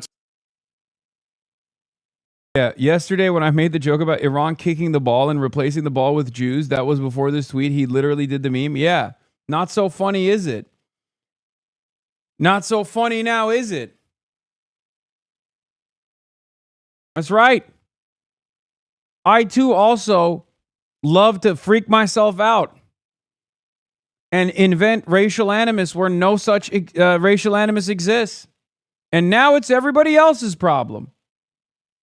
Tuesday, there are candidates vying for spots on almost every level, from open state Senate seats to congressional seats. So joining us now to discuss, we're bringing in a roundtable with Democratic strategist Trip Yang and political expert J.C. Polanco. Thank you so much for being here. You guys know these races in and out, so thank you so much. Thank you. Thanks for having us. So we're going to start first with New York 12. There are 8 candidates in the race, but there are 4 probably getting the most attention. State Assemblyman Michael Lasher, State Assemblyman Alex. This race doesn't exist in my mind. I don't care for this district. This district is not something that I'm thinking of. I don't even want to believe that this district exists. What a fucking miss this has been. Alex Borez, Jack Schlossberg, who's the grandson of President John F. Kennedy, and then George Conway. So we got all 4. They're kind of the top ones that are getting the most conversation. What are your thoughts on the race so far? So first of all, thank you so much for having us here, Morgan. Politics Unusual, the best new show on TV since 2025, on the record. Say that to everyone. On the discussion here, look, in New York 12, respectfully, there's only 2 real candidates here, Michael Lasher and Alex Borez, both of them well-esteemed, respected state legislators. It is a very competitive race. On balance, it should lean Michael Lasher. The reason why is because most of the vote occurs on the west side, where his assembly district is, as opposed to the east side of Manhattan, where Alex Borez's current assembly district is. The reason why Borez is making this a race is because he has an incredible narrative. He has been a strong fundraiser, great political outreach. So this has become a race. Originally I thought this was going to be a decisive type of win for Lasher, but it is coming down to the wire here with 2 strong candidates. Now, one of the more controversial races, New York 13. Why was I banned? Why was I banned? Why was I banned? It's probably because you spam like a fucking loser.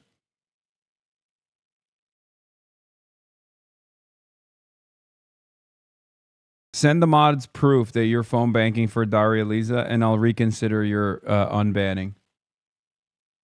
It's going to happen in an hour. Now you have an hour.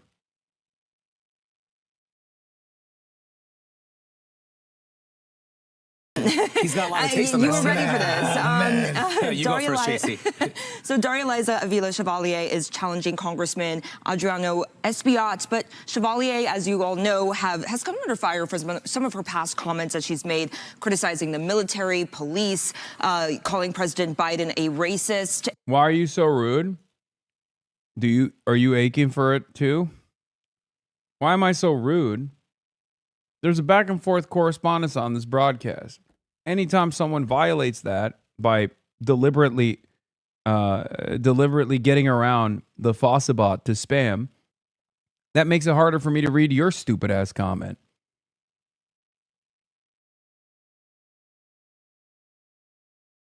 Take a second off. And a rapist, calling President Obama evil. She used profane language when describing other top Democrats, and she even criticized interracial relationships. Oh my God, that's not what she did. God, this is what I'm talking about. Dude, this is what I mean when I say local media they might as well be fundraising for Espaillat. Okay? Like, dude, what the fuck are we doing? What are we doing? She did not criticize interracial relationships, man. That's not a fucking policy position of Daria Lisa Avila Chevalier. Okay? Like, she made a joke. She made a fucking joke. Who gives a fuck? Jesus Christ, the level of coordination is unfathomable, dude. They don't have anything. They have no way to defend Espaillat. And because Daria Lisa is a newcomer, right? So there's not a lot that they can attack on her background, except for her advocacy and except for her actual work and like as an organizer. So they're just hitting this fucking insane line over and over again. Look at all of her tweets. Let's take them sincerely. Let's fucking endlessly pontificate on these fucking tweets. Jesus Christ. I hate this shit. Stop demanding a 1-second ban.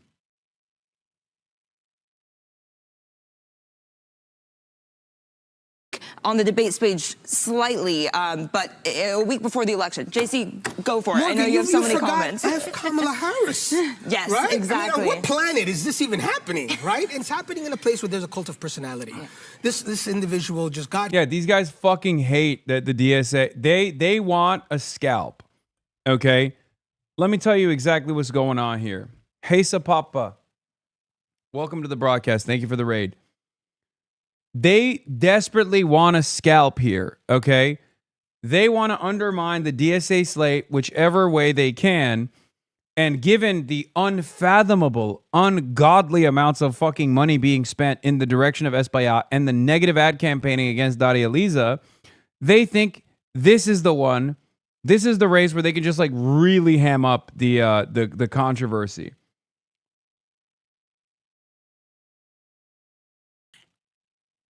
That's what's happening right now. Okay?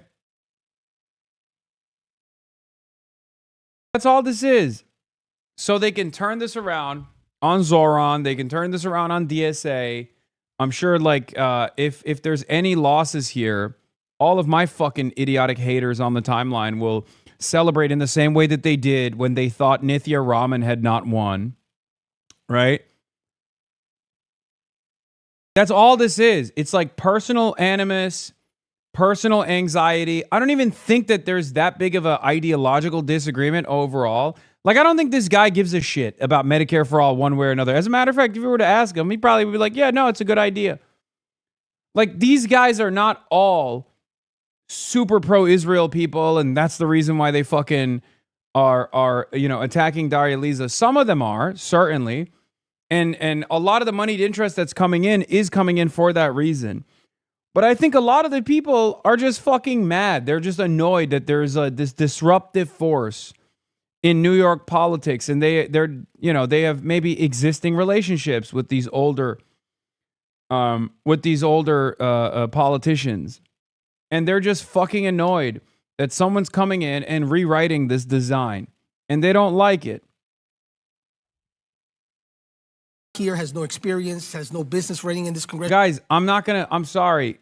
Ole and Simon from Hesa Papa want to talk to you about German military politics. I'm not going to do that today, okay? There's a huge fucking primary happening. I'm in New York City for that reason. There's a huge primary happening tomorrow. I'm covering that right now, all right? We're trying to get some fucking socialists elected in the office in one of the most reactionary countries on the fucking planet. It's tough. Race, but there's millions of dollars being spent to beat up on the chairman of the Hispanic caucus, someone who's been representing that district for over 30 years, and I cannot even believe this is happening. Yeah, you can't believe it's happening. He has done a dog shit job. That's the reason why in the latest internal polls that his campaign released, he was at 38%. Okay? He was at 38 fucking percent. People are desperate for a change. They want this change. He's been in charge for 3 decades, and the only thing he's done is basically line up his pockets and build a machine just for himself. That's it. A machine that doesn't work for the constituents of Harlem, a machine that does not work for the district at all, A machine that just makes sure that he has a little fiefdom, okay? There are so many congressional districts like this all around the country, okay? Where politicians sit on top of a fucking deep blue district on a throne and don't do anything with it, okay? They're just there to fill asses in seats and collect paychecks from corporate subsidiaries, corporate donors. And of course, the needs of corporations is antagonistic to the needs of the masses. And therefore, they don't ever do what needs to be done. This is the design of the system. This is what breeds apathy. And it's actually sad when you look at a situation where you can make this change and most people are completely oblivious to it. Completely and utterly oblivious to it, not invested at all, not interested. What is this? Fox News has finally got something on you that you can't fight. Left-wing hunger. Piker mocks Trump, eats blue burrito. Okay, dude. So stupid.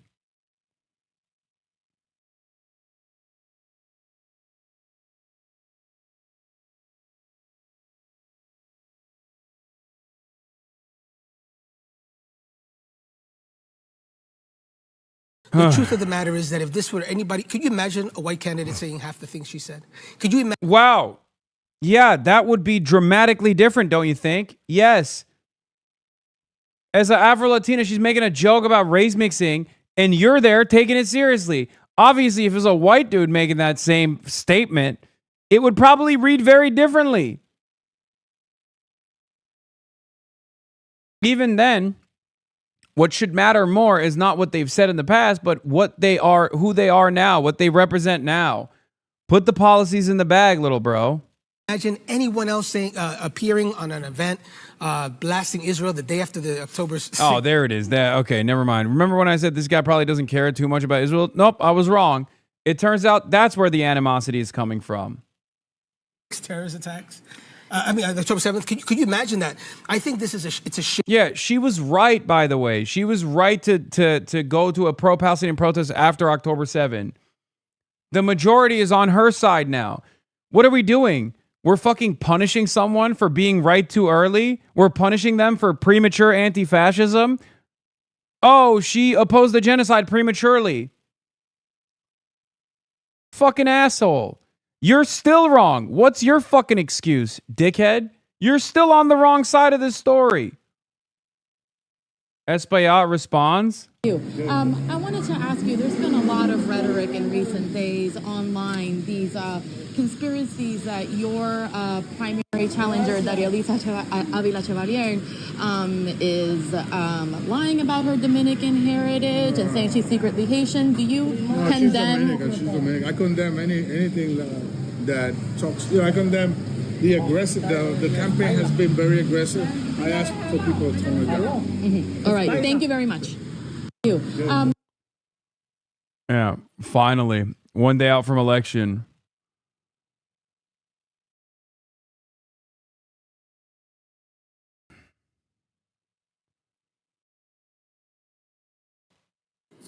I wish I didn't have to make this video, but there is hatred brewing against me that I cannot stay silent about.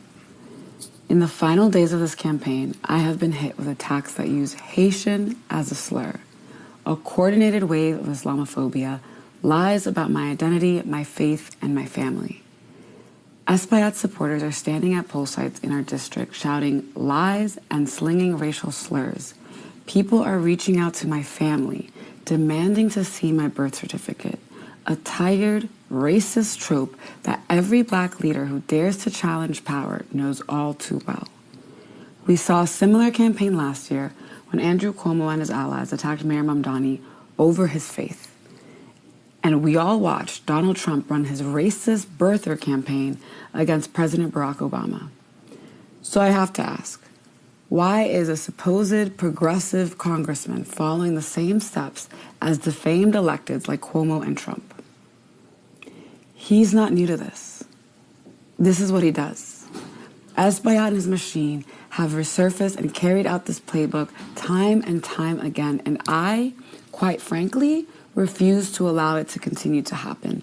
He did this to Charlie Rangel by claiming that his Latino supporters were traitors to the Latino community, and they did it to Senator Robert Jackson, another black man, for daring to run in what they called a Dominican district. I am proudly Dominican. I am a proud black woman. I am a proud Muslim woman running for Congress in a district that is home to black and Caribbean and Dominican families who have built this community together for generations. And the smear campaign against me is not politics. That is racism, dressed up and unleashed by my opponent because he has nothing else left. He can't run on his record. He can't run on his dedication to this community, and he can't answer for his 9 years of abandonment in this office. So instead, he's trying to pit us against each other because a fractured electorate is the only kind that he can still win. But here's what he's up against. Harlem and Washington Heights have been family for generations. Black New Yorkers and Dominicans have lived side by side for generations. We eat together, we pray together, we raise our kids together. And many of us carry both of those identities, including me. And we won't stand for this hate. And while he sows divisions through his surrogates, his canvassers, and his supporters, he is taking money from the landlords raising our rents, from ICE contractors kidnapping our neighbors in churches and schools and hospitals, and from right-wing lobbies like AIPAC that bankroll genocide and supported efforts to overturn our 2020 election. That is who he's fighting for, not us. But I'm not afraid of hate masking under power. I will never stop fighting for the right thing to do. I will never stop fighting for the right thing. And I want to represent each and every single one of you. I want to build power for you and with you. And I want to tear down every barrier that has ever been put between you and the life that you deserve. And I want us to do it together. Because tomorrow, on June 23rd, we have a choice. Do we want more cynicism and hatred from a congressman who shares donors with Donald Trump while abandoning his own community? Or do we want a fighter in office that will not be intimidated by hate and will always put the needs of working people first? The choice is yours, New York.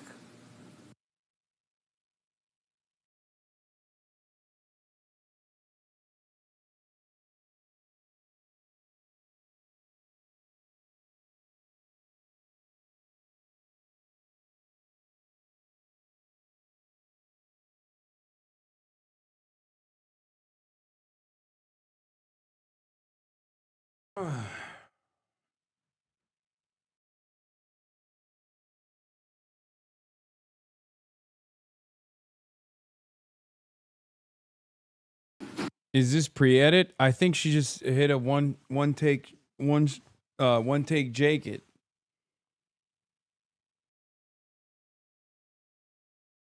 Zohran also talked about the racism in New York 13 as well. What's happening here, and I think that I covered it already. Mayor Mamdani is going to pay a serious price politically for getting involved in this race, getting involved in the race out in Brooklyn to try to defeat Nydia Velázquez. I think there's going to be a long memory to this, and he's been so active trying to defeat Congressman Espaillat, the first Dominican member of Congress. We're never going to forget this. I can never believe this is even happening. Yeah, and Chevalier, it was endorsed by Mayor Mamdani, and it was one of the 3 congressional candidates that he endorsed. Do you think it's right is this a candidate that Mamdani should be hitching his wagon to in this race? So what the mayor is demonstrating here is that those folks who were with him on day one, when he launched his mayoral campaign in October 2024, he was polling around 0%. The DSA was the first major organization that endorsed him. And so he is... Dude, he's literally a DSA cadre candidate. Of course. Yes. These guys don't understand what a political movement is, okay? They just have never seen it. They've never experienced it because everything that the Democratic Party has done thus far is like cynical and only for anything that the Democratic Party has done is an expression of self-interest, okay? So they can't comprehend a movement that wants to put working class and their needs first, for example. They just like, it's just like shocking for them. They're like, oh, well, he's trying to flex his political muscle. It's like, no, He's actually expending social and political capital to advance the project that is far larger than he is. It will hurt Zohran, but only if his candidates lose. If they win, that's crazy political capital for him, taking out 2 institutions with his endorsement. At least that's how it will be seen. I know, but that's not the goal here. Zohran is not doing this because he's like, oh yeah, I will look really cool if I fucking if the candidates that I've endorsed end up winning their races, right?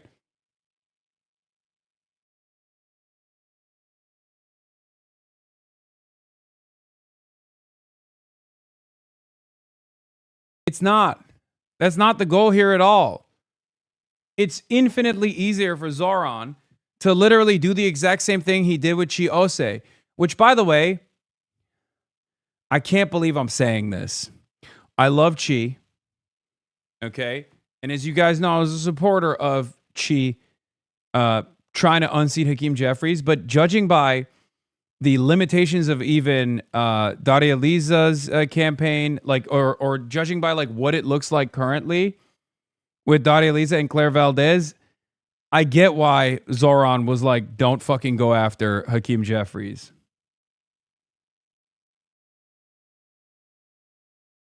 Because Hakeem Jeffries is a lot more popular in his district than Espaillat is, and Claire is going after an open seat. Like, I'm willing to admit that, you know, I think he might have made the right decision there.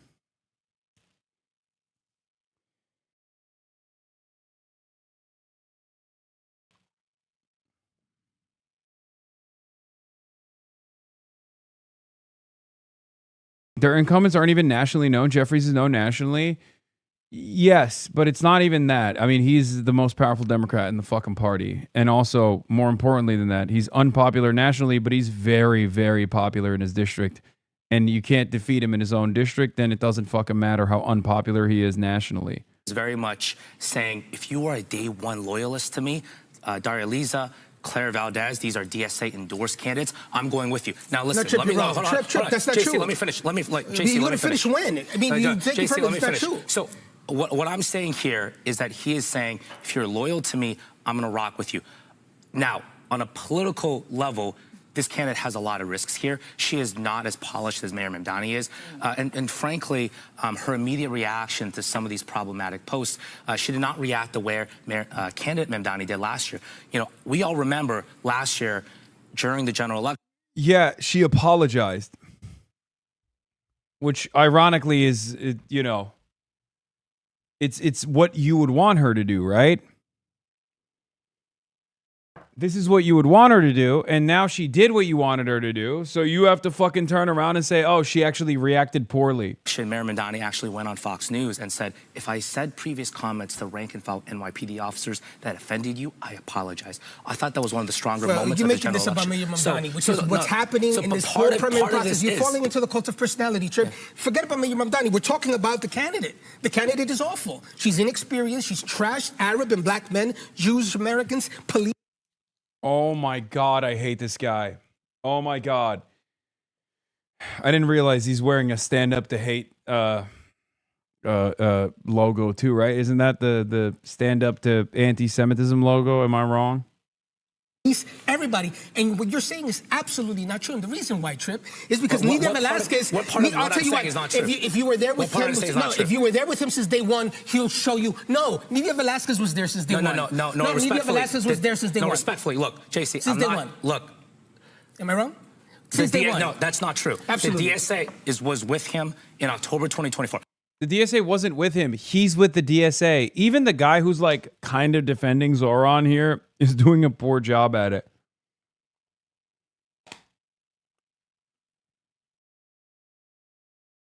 Yeah, this guy doesn't give a fuck about Nidia Velasquez nor Adriana Espaillat. I think he's just, never mind. He's a pro-Israel stooge himself too. I'm not agreeing or disagreeing whether this was a good political decision or not. There were a lot of folks who were with him, but it was actually closer to June 2025, May 2025, when he was emerging as the anti-Cuomo alternative. The folks who were there with him on day one was the DSA. I am not saying this was the right decision or not. Again, I do believe that Daria Lisa is a risky candidate. She is not as good of a candidate as Mayor Mamdani was. Look, if she loses, I believe that this may not have been the best decision politically for Mamdani to put his political capital on. Even if she wins, there's a loss. There's a price to be paid for taking. Dude, oh my God. What are you, a fucking mob boss, dude? Who the fuck do you think you are? These guys literally talk about political dynasties like it's a fucking, like it's a monarchy, dude. Yo, buddy, talk about why Espaillat, in his own fucking internal numbers, 2 weeks out from the election, was sitting at 35%. The whole district fucking hates the guy. What a fucking freak-ass bitch this dude is. Oh my God.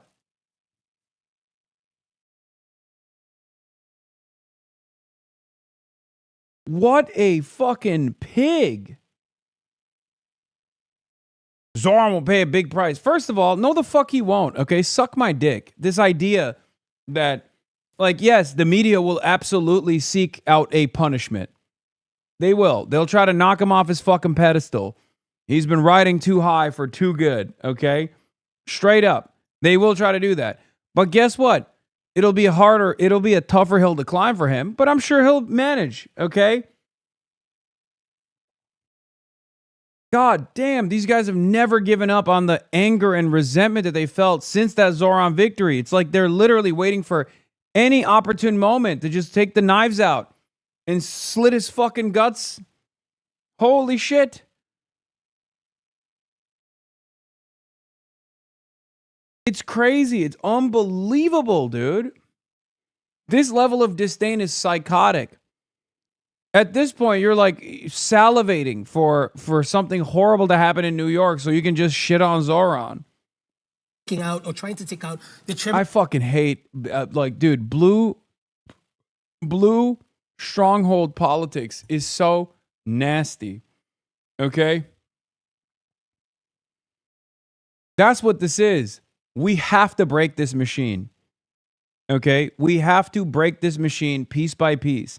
We will never have just and equitable outcomes for the working class in New York City or anywhere around the country if we cannot penetrate this calcified institution. It's unbelievable the way this guy gets to talk. Holy shit. He has so much anger and resentment that there are candidates out there that are saying no to all this fucking corporate PAC money, no to all these foreign lobbyist interests, and they're placing New Yorkers' interests first. He's like, this is a personal slight to me. How dare you? That's not how this game is played. I'll fucking knife you. Of the Hispanic caucus and the first Dominican elected to Congress. It's just impossible to tell me otherwise. Speaking of Nydia and New York 7, that's another race we want to focus on here. So this race drew so much attention as well because, like you guys mentioned, she was one of Mayor Mamdani's first supporters, but Mayor Mamdani endorsed. She's not running for re-election. She's leaving the. This guy JC is not a fan of you. Hasan Piker and Nick Fuentes. Oh, this is that guy. This is him. Is the Nick Fuentes and Alex Jones to the left. This is the guy the SA brings out to energize the base. You think that once he said we deserve 9/11, that would be too much? But he doubles down and his socialist base eats it up. Hasan is fine shit. He's not supposed to appeal to the ops. This guy goes, check this out.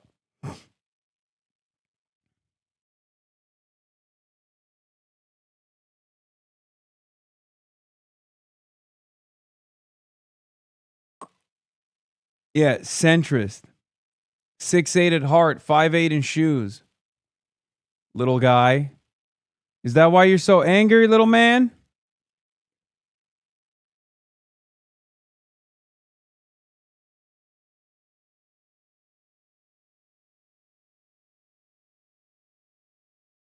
Race. But she got a little perturbed about the fact that Mamdani decided to endorse somebody before she was able to. So he endorsed Claire Valdez and You can sit there and say Zohran is only loyal to the DSA until blue in the face, but that doesn't change the fact that he's the most popular politician in the entire country. Wherever his loyalties allegedly lie, his constituents love it.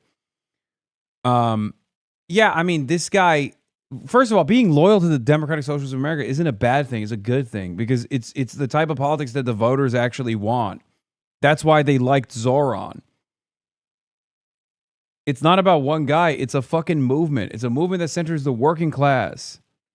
That's what it is. And they can't stand that shit. When DSA holds a casting call, the requirements are must have zero experience, must be a non-native New Yorker, despise Democrats, hate Israel Zionism, must be communist, zero understanding of finance, economics, or commerce, gentrifier or gentry adjacent. Oh my God, this guy is such a fucking dickhead, dude.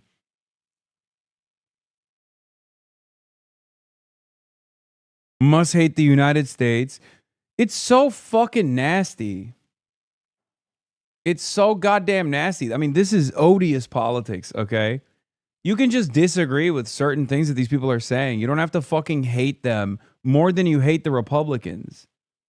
Tweets about wealthy DSA. One of the weirdest features of today's politics is how many... Oh my God, this guy has DSA up the mine. DSA's dick is lodged so far up his spine, dude. It's occupying permanent real estate in his fucking brain. Holy shit.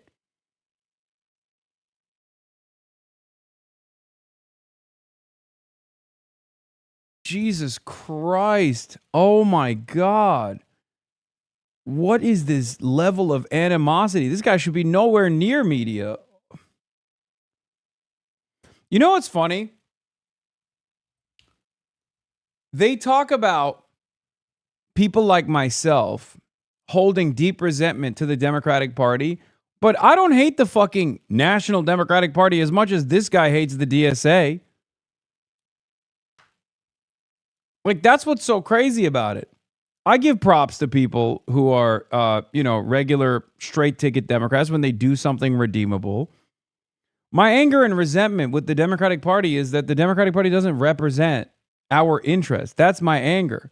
If they did tomorrow, by some stroke of luck or, a magic wand was waved, then I would support them. And I have. I supported the Democrats in their initiative to redistrict Virginia, for example. I thought that was the right thing to do. These guys do not give a fuck. The DSA could do everything right. The DSA could advance the agenda that he wanted, and he would still turn around and be like, no, they fucking suck. I hate them. I hate them. I hate them. For that guy, he hates the DSA more than he hates the Republicans. Vasquez then later endorsed Brooklyn Borough President Antonio Reynoso. And there's a third person in the race as well, City Council member Julie Wan, and Vikul Kumar as well as in this race. So, when you guys are looking at this race as well, I mean, just how much attention is being brought and outside money is being poured into this race as well? Millions of dollars are being spent. I've never seen anything like this before. The amount of money and independent expenditures being spent on this race. Yeah, millions of dollars being spent, by the way. And then he's going to say, oh, it's the DSA candidates that are spending millions of dollars. Bitch, Espaillat is getting like 750 bands on a weekly basis. First from the Latino Action Fund, Latino Victory Fund, then from AIPAC, then from AIPAC Shell Corporations. The fuck do you mean millions of dollars are being spent? Of course, you don't have an issue with that, though, because that's, an establishment Democrat, and you want business as usual politics in the fucking city. The amount of capital that Mayor Mamdani's put in his first couple of months as mayor of New York City in trying to defeat what is, in fact, a proxy battle with Congresswoman Velasquez. Look, the truth is this. Antonio Reynoso is a two-term former city council member, chairman of committees. You know what's funny about this? This guy in a different race, if Reynoso was running against an establishment Democrat, he would be saying the exact same things that he's saying about Claire Valdez, but this time about Antonio Reynoso. I don't think this motherfucker is a working families party guy. I don't think he's a pro WFP person at all. It's just he has deep disdain for the left. So whoever the leftmost politician is in any race, he hates them. Okay? That's what's so interesting about this Reynoso race is that like a lot of pro-Israel groups have basically given up on the commie corridor, having a guy who's going to be pro-Israel. So they're just saying like, hey, at least Antonio Reynoso is like more malleable, right? And that's where the danger lies, obviously. You can't have a malleable guy here. This is one of the bluest, most radical districts in the entire fucking country. That's why it's called the Commie Corridor. Okay?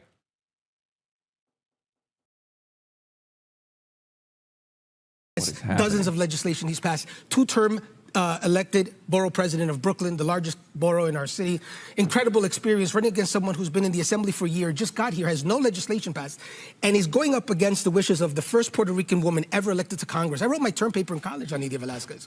I agree with her very little politically, but my goodness, how could you look at someone who supported you in day one and say, I'm going to go against you and the borough president of Brooklyn and support this new person who comes out of nowhere with very little experience? The memory will be long. Big mistake for the mayor to get involved. This is the rare race where you have the working family. Dude, Nydia Velázquez is not a fucking god, okay? Like, Nydia Velázquez is a relatively progressive force in New York politics. Nydia Velázquez, when AOC was was challenging an incumbent, endorsed the incumbent. Okay? That's just fucking politics. And it's really interesting that these people will literally turn around and make it seem like politics only works in one direction. You can only defend establishment Democrats. And that's precisely what he did, by the way. Okay? That's precisely what that dipshit in the center did. He endorsed and defended Andrew Cuomo. So I don't want to fucking hear from this asshole about what it means to be a good Democrat. Okay? He defended Cuomo in the general. He attacked Zohran Mamdani viciously.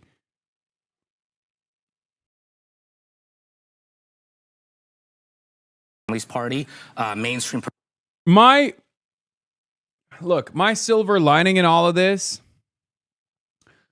is that this level of negative campaigning depresses voter turnout, and Espaillat has his ride or dies in his machine, and they're going to come out, and Daria Liza is going to have a lot more pro Daria Liza voters. So maybe all of this negative campaigning is not going to cause people to go out and vote for Daria Liza, but it's not going to cause them to go out and vote for Espaillat either. Negative campaigning always depresses voter turnout. So I hope, yes, that fucking little dipshit hates me. Look, when the regular mainstream Democrats fight each other in the primaries, what makes El Sayed not mainstream other than being Muslim? Muslim? What does that have to do with him being a Sanders Piker guy, or attacking Americans who care about Israel? Or what about pushing to defund the police? What does that have to do with his faith?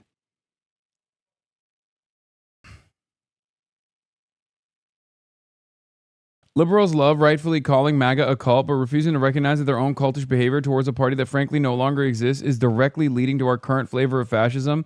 And it never fails to be incredibly infuriating, just full of egotistical consultants draining the beast, enriching themselves, and then wagging their fingers at working people who want their lives to materially improve. Yes.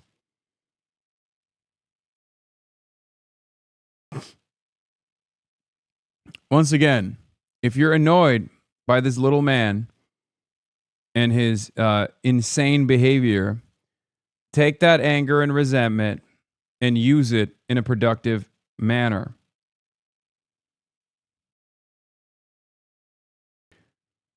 Hey, remember when you criticized Hillary Clinton for supporting the Iran deal because Israel opposed it? What did your community think about that? Oof.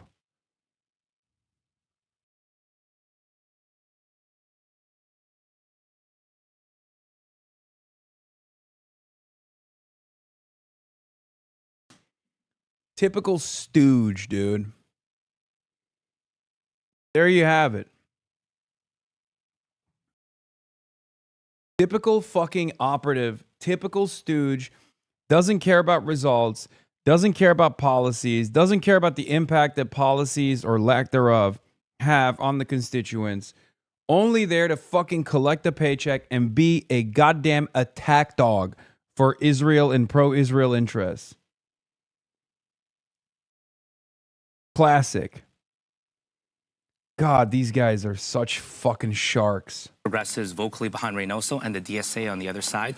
Usually you don't have this type of divide between WFP and DSA in progressive circles. It's only the case because, this district voted for Mamdani by over 50 points last June. This is the youngest and the most progressive congressional district in all of New York City. In any other race in New York and across the country, Reynoso would be the most progressive, the most left-wing option. He clearly has a record. But look, and he has most of the endorsements. But on the other side, he's really running against the mayor's imprint, running against the mayor's shadow. That's why this is a 50-50 toss break. And respectfully, JC, I do got to correct you.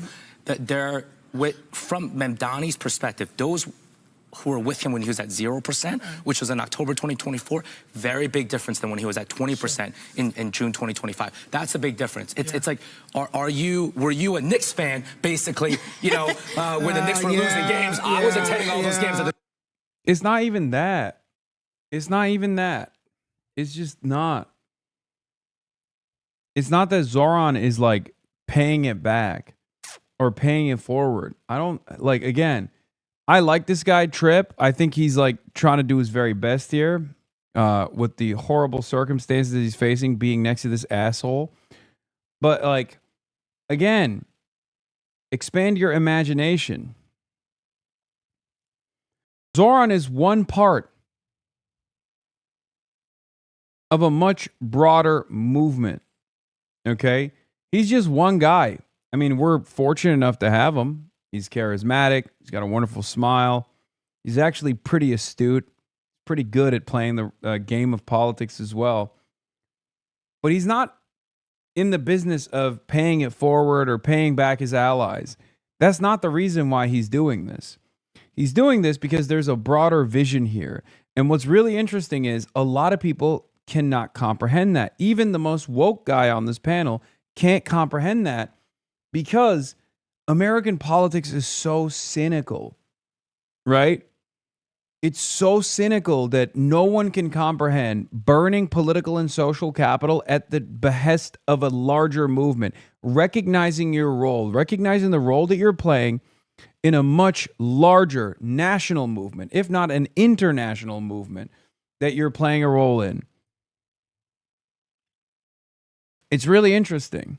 It's really interesting to watch this unfold. And even people who are seemingly in defense of Zohran failed to grasp this. Okay? Garden, we were losing these games. Look, we're diehard Knicks fans versus are you a Knicks fan now? There's a difference, though. Historical consequences more than are serious here. Now, in New York 10, Mayor Mamdani also endorsed Brad Lander over Congressman Dan Goldman. And that was another one I think we saw that, Goldman did not endorse Mamdani even after he won the... If anything, that ironically was like Zohran personally, massaging it a little bit. He didn't give Brad Lander a position in the admin, in the mayoralty. And basically was like, yeah, well, let's just slot you into this district. And there was someone else that was supposed to run in that district. It probably would have been a tougher run, to be fair. But yeah. What is this? Nothing was really proven. Some women said he tried to touch them, and I'm mostly talking about Cuomo's politics. I am Sicilian. I know he's a Turk, not Greek. What? Are you defending Andrew Cuomo inappropriately sexually harassing people? Are you okay? Am I misunderstanding something here? Yeah, Mamdani burns allies and making a big bet for Congress and the left. Very strange headline. Burns allies, they mean literally endorsing primary candidates he supports instead of the ones that the New York Times prefers. That's literally what it is. That's exactly what's fucking going on here.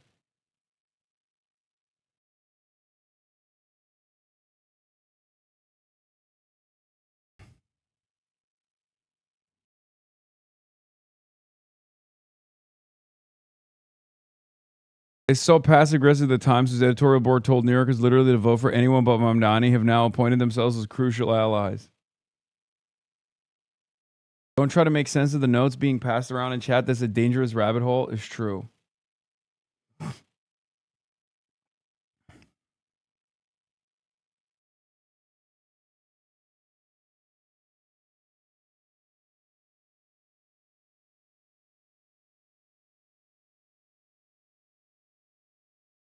Oh my God, Harmeet Dillon.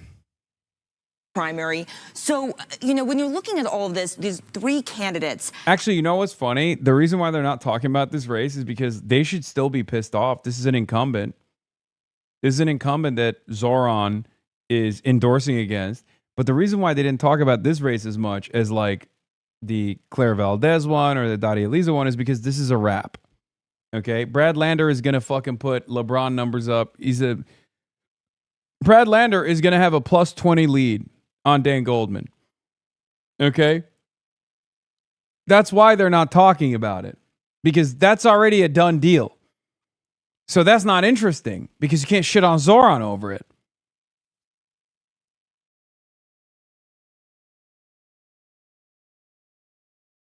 I mean, plus 20 is the most conservative estimate, by the way. It's going to be fucking insane. How important is it for Mamdani to make sure that all three candidates actually He's win? going to win at least two of the three. I don't think he'll go 3 for 3. I don't think he'll go 0 for 3.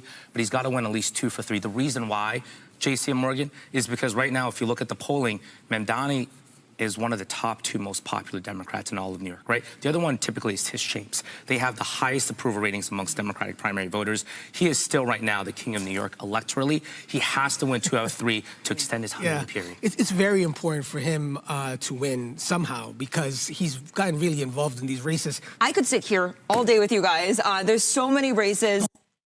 So make sure you go. I hate this guy. We are at Herbert Von King Park on Juneteenth talking to the community. Just having great conversations. We're trying to get out the vote. This is the home stretch. We need to make sure everyone shows up and goes to the poll. Ian Huntley's got so much swag is unbearable. Okay? Dial it back, big guy. Just kidding.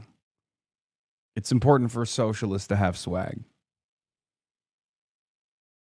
To vote for an affordable future. And Election Day is Tuesday, June 23rd. Today we got a group coming together to go out there, knock on some doors, talk to Media reporting it finally.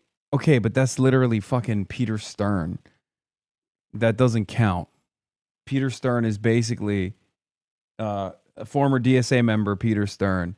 I mean, I'm glad that someone's fucking reporting on it at least, but what I was talking about is like Fox 11 or the local New York City reporters, like the news hit that we just watched, right? No mention whatsoever of the racialized animus. None of that. Adam Carlson prediction on the election. Oh boy. I've been really wrestling. I know he's, okay. Brad Lander will defeat Dan Goldman. That's it. He's baiting people. Look, the analysis that I obviously hold to high esteem is Michael Lange, and he thinks Daria Lisa is going to come in like 4 points at Espaillat. I think there's a world where that doesn't happen. I think there's a world where Daria Lisa wins. Okay.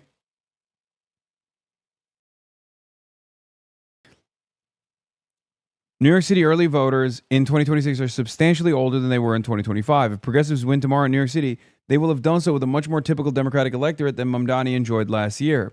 I've seen some suggest that these numbers are a huge warning sign for DSA-backed and progressive candidates, but I respectfully disagree. I think it's important to remember that 2025 was an unusually high bar for comparison. Zohran Mamdani drove an unprecedented surge in youth turnout, both in the June primary and November general election, and it was probably unrealistic to expect every candidate he endorsed to replicate that level of mobilization. Youth EV turnout is solid, just not exceptional. And progressives have posted a number of notable wins this year with fairly typical Democratic electorates. Yeah. That said, the relative difference in median age between New York 7 and New York 13 is telling us something. Yes, New York 7 is obviously much younger.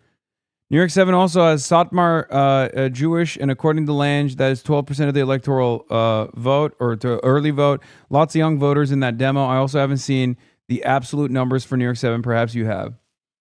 Yeah, Satmar is voting as a block for Reynoso.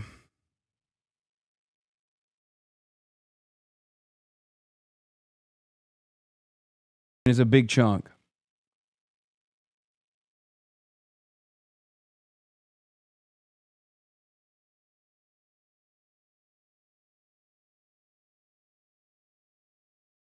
I lived in New York 13 for like 5+ years. Espaillat isn't well known here because he's never around. I think most people voting tomorrow care about politics and therefore swing towards Daria Lisa.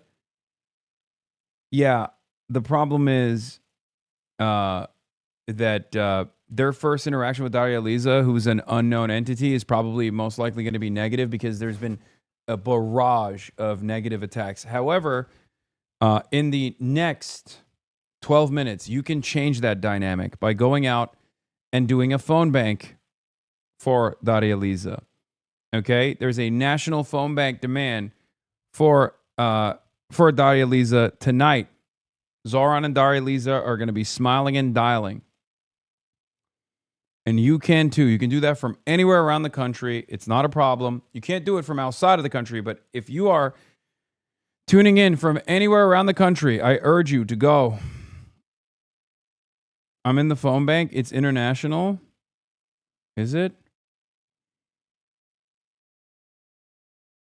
Chris Rabb won in a typical electorate by almost 20, and people were freaking out. You about low early youth turnout?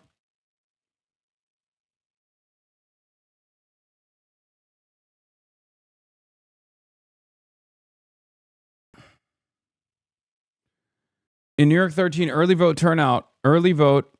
turnout doesn't clearly favor a candidate. Mamdani won precincts are turning out slightly stronger relative to 2025 than Cuomo won precincts. Positive sign for Mamdani endorsed Daria Lisa, but the electorate is much older across the district than in 2025.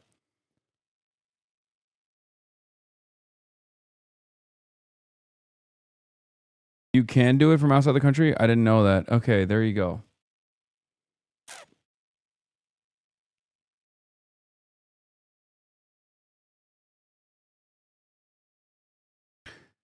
So, commie corridor, I'm skipping. I'm going to talk about the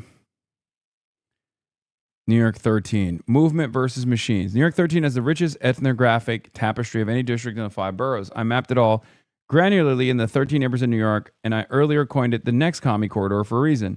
This is the ground where Mamdani's largest overperformance relative to expectation occurred, not in the hipster precincts of Brooklyn, but in the supermajority renter working class blocks of Upper Manhattan.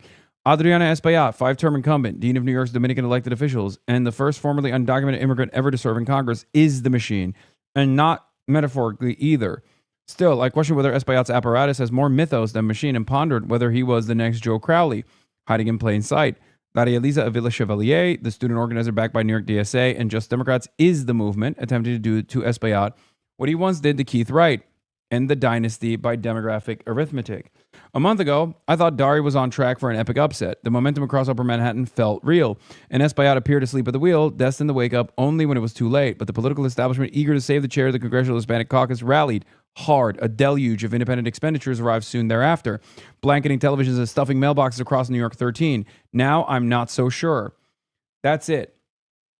That's literally the primary thing that took place here is outside expenditure dumped boatloads of fucking funds, and they went super, super, super negative.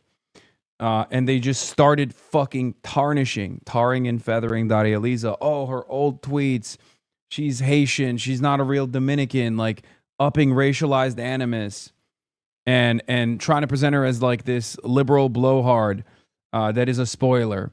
New York 13 retained 2/3 of his early 2025 vote total in 2026, the best mark of any congressional district in New York City. The enthusiasm and age trend line bode well for the insurgent of Villa Chevalier, but the distribution of the early vote map indicates Espaillat is pulling out his people too.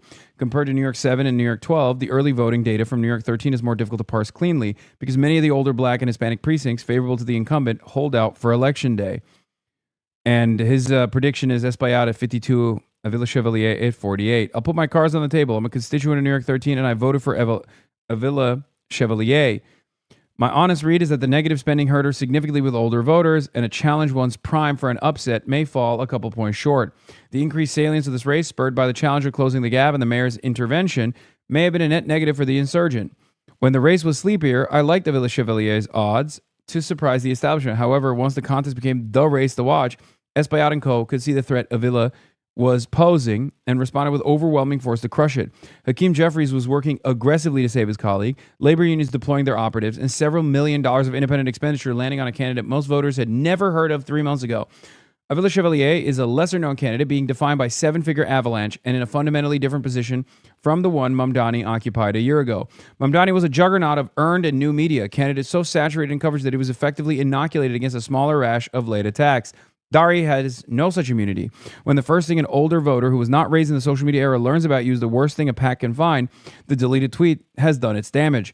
Espaillat, who has long battled Harlem's black political leaders, has cynically swooped in and made a temporary truce with his erstwhile enemies and is poised to win a majority of older black voters on Tuesday. The race largely hinges on a progressive and liberal white voters, many of them Jewish, in Morningside Heights, Hudson Heights, and Inwood. Win them decisively, and Avila Chevalier has a multiracial coalition that carries the district. Lose them, or even win them, but not by the margin she needs, and her path to victory is strained. RSVP crashed.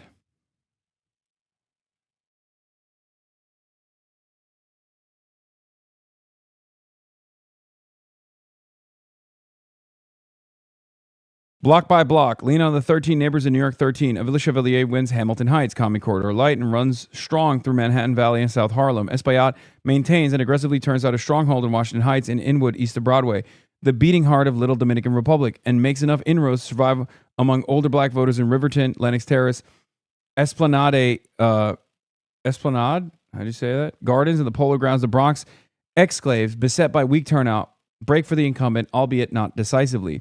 This race has down-ballot implications, too. Conrad Blackburn, a public defender also backed by New York City DSA, is challenging the native son of Harlem, Jordan Wright, in the 70th Assembly District. Of all the DSA insurgents, Blackburn has the most challenging race. While the PACs held their fire on Avila Chevalier until she began to build momentum, Blackburn has been blitzed for months on end. Dueling lessons in the damage spending can inflict on first-time candidates. The question remains whether Blackburn or Avila Chevalier has had enough time to inoculate voters. If I'm wrong, it's because Avila Chevalier changed the electorate in a Mamdani-like manner, and no one cared about her deleted tweets when the incumbent was cashing checks from AIPAC. If Dari can run up the score among middle-aged progressives and older liberals in Morningside, Hudson Heights, and Inwood, holding the very voters the spending was meant to scare off, and activate the college-educated renters of South Harlem and Hamilton Heights, she slays the giant of Upper Manhattan. Keep that in mind. There's a real opportunity here to defeat an establishment Democrat that is an AIPAC Democrat, okay? A pro-Israel, Israel-first Democrat.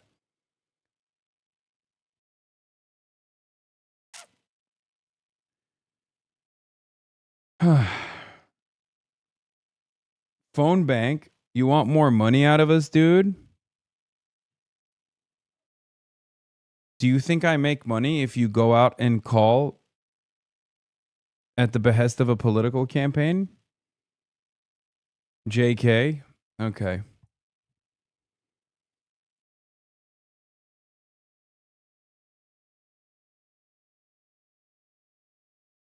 Anyway, Effie Phillips Staley is another candidate that I've interviewed on this broadcast before, as you guys know. But I mean, if you're in that district, obviously go back and go and certainly vote for her. But I don't see her doing that well. There's one poll that just came out, and she's still in third position at like 14% or something. So.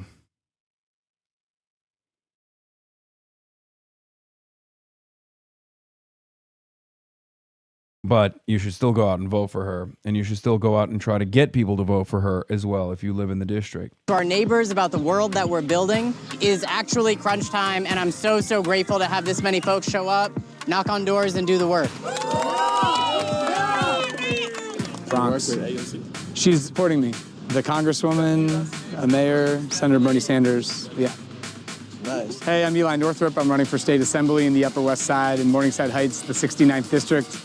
I'm a public defender, policy advocate. Spent a lot of time in Albany trying to improve our criminal legal system, and we're out here canvassing today. We're at a poll site at Westside High School. This is a really, really critical time for our communities.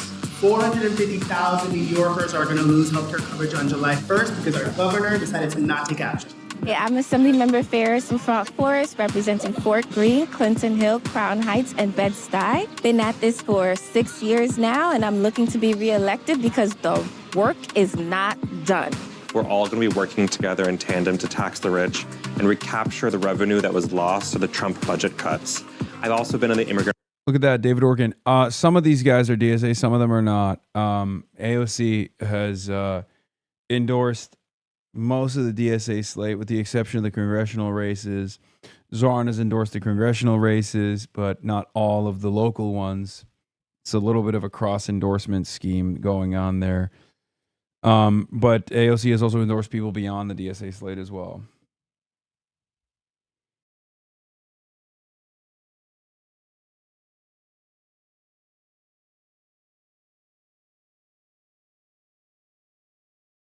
Rights movement my entire. What? Did AOC endorse Reynoso? Just saw an interview with Ested where he said she did. No, AOC did not endorse Reynoso. AOC did not endorse Claire Valdez either, though. Yeah, all except. I'm going to continue that work in Albany by making sure that we protect our neighbors from ICE. And I'm here because we need to make sure David That's so funny. goes to the assembly as a representative. They want to distract you from the fact that what they call a clique is actually the product of collaboration and work that gets done.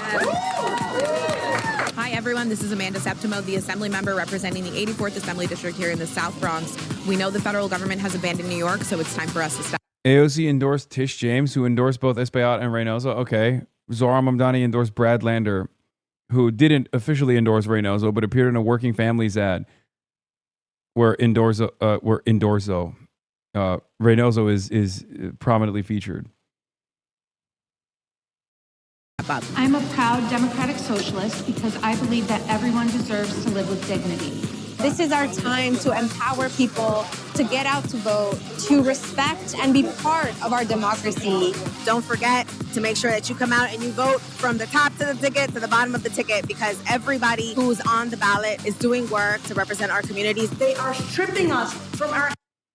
Endorso. What is this? And somehow this is still less messy than the California left.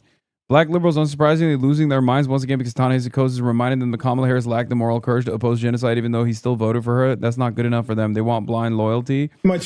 Yeah, dude. I mean, the whole, like, any sort of criticism of Kamala Harris is, like, unacceptable narrative is so wild to me. I don't know why people see this as, like, such a personal slight. It actually blows my fucking mind. There are some liberals who just legitimately are like, oh, you criticize Kamala Harris, you're basically MAGA. Actually, you're worse than MAGA.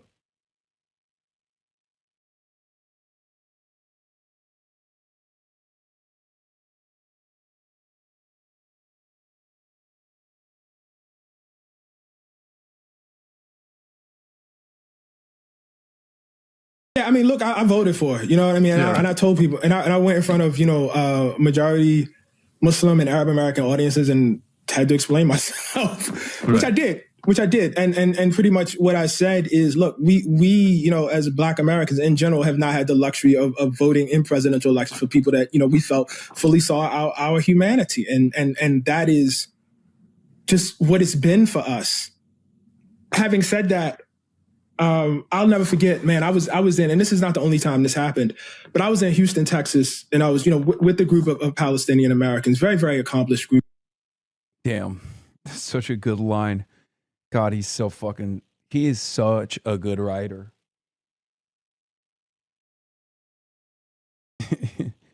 Like connecting the reluctant voting of Kamala Harris back to like voting for a Democrat who is most likely, not exactly pro-black. It's pretty good.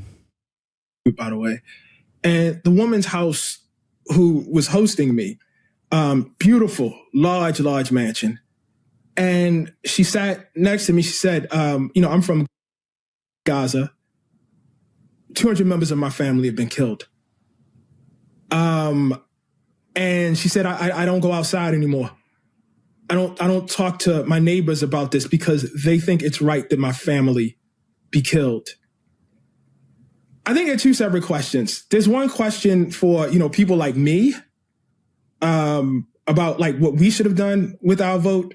And the answer to that, for that, to me is very, very clear. We should have voted for Harris, I feel the loss of some measure of my humanity, or I felt the loss of some measure of my humanity by turning to this woman and telling her, you have to vote for a member of the administration that was shipping bombs for this to happen. That you have to now, you know what I mean, have a conversation with your family to tell them why you, Tim, I couldn't do that, man. I couldn't do that. And I got to be honest with you. If I were in her shoes, I don't know what I would do. I don't know, because I think the thing we also have to face is everybody didn't make the decision that we made. Everybody didn't make, like, there are Palestinian Americans and Arab Americans who made the harm reduction decision. In fact, Kamala won the plurality of the vote. So most of them did, you know what I mean? Like the plurality of them made the harm reductionist decision. You know what I mean? But look, I get it. I mean, the thing I would ask you is, and the thing I've been asking myself is, man, at what point do we stop doing this? Like, at what point, what is the point where we stop saying to people, this is the most important election of your lifetime, and you must accept things that, in this case, you must accept the murder of your family members, the killing of your family members for the greater good. Like, it is pretty wild that he makes this argument, which is like, you know, rooted within empathy and is like advocacy for fucking Kamala Harris, and how he was advocating for people who demonstrably understood that the Kamala Harris demonstrably had no sympathy for them and their slain family members. And K-Hov is up his ass, bro. For a lot of these guys, like, it's just anything short of absolute fealty is unacceptable. They did this with Hillary Clinton too.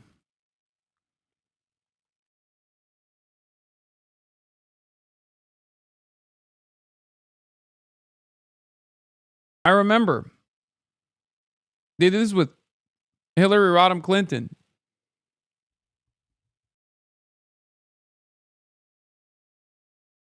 at some point, like, we have to figure out how to have a different kind of politics. Now, maybe that's not when you go in the voting booth, but I feel like we go in the voting booth and then there's no discussion of it afterwards. It's just, you know what I mean? We ramp up for another four, another four, another four. Yeah, I mean, look. I've seen random Twitters call him a token paid Republican for this.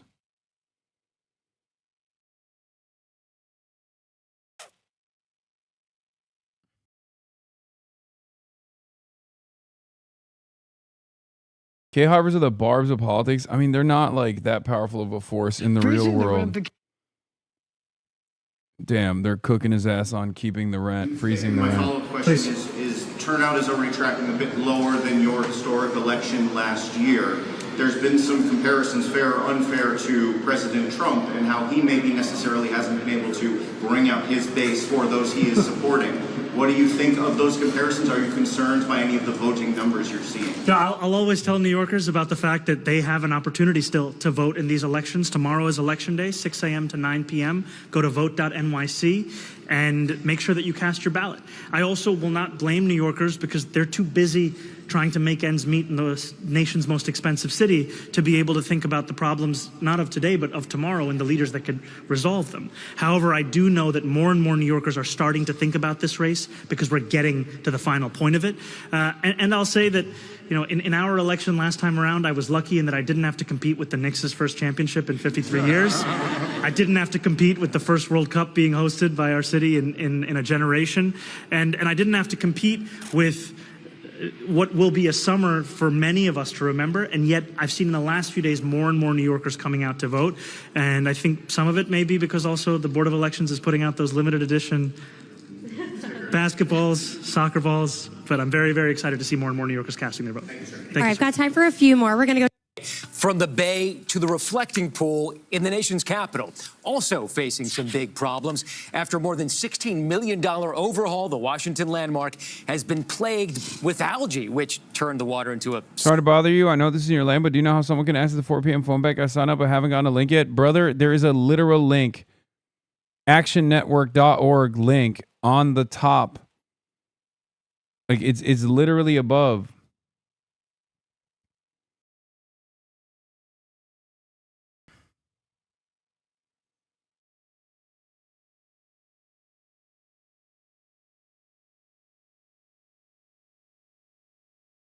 Click on the link.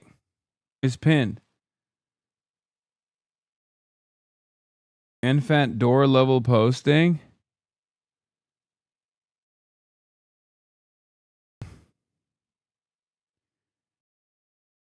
Coates turn from domestic race policy to Palestine reeks of high heaven. Like, it doesn't make sense. It doesn't track with his expertise or how he builds political credibility. His reading as a sleeper agent that gets a big payday to make this his pet issue, especially to try confound black people, try to confound black voters by creating parallels between our oppression in this country by Palestinians, which is far too nuanced to be retrofitted into our experience. Why would it be? He quite literally did not have this sympathy at all until he went and he saw it with his own two eyes and recognized the apartheid for what it was. The same exact type of apartheid that existed in the Jim Crow South, the same exact type of apartheid that existed in apartheid South Africa. It's literally something that he openly talks about. People forget that Ta-Nehisi Coates worked for The Atlantic. His editor-in-chief was a former concentration guard in the Israeli occupying forces. Okay? Like, his former boss was pro-Israel. Ta-Nehisi Coates had a lot of coverage in his past defending reparations, where he used Israel as a great example. He used Germany's reparations to Israel as a great example for how reparations could be done. All of this stuff he has openly went back on. Dana Bash covering the primary today. Oh, here we go. Tomorrow is Election Day in New York City, where we're watching 4 really contentious Democratic primaries for Congress.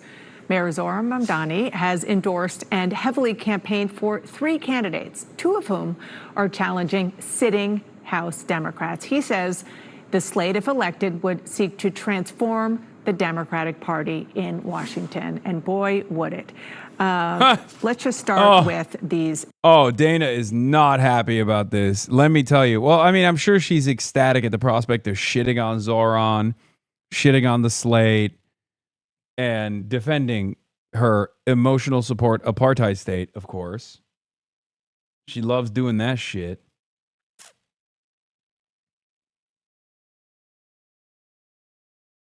Chatters, there's still time to join the Dial for Dari phone bank. We have 223 people in the Zoom, and Zohran isn't even here yet. There's a script, plenty of Hasanabi heads in the chat. Get in now. Get in there, chat. What the fuck are you doing? Put me on mute.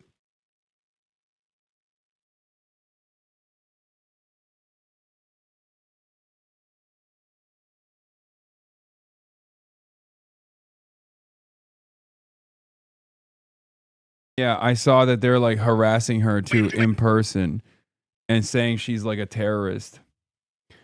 The fact that no black or Latino organization from the CBC or the NAACP is willing to defend Daria Lisa against this Zionist establishment harassment campaign speaks volumes about the limits of identity politics versus the power of moneyed interests. Deranged racists surround Daria Lisa at the polling site. Also, sudden surge in alleged black Zionists is the most obvious Hasbara op of all time. Yeah, why do you hate the Jews? Why do you hate Hamas? They just like go up and bird dog her and fucking harass her. It's insanely frustrating.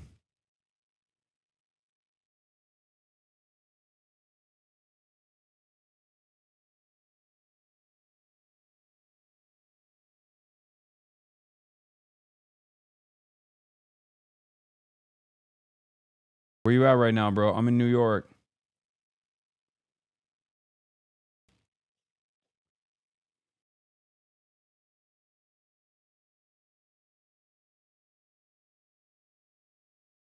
You hate the Jews. You hate the Jews.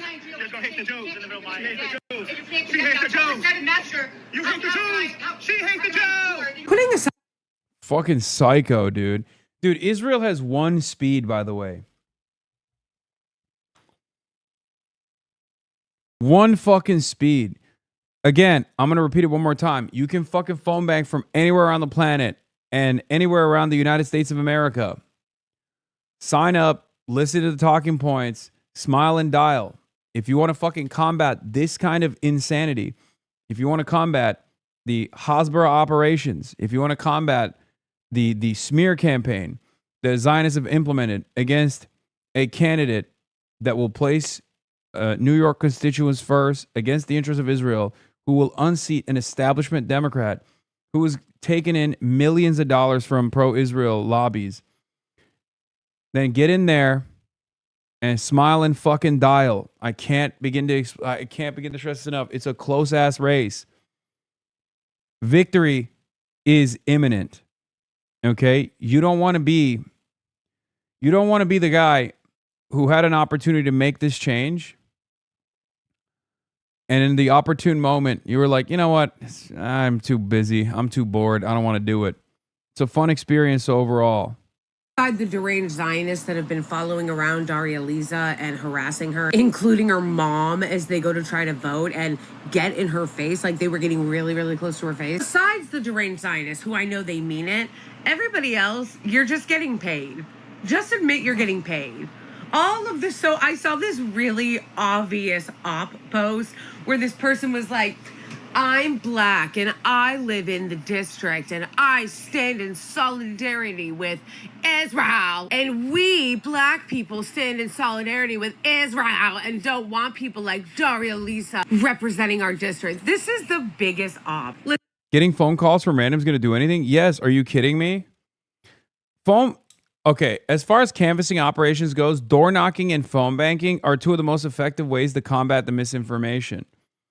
Because these guys have a lot of money, okay?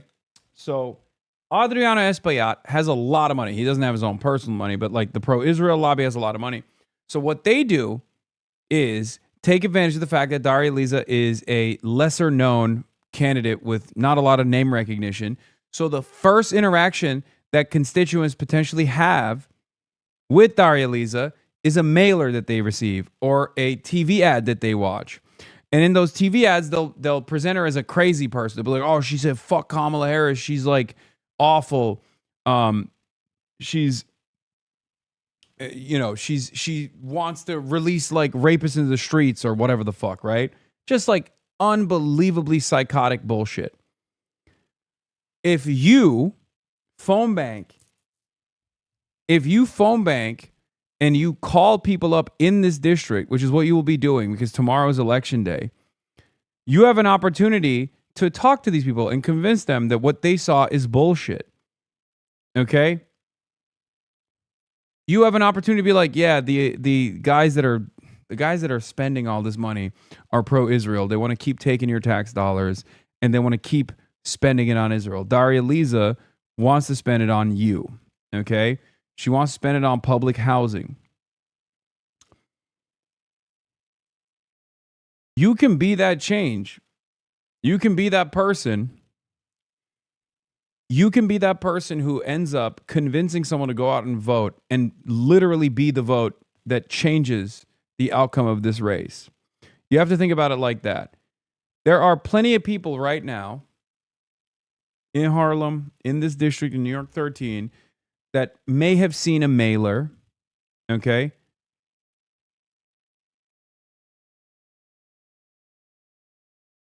All right, Lisa, phone bank lead here yesterday. During the 2 shifts I led, we had 16 volunteers total. Chat, please RSVP. Yeah. So here's how it goes. There's probably older renter voters out there, okay? Older voters who are in public housing. And they may have received a mailer that says Daria Lisa is this or that. Daria Lisa hates Kamala Harris, right? But if you are calling them up today and you're telling them like, that's all bullshit. And the reason why they're attacking her is because she wants to make sure that you don't get fucking gentrified. You don't get kicked out of your housing. That your housing is protected, right? That person is going to be a lot more likely to go out and vote. Every vote matters. So it's an opportunity to set the record straight. And that is a much more powerful tool to convince people than a fucking mailer is. It's the only effective means of combating this barrage of misinformation. That's it. They give you a script. It's super easy. I've done it. And there are certain talking points that they give you. And you actually, if you join right now, if you sign up right now on the Zoom call, they will train you on how to speak with people and how to talk to people. They give you phone numbers. It's an automated process. Okay? It's super simple. It's a lot easier than you think. You might have anxiety, speaking on the phone or whatever. You might be worried, but it's honestly a super simple process. It's unbelievably easy. It's actually kind of fun too. It's like it turns into a game.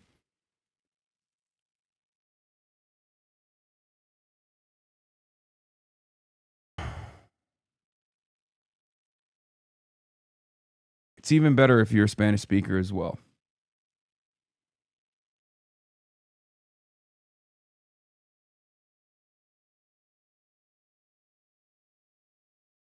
You can do it for a good cause. You can gamify it. And you can also work to overcome your anxiety when you're doing this as well. It seems, before you do it, it seems anxiety inducing. But when you start doing it, you get more comfortable doing it. It turns into a game.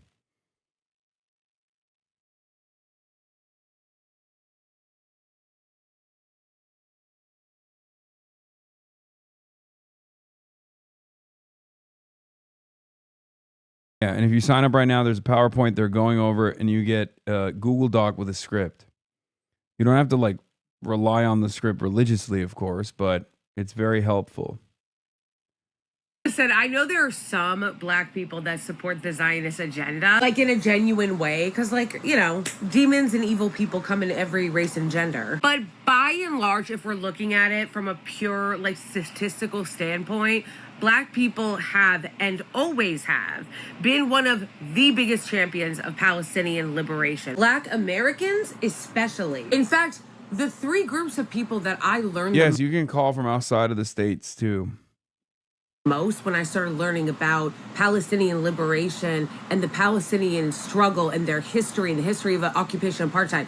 There were three groups of people I learned the most from. Palestinians first and foremost, anti-Zionist Jews, and black Americans. So when I see all these content creators coming out of nowhere, all of these suddenly newly black liberal Zionists coming out and constantly smearing black radicals and black Americans who stand against genocide, it's such an obvious op. And I'm just wondering when somebody's going to write an article about it, when somebody's going to do an investigation into their funding. Because all of the people that are reposting this claiming that black Americans don't stand with Palestinian liberation, many going as far as coming out like straight up Zionists and attacking Palestinians and defending the genocide. Suddenly, after Israel ups its Hasbara budget to close to $1 billion, it's just not credible.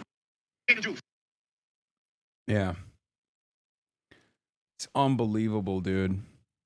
Dude, the lengths that the Zionist lobby will go to fucking disparage, attack, try to humiliate opponents of Israel is insane.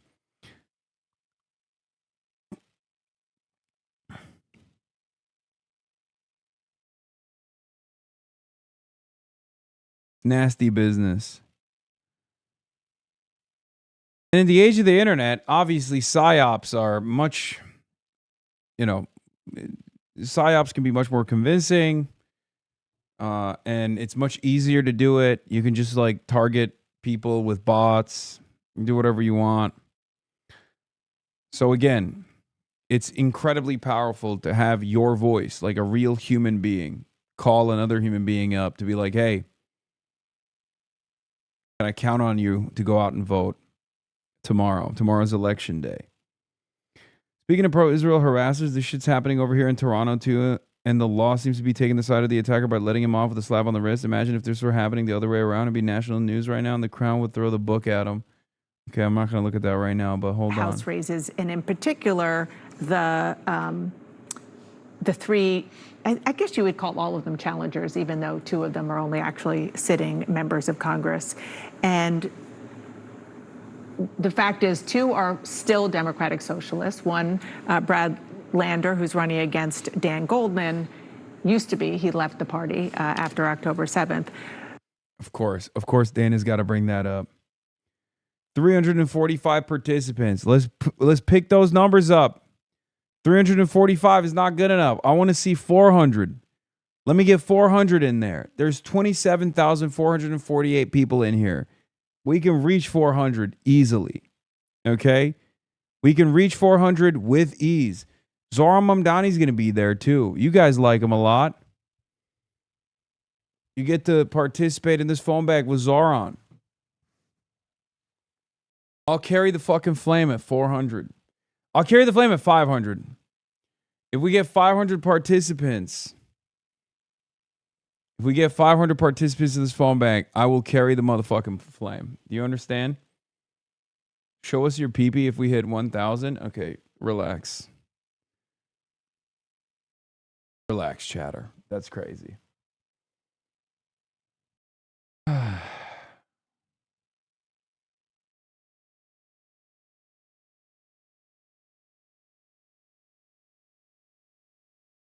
At 1,000, I'll do gaming. Instantly. You unlock gaming instantly. I will literally download whatever game I can right now and start gaming immediately.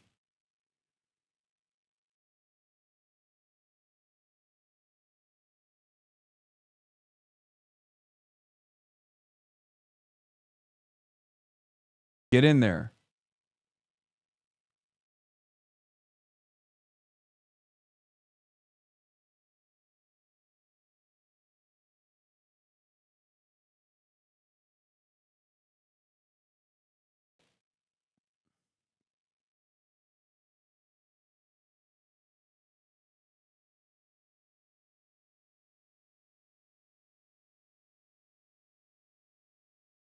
$2,000 and we watch porn on live stream? Yeah, okay, y'all are fucking crazy. But what is your sense on doing, I know we're going to talk about another specific report you have on a different race, but what is your sense of how things are going and the sort of vibe among Democrats in New York? Mamdani won. Oh. Dana Fash and Edward Isaac Dover. My two favorite media figures. Just two people that are totally impartial in their analysis. Definitely no disdain for any anti-Zionist sentiment. No disdain for socialists. Oh my God. Of course. Big last year. And what he did afterwards is think about how he could really capitalize on that power. And this is his attempt to do so. He's going against two incumbent members of the House. That is a big move. And he also went, the third race, there is a woman who he is supporting who was not the choice of Nydia Velázquez, the outgoing congresswoman, which has been notable because Velázquez was the first big endorsement that Mamdani got. Yes, when you sign up for a phone bank, they give you an auto phone dialer, they give you a script, they give you talking points, and it's all an automated process. Like, people are fearful because they think their phone numbers are going to leak or something. That's not how it works, okay? It's literally super turnkey. It's designed so that anyone and everyone that's even like a little bit sympathetic but has no experience whatsoever doing this can immediately do it. Okay? 387. All right, we got to get to 400. 387 is not good enough.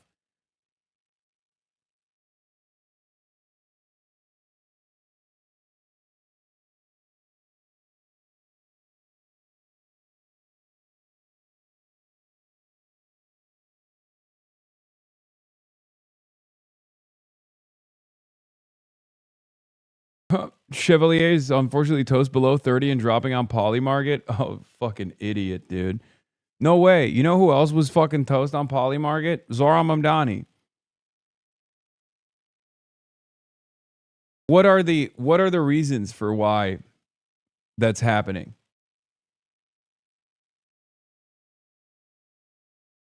$387 what? People who have signed up for the phone bank that are in the Zoom call right now. It's happening currently. Click the link right now. It's literally happening currently.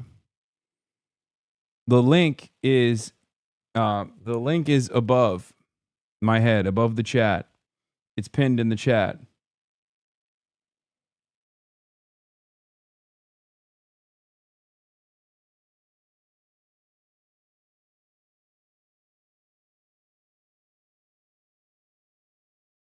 Yeah.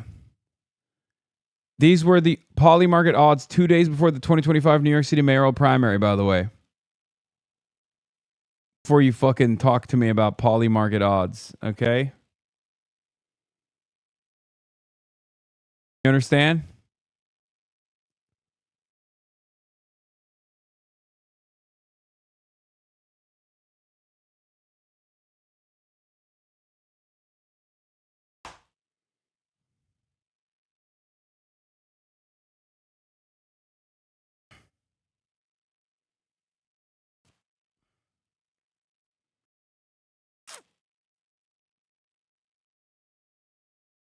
No shot. You pulled up poly market odds? Yes, I pulled up poly market odds to tell that one chatter who said Daria Lee's poly market odds are going down on poly market.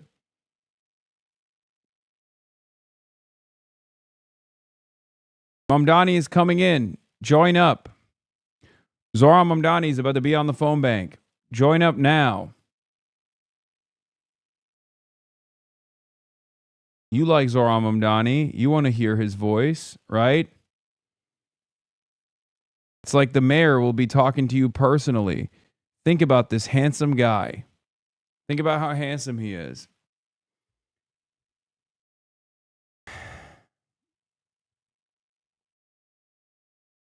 He's going to be rallying the troops. If not in the US, you click not in the US and choose your country, by the way. You can still join and sign up from all around the world. Okay? Is he going to wear the jersey on the call? I hope not. I hope he's stopped wearing the jersey under his jacket. Because I feel like it's a little wild.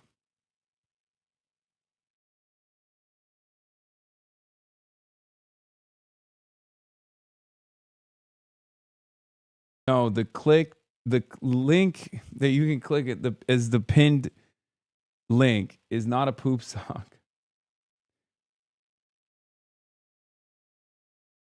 All right, what are the numbers at? I know you like the number. I know you like the number. What are we at in terms of the number?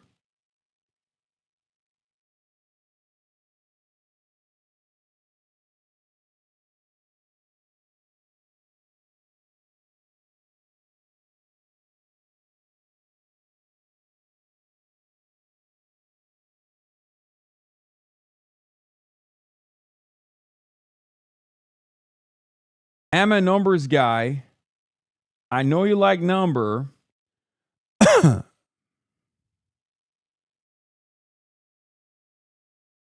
Hold on.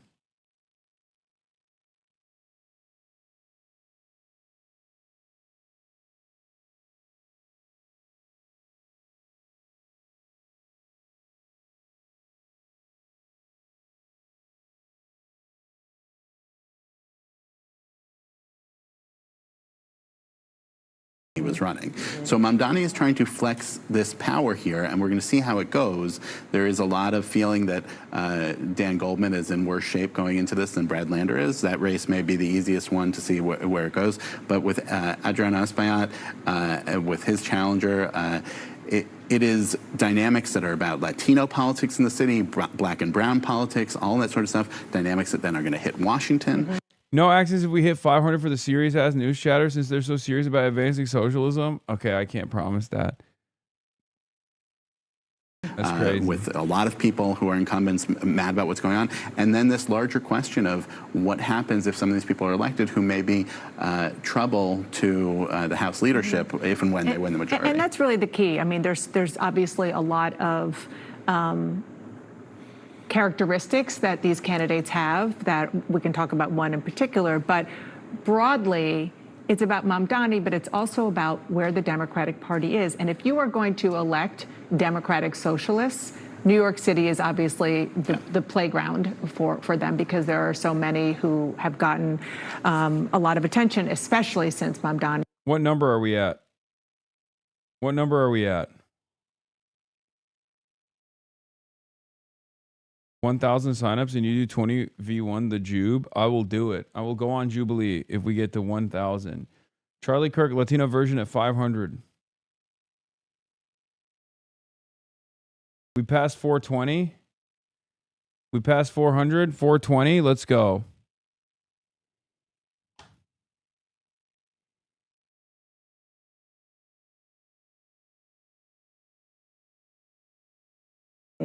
Is a democratic socialist and has supported a lot of them. You mentioned the incumbent Adriano Espaillat, and I told you guys, Espaillat. She doesn't even fucking know the name, dude. This is what I mean. Dana doesn't even know the name of the incumbent. This is how little motion Adriano Espaillat had. Like, there's an election tomorrow and nobody knew about him and nobody gave a fuck about him. Okay? She said Espaillat. Yeah, you got to vote for Adriano Espaillat because obviously his opponent is a scary Muslim man who hates Israel. My emotional support apartheid state. We cannot allow there to be another congressional representative who hates Israel. Vote for Espaillat. Xavier Baccaria.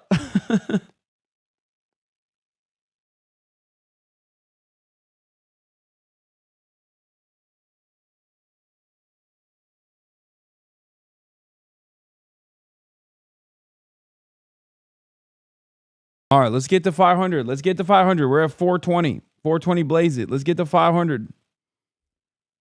I'm not seeing enough movement in this chat. We got 27,148 people in here. We have to be able to get it to 500 people that are phone banking. It's crazy. I will carry the flame at 500. I already promised.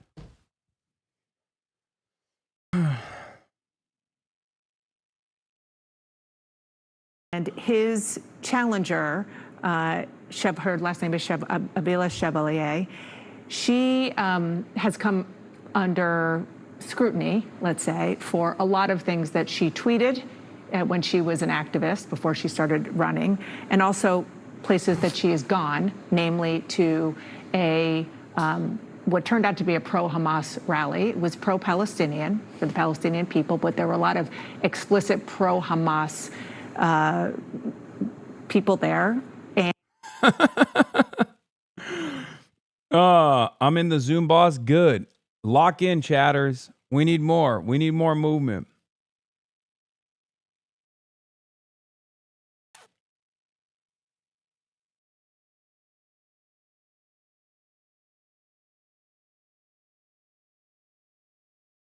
Password isn't working? What do you mean?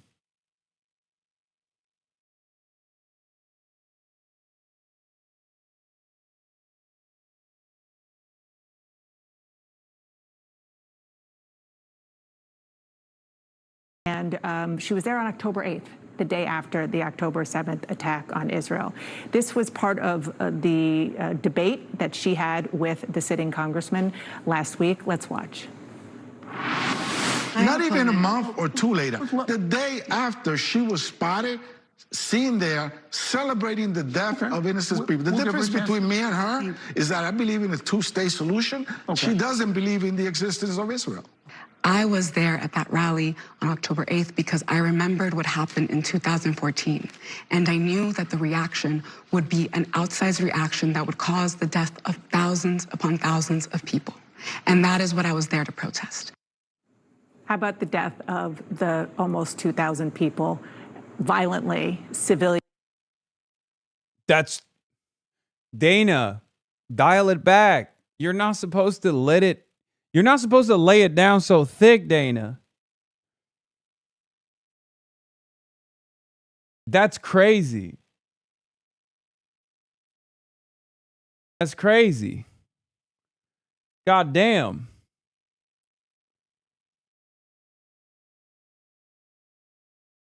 By the time that rally was taking place, Israel had killed more people than Hamas had, by the way.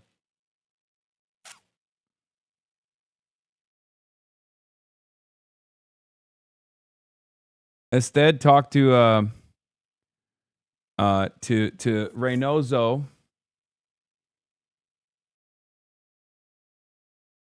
Antonio Reynoso, and Nydia Velázquez. This is how you know these guys are also like not necessarily, anti-progressive. I mean, these are like, obviously Claire is my candidate in this race, but they are like fairly progressive forces and would be probably a lot more progressive than the average Democrat in most other races. It's just like Claire is above and beyond.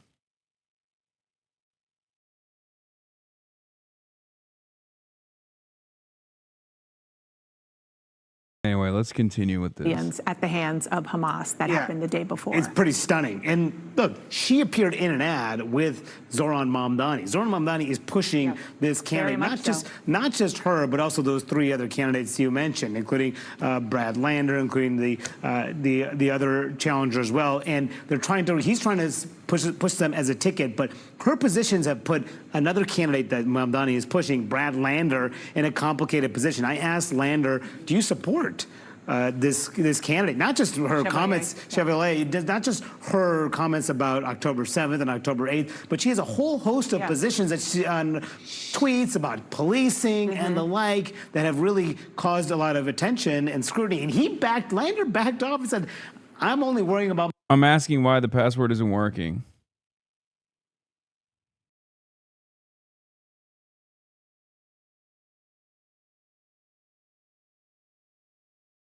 To get into the Zoom call. My own race, even though he appeared in a campaign ad with her and Zohran Mamdani. Exactly. I want to get to your great new reporting about New York's 12th district, which is also up for grabs. Jerry Nadler is retiring after 30 years there.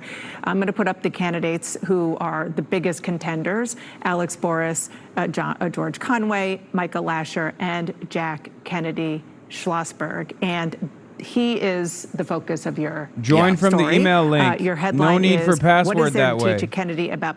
If you join in from the email link,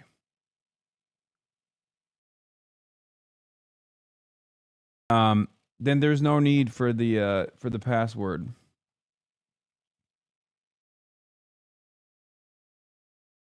You just get a Google invite with the link.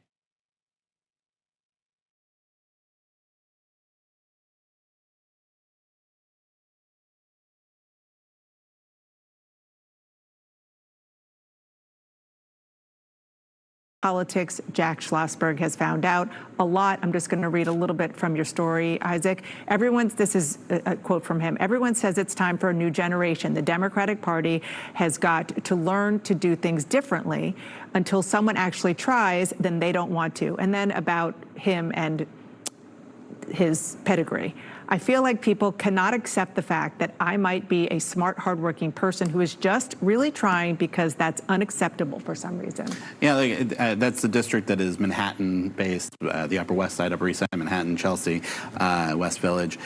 Schloss. They did. Asmongold tried to call me the establishment.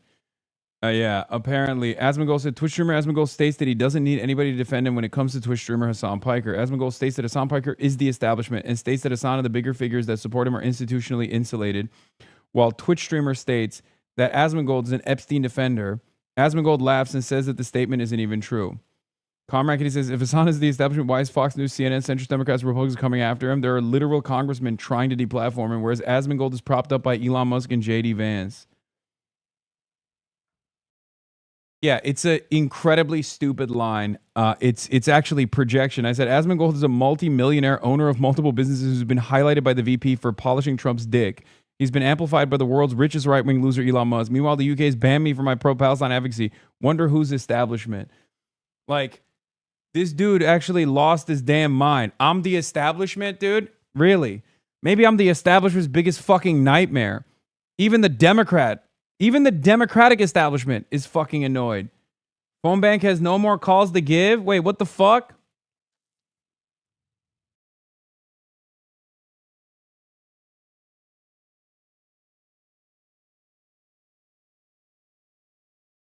No.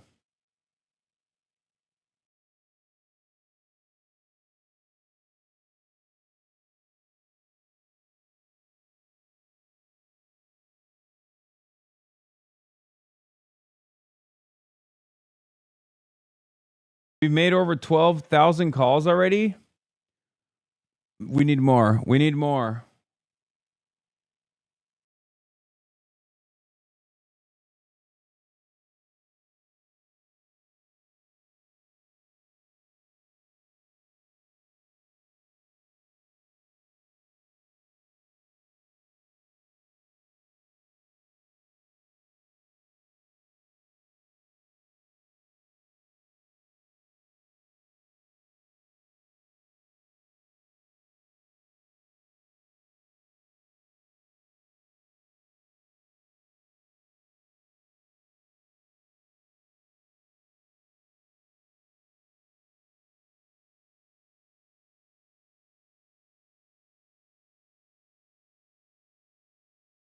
Zohran is so good. Oh yeah, I covered this already earlier.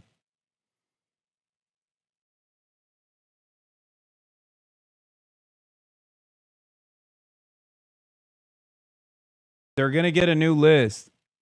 They're going to get a new list loaded.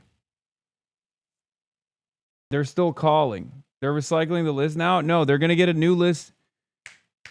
They're going to get a new list loaded. There's not enough. There's no way. New list incoming. Okay?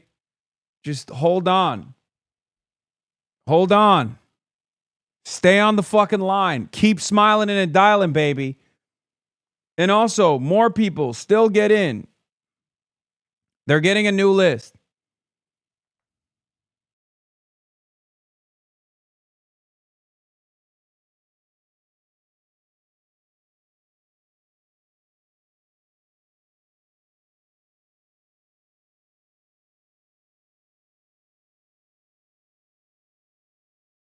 Hold the line. Count the votes. If you're in line to phone bank, stay in line.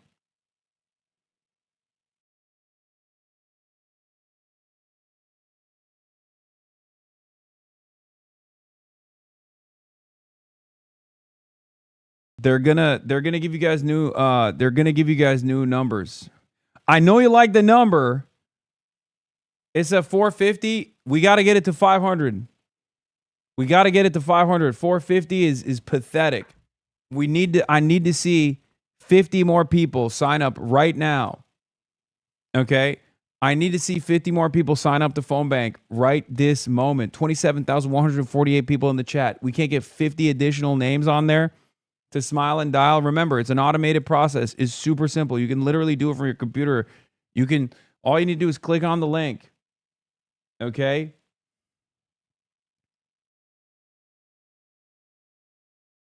You can do it from all around the country and all around the world. You can call in to phone bank for Daria Liza Avila Chevalier, who's been getting attacked non-stop from the pro-Israel lobby and its fucking corporate stooges. Okay? It's a fun game. It's like a game. You can gamify it.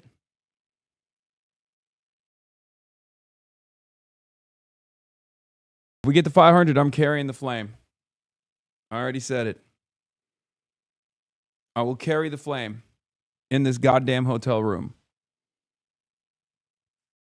You understand? All right, they're reloading. New numbers are coming in. New numbers are coming in. Yes, you can do it from abroad.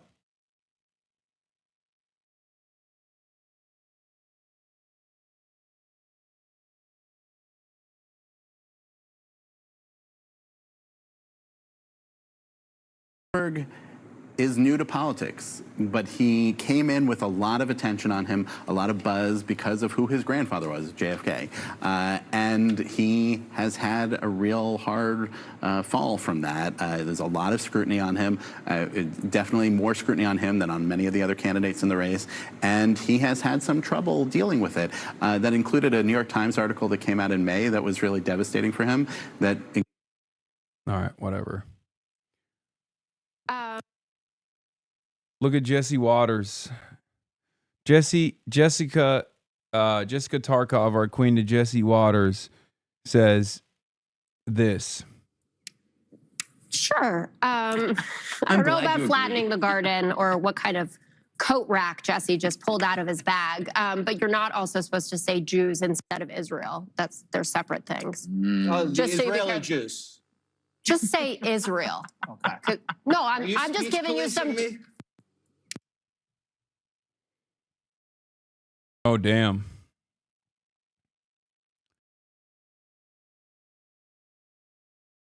Even though Jessica is currently on hold as our queen because she was shitting on Daria Lisa, our actual queen. As an African American, the Haitian Dominican ethnic beef is wild because it's literally only old TOs and miserable people online pushing it. Many of the millennials and Zoomers that stay in the States don't care about any of that shit and identify as black. Dominicans date and have kids with Haitians. Haitians date and have kids with Dominicans, and both date and have kids with African Americans. These kids will identify as and be black.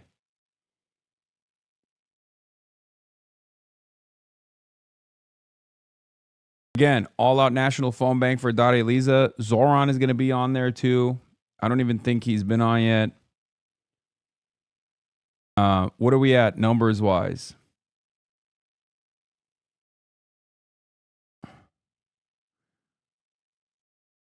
Wait, what?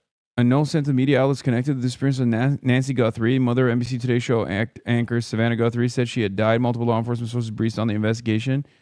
It followed the first note that demanded a ransom of $1 million. Investigators believe there are legitimate communications with the kidnappers. Damn.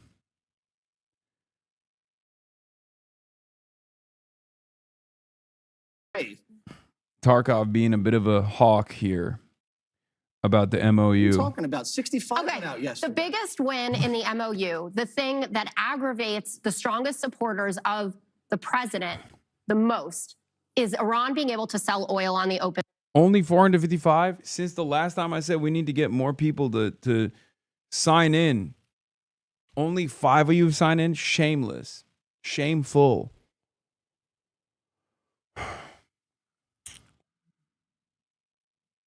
I need to see more movement, dude. We're washed. We're chopped. We're chopped huzz. I'm chopped huzz. Okay? 461. We need 39 more people until I carry the flame. 39 more people to join in on the Zoom call and smile and dial for Daria Lisa.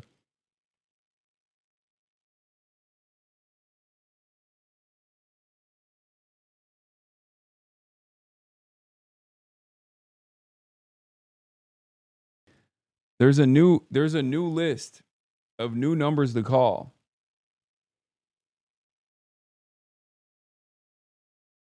Yeah, 27,000 bots, only 5 real people.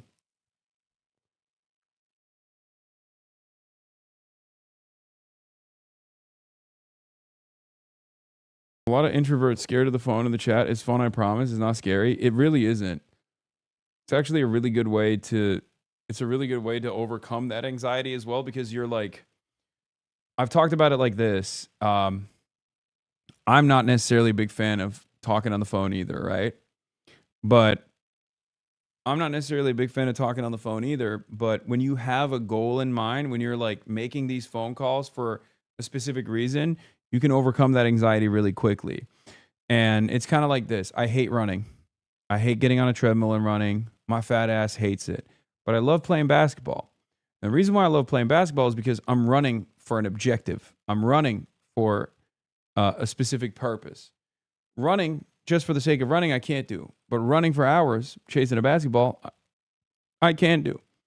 And phone banking is similar. You might have anxiety. You might not want to have a phone conversation. You might think that it's like going to be tough. It's not. And it also ends up helping you in the long run as well. You get better at it.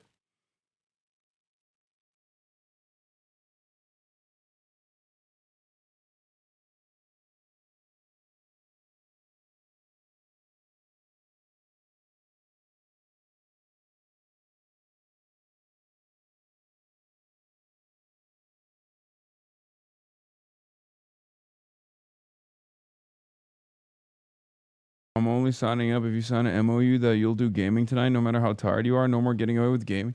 I already said it. I'll do it at 1,000. If 1,000 of you joined the call, immediately that would unlock gaming on the broadcast. Like instantly. Instant unlock gaming.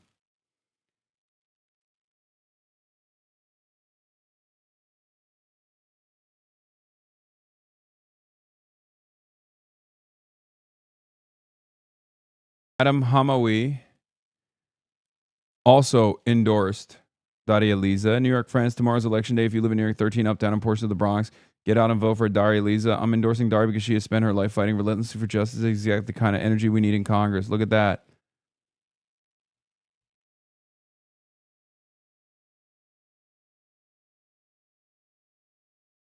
We're at 480. 480. We need 20 more.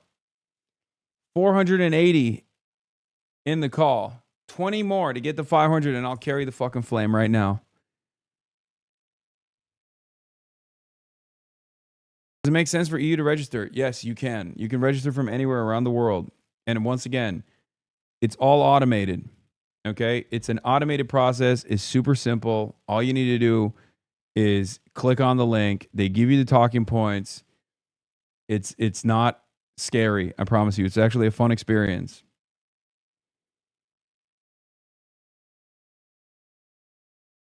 I call someone and they said they already voted for her. Good. There you go. I've been on the dialer for a few minutes now. Definitely a big challenge for me after a lifetime of phone anxiety, but I agree it's good practice. It might take a bit of push for some people with some more practicing on the script, but it's really simple.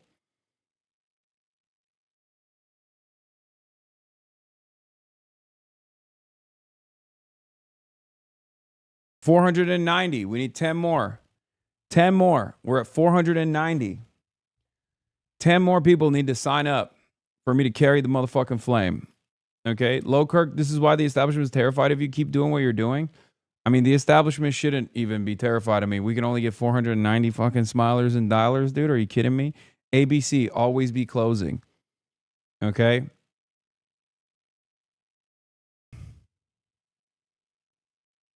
$497. Okay. Okay.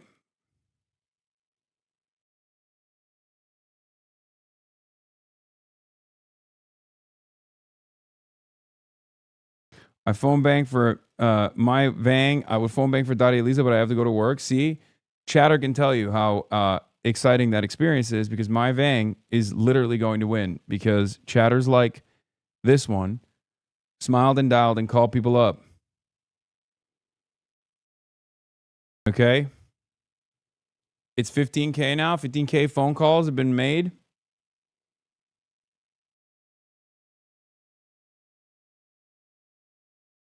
You can deploy the talking points that you learned here as well. Just don't say America deserved 9/11. We're at 500, bucko. Oh, we hit 500?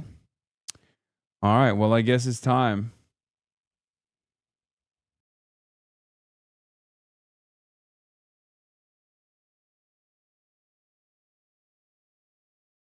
All right, dude. Back to the classics.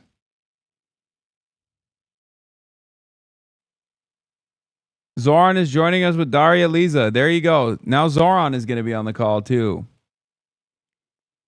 Read more on the YouTube comment. Also, fun fact, Spilanexma, the guy who made the original We Are Charlie Kirk, has copyrighted my two most popular remixes, lol. Yep. We're always carrying the flame, baby. Can I talk to Zohran? No.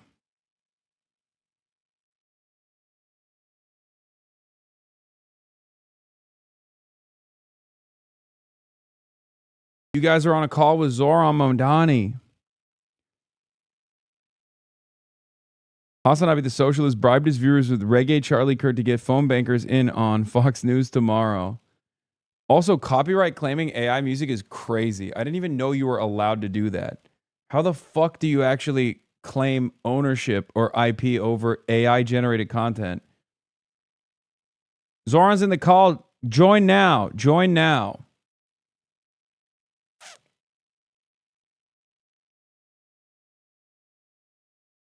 Yeah, this is the kind of shit that, this is the kind of harassment that she's experiencing.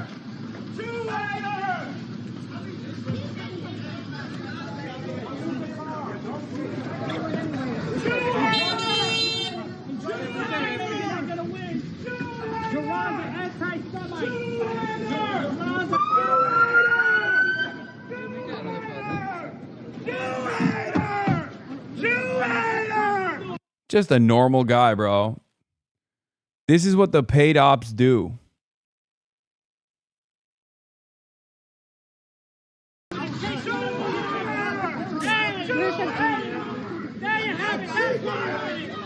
the fuck out of here! Get the fuck out of here!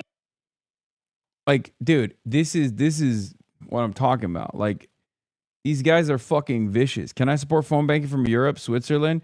Buddy, if you can support the MOU from Switzerland, you can certainly phone bank from Switzerland as well. Yes, you can phone bank from anywhere around the world, chat. Anywhere around the world you can phone bank from. This was her response. A political machine. And as you can tell, we have pissed a lot of people.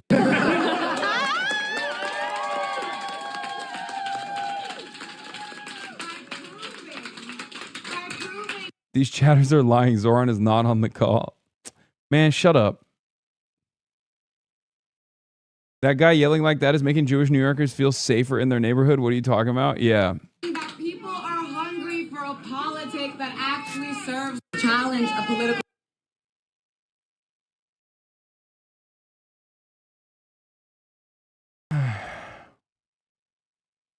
Yeah. That guy is keeping New Yorkers safe. All New Yorkers, honestly.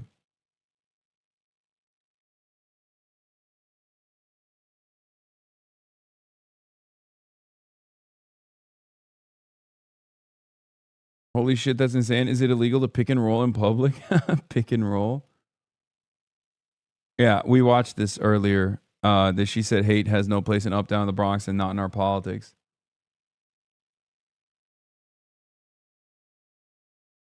I love behaving like a terrorist by screaming Jew hater at a random Afro-Latina woman who's simply... Oh, here. This was also... Here's some copium. Okay, here's some hopium. Sorry, not copium. Because I forgot to mention this. Okay. Here's an encouraging sign for Chevalier. In Miss Avila Chevalier's race in particular, Mr. Gordillo said more non-DSA members have volunteered for her campaign than members, suggesting that DSA membership could grow considerably after the primary. Okay. Encouraging sign for Chevalier. Her clearest path was always to grow DSA membership within the district while winning over a significant number of non-DSA black voters. It looks like she's doing exactly that down the stretch. Okay, so there's some good sign here. There are good signs as well. And yeah, this was the poll that I saw. Effie Phillips Daly at 14%, undecided at 29%. This is from New York 17, Conley endorsing majority Democrats' own poll and reporting. Kate Conley at 33%, Beth Davidson at 19%. This is going to be the Democrat that ends up taking out Mike Lawler. Yes, we will find out who wins tomorrow.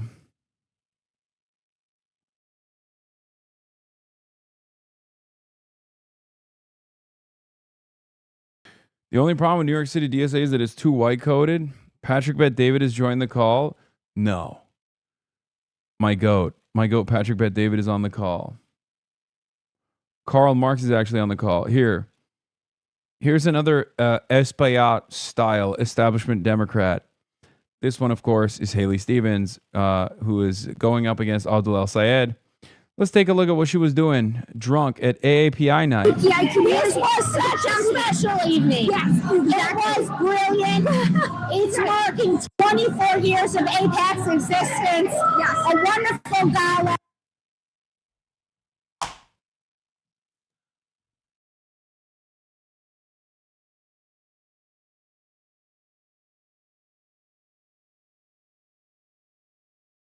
Umich Voter back in the good graces. Umich Voter was also fucking canvassing for... Umich Voter is up big, okay? It turns out, I thought Umich Voter was just like straight up paid.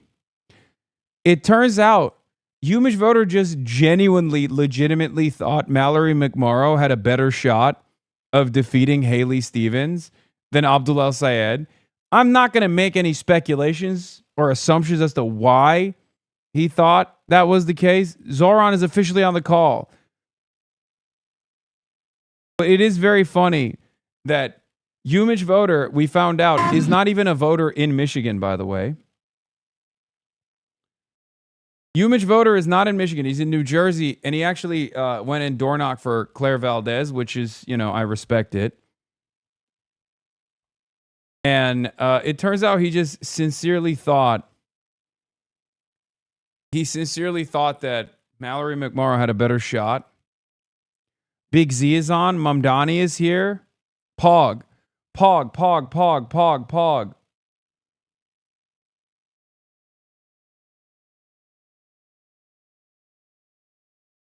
Yeah, guess you got to go there and listen to him personally. It'll be like you're on a phone call with him, so you should join the phone bank right now.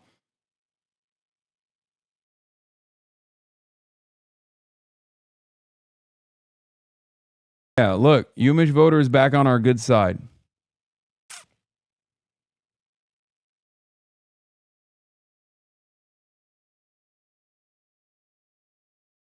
He's unblocked me and he's refollowed me. He's back on our good graces.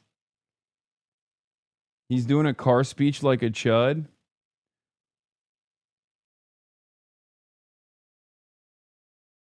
Yeah, you can send a screenshot of your phone conversation with Zohran Mamdani to your parents if you join now. Zoe said hi to me, Hasan. He's my bestie now. Sorry, bud. You're washed. It's over. I'm done. He's already taken over my space as guy who streams. So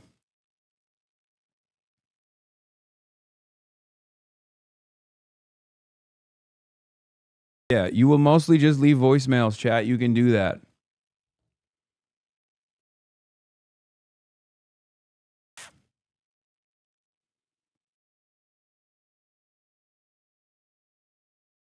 Abdul being the only non-nominee up here, seems like boomers might be aware he's campaigning against AIPAC even at a national level.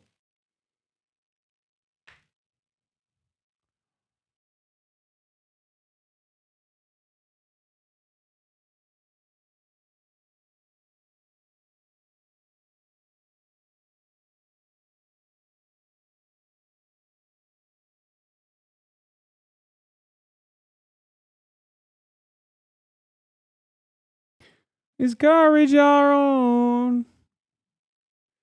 Vladimir Ilyich Ulyanov has joined the call. Pog. Lenin? This is a worthy Discord group activity too.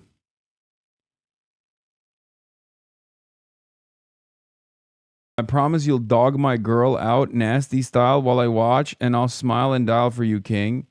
Sure, I will have sex with your girlfriend if you phone bank for Daria Lisa.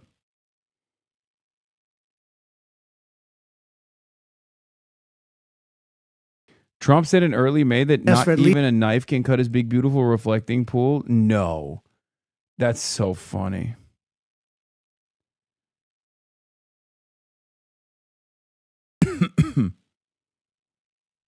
God, he's so stupid. Tulsi Gabbard has joined the call. Ladies and gentlemen, Tulsi Gabbard has joined the call. Weird how Megaphonics can canvass for his district, but he can't seem to today. Sus. I agree. He's too busy spamming jokes in the chat like Barack the Obama Shah has entered the call. Living for God and Country Damon is on the call. He's just naming names that he actually voted for, by the way. Illegally voted for. Over 600 now. We're crushing these lists. Hell yeah.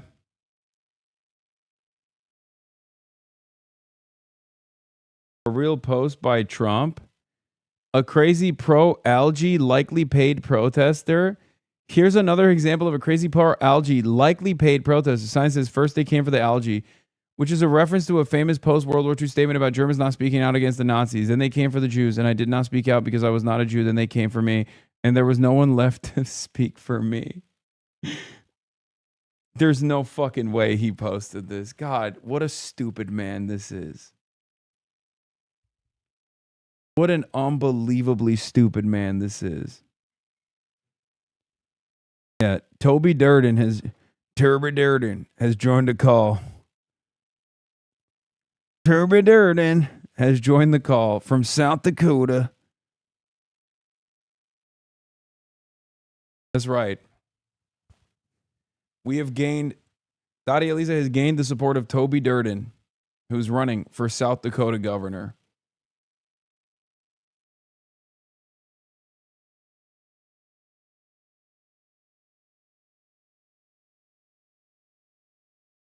Turby Dirty. And you know who's not on the call? Rusty Johnson. Rusty Johnson would never get on that phone call, brother. Let me tell you, it's only Toby Durden who's brave enough to go out and phone bank for a Democrat socialist. Rusty Johnson would never. 30,000 phone calls have been made, and Toby Durden made most of them.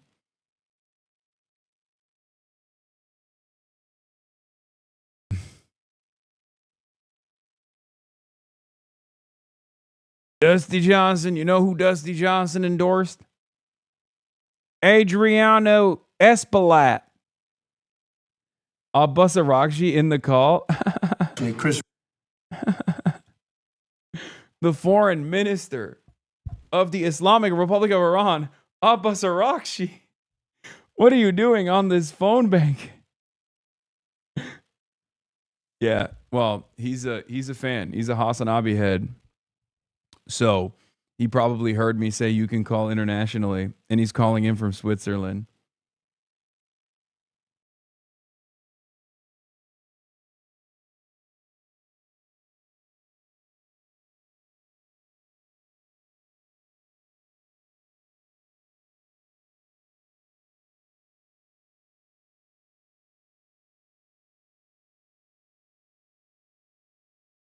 Yeah, Abbas is cluing in the Dottie Eliza.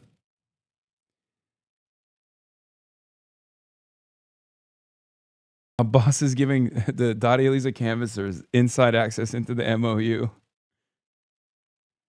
Wait, the one chatter that said he's in Switzerland, that was him? Yeah.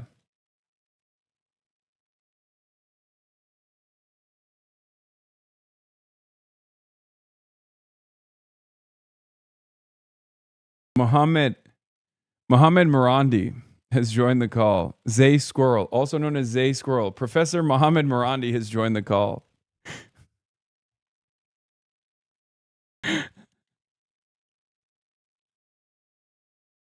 Switzerland chatter. Turns out Switzerland chatter wasn't Abbas Araghchi, the foreign minister of the Islamic Republic of Iran. It was JD Vance.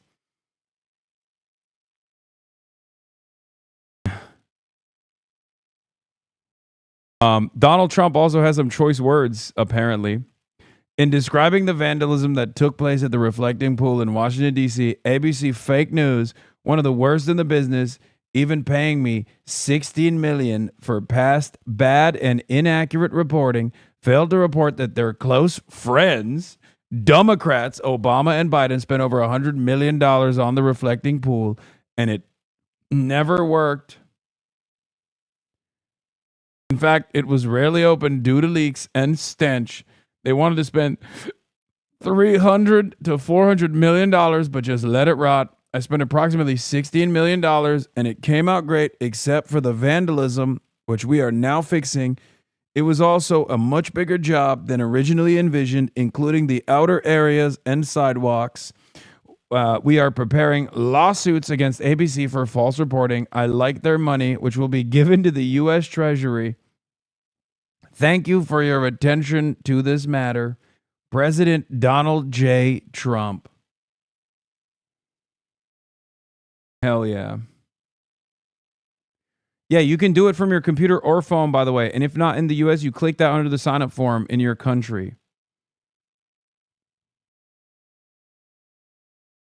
Remember, they have released, there is so much more people that have joined the phone bank, and I'm really proud of you guys for doing this. There's so many more people that joined the phone bank than they previously expected. that they put down more lists, more phone numbers, and they're splitting it up as well so they can tackle different neighborhoods piece by piece. So keep going, keep smiling, keep dialing. I'm proud of you guys. You don't have to be from New York. You don't even have to be from the United States of America. You can do it from all around the world. You can do it for your computer. You can do it from your phone. It's an unbelievably simple process, chat. It's an incredibly simple process. 30,000 calls have been made already. Many of them obviously still go to voicemail.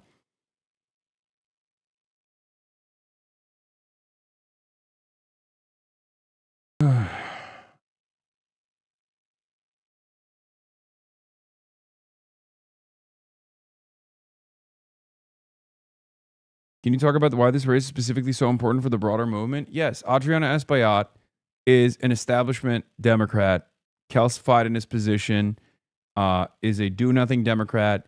He is not well liked by his constituents. He's weak. But he also has a party machine that is going to draw a lot of turnout.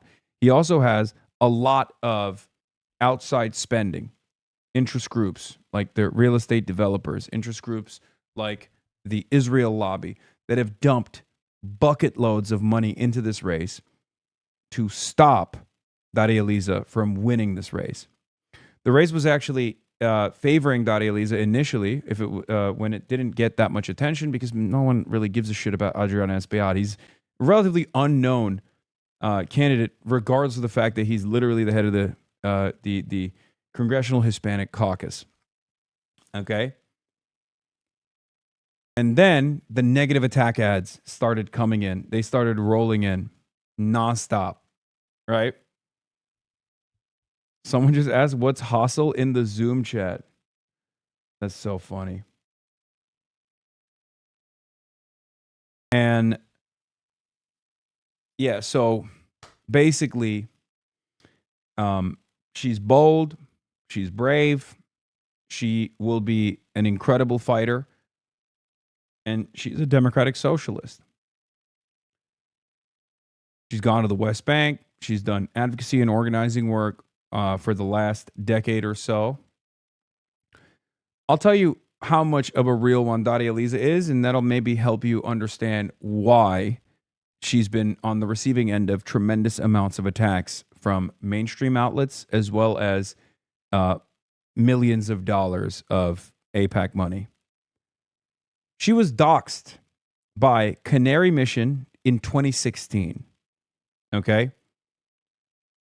So she's been on the right side of history for longer than a decade.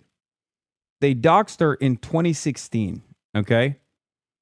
That's part of the biggest attack. Like, one of the biggest attacks that she has been receiving is the fact that on October 8th, she went to the pro-Palestine rally. And they're trying to punish her for it. They're trying to punish her for being on the right side of history, but perhaps too early. Okay? So, the idea, I mean, this person has been a fighter pretty much her whole life. And she's going up against the establishment machine, and hopefully will be able to unseat a do-nothing Democrat that is responsible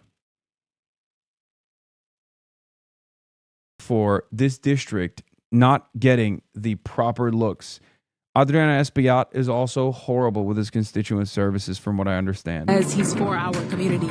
But check the fine print.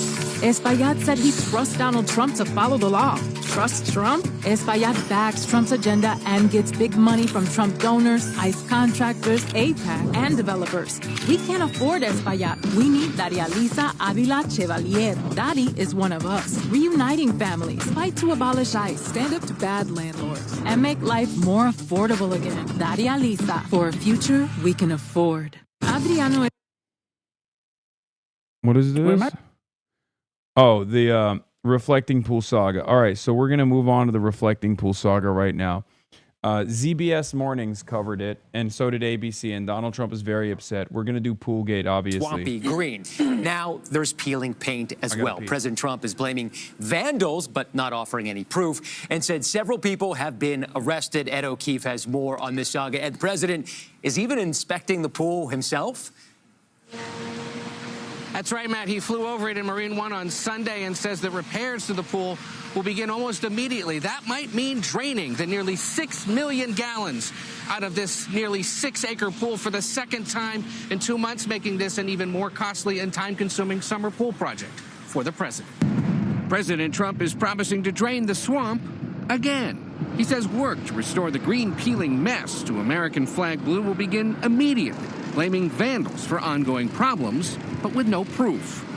An administration official says at least 10 people were arrested or given citations for allegedly vandalizing the Washington landmark. But the White House didn't respond to requests for comment for more information about the president's accusations. He launched the repair project earlier this year, ahead of America's 250th birthday celebrations. But within days of its completion, algae bloomed. We were trying to look at the new American flag blue, and we can't see that on the bottom. Waiting in the pool, workers treated the water with gallons of hydrogen peroxide, cleaned out muck. But in some places, the American blue coating is now floating to the surface. The green water takes a back seat here to fixing any potential areas that have been damaged. So, swimming pool and aquatic systems specialist Steve Gooddale says the scale of the reflecting pool is a unique challenge. It's perhaps similar to a man-made shallow lake. It's unique in that it's unlike a swimming pool where we manage it with a chemical sanitizer, chlorine. That's not an option here. Then on top of this, we add the grand scale to it, making it all more complicated. Repairs are adding to the already over-budget project, totaling more than $16 million after a pair of no-bid contracts. One went to the company run by Trump donor J.J. Cafaro, called, get this, Greenwater Services, which previously has done work at the president's private golf clubs. The side that's been cleaned is kind of dark gray, I would say, and the side that they're working on here is... Liar. See? So many haters. So many haters all around us. They're hating. They're lying. Don't believe their lies. Don't believe your lying eyes. The haters and losers are claiming that the pool is gray. The pool is blue. American flag blue. Still bright lime green.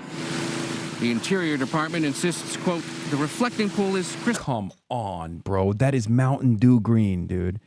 That is fucking Mountain Dew green. Holy shit. It's getting greener every day. God, I love this story. Shit looks like shit is just straight up Mountain Dew. And probably just as lethal. It's Brondo. Yep. Crystal clear.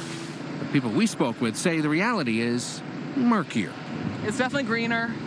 I was worried that it wouldn't reflect. It looks like it will still reflect, so there's that going for it at least. Among those charged so far, former Olympian David Hearn, who faces a misdemeanor charge of destruction of government property. He says he merely just leaned over to take a look at the bottom of the pool and didn't do anything to damage it. In one of the president's weekend online posts, he alleged that there's a 250-foot gash that's been found in the pool. But when we followed up with the White House for more details of those accusations, we have yet to hear back, guys. Boy, Ed, and the name of Mr. Cafaro's company is really Greenwater Services. Well, at least it's living up to the title of the company. I just keep thinking about that scene in Forrest Gump when Jenny goes through the reflecting. Dude. Bro, this guy. Bro. I'm sorry. It's fucking amazing. It turns out, you know how earlier today Donald Trump said that someone, a vandal with a knife, cut through the pool, which we all know is bullshit, obviously. Because, like, what's going on now is, like, obviously the pool has gained a lot of attention. So liberals are going to the pool, to the reflecting pool, and taking a look at what's at the bottom of it. And maybe some of them are pulling out the chipped paint particles. Okay? Obviously, that the chipping is not happening because someone is cutting with a knife. But it turns out Donald Trump I guess knew ahead of time that someone might try to vandalize it with a knife. And here's what he had to say back in May 4th, 2026. This will last for at least 50 years. You'll never have a leak. It's very strong. You couldn't, if you had a knife, I don't want to give anybody ideas. If you had a knife, you can't even cut it. So strong, so powerful. It's like powerful rubber. Are the contractors who... That's so funny. I don't know why he brought up the knife.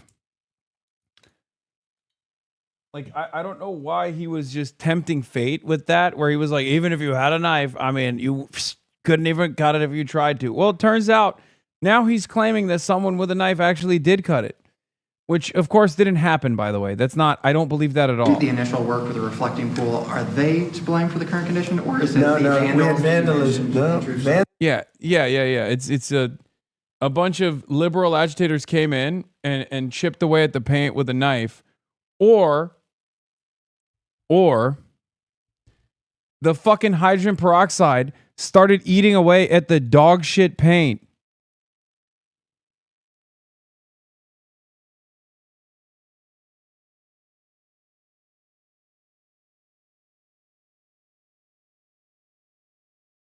You know, we have I think 290, 300 foot slit right through it, probably a box cutter or a knife of some kind. National Guard and police have been all over the mall. How would these vandals have gotten so close to do something like that?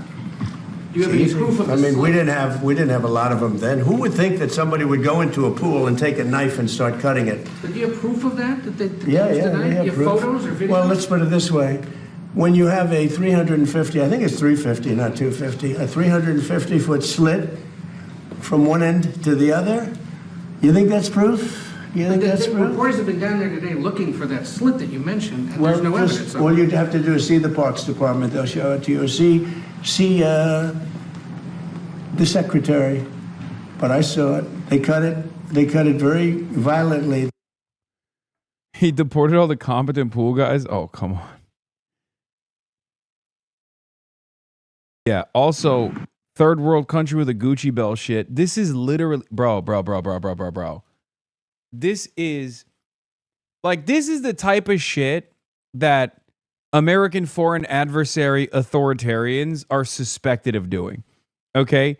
Like this right here, this entire saga, this entire chaotic saga, albeit very comical, is exactly what we envision happened in like Stalin's Russia and is happening under Xi Jinping's leadership in China, okay? Charlie.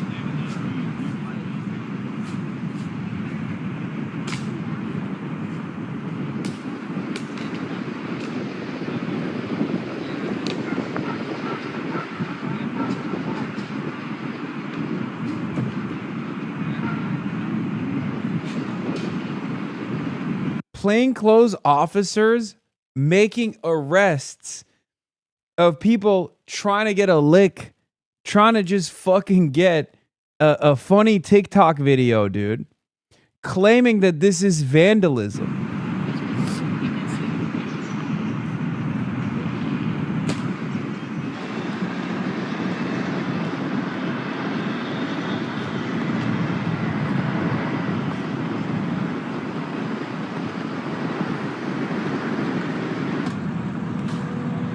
Oh my God. The National Guard is here. Thank God. Thank God. Bro, I feel so much more comfortable. I feel so much more comfortable now.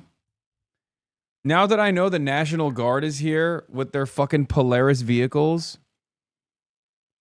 I was really worried that this crazy liberal woman was actually vandalizing the reflecting pool by taking a TikTok video and looking at the chip paint.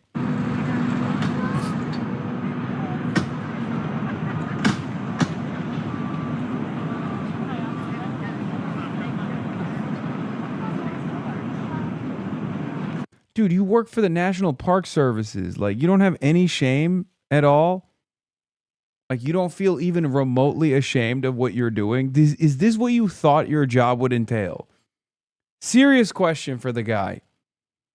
Did you think that you would be doing this? Because, like, if you're working for the National Park Services, you're like a fucking fun-loving, you know, forest-loving tree hugger, right? Like, that's what I thought. I can't believe even the NPS has chuds now. How is that possible? What, defending the homeland? Yes, defending the homeland from Iranian terrorists.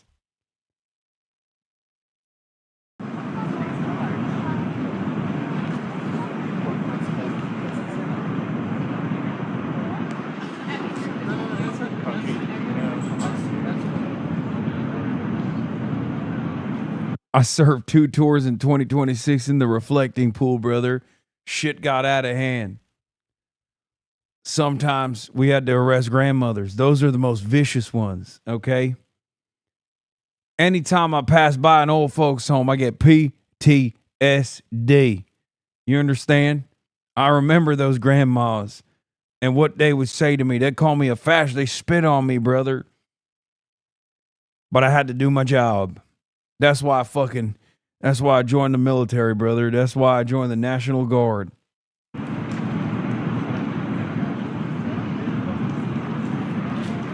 I lost 5 brothers of mine to ivermectin at the reflecting pools, brother. Look at the amount of law enforcement. Look at the amount of police mobilization. They got the National Guard. They got the National Park Services. And now they have Capitol Police. Everyone is dressed up in tactical gear to arrest a clearly libtarded TikToker. What the fuck is happening? Bro, this is literally what we think is happening in Pyongyang. This is unironically what Americans think they're doing. This is the timing of Pyongyang, okay? Americans will sincerely look you dead in the eyes and be like, this is what happened in North Korea, and it's bad. And when it happens in America, it's good. Thank God we're killing these fucking vandals.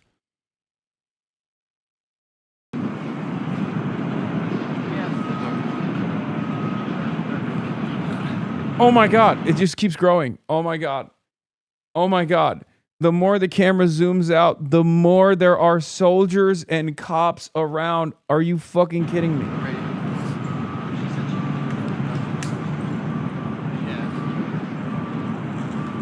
Bro, ironically enough, the whole beautification initiative for Trump was so that people could go and look at the reflecting pool and be like, wow, my president actually beautified Washington, D.C. With this level of law enforcement response, people are going to be scared to go near the reflecting pool.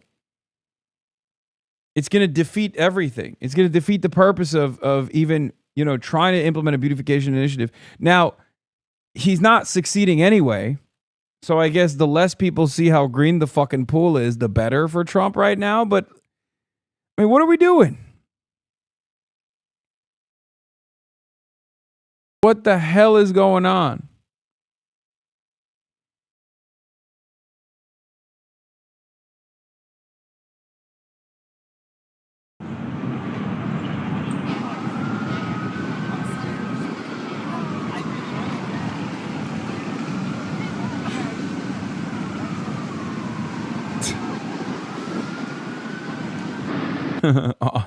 Operation Reflecting Pool.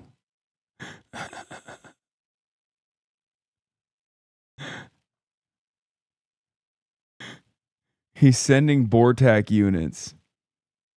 He's sending BORTAC units in there to fucking figure it out, dude. Oh my God. They're going to ban Forrest Gump and label it terrorist propaganda.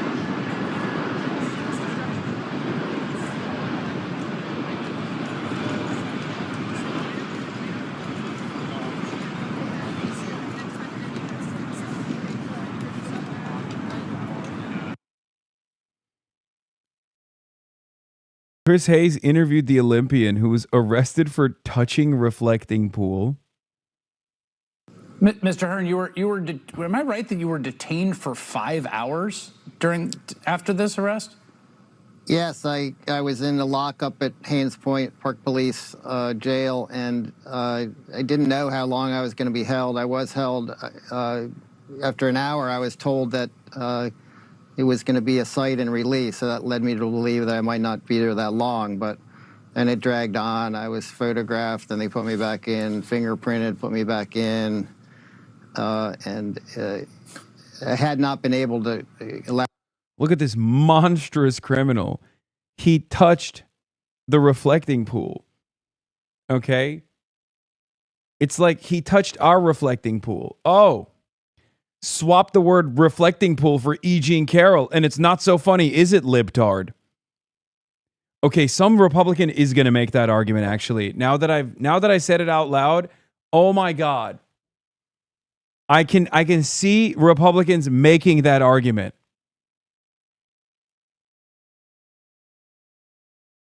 This is how we're operating. This is the frequency we're on nowadays in America. You know what I mean? Like, oh, you said AIPAC is monstrous. Well, swap the word AIPAC for Jews and kind of seems like you're a meanie. Not so funny, is it? What I don't understand is how do you as a cop who imagines themselves as a cool Punisher figure go back home and take yourself with any amount of seriousness after arresting the pool toucher? Brother, I think this is, it's easy booking for these guys. I had to make a phone call. Nobody really knew. Wait, he said phone. Is he Canadian? Is he Canadian? Put him in jail again. Put him in jail again. Why is he out? Why is this foreign terrorist? Why is this foreign terrorist allowed to do terrorism on U.S. soil? I thought Trump's America was different. He's from Baltimore? Even worse. Even worse. Even worse. Why are these terrorists allowed to roam the streets? I thought Donald Trump was not releasing these criminals. I was there. I was held incommunicado that whole time. Was never read my rights. What? Well, did they tell? Are you charged yet? Have they even furnished the charges? We do have 2 misdemeanor citations, Chris, but there's no basis for this. We're going to contest it vigorously. Well, it's not a federal crime to touch water. If you look in the statutes, you'll see there's no such federal crime. Yeah, does he do water sports? He's a canoe guy, right? Or a kayaker? Trump arrested a U.S. citizen for asking Oklahoma state troopers why they're in D.C. guarding the reflecting pool. What?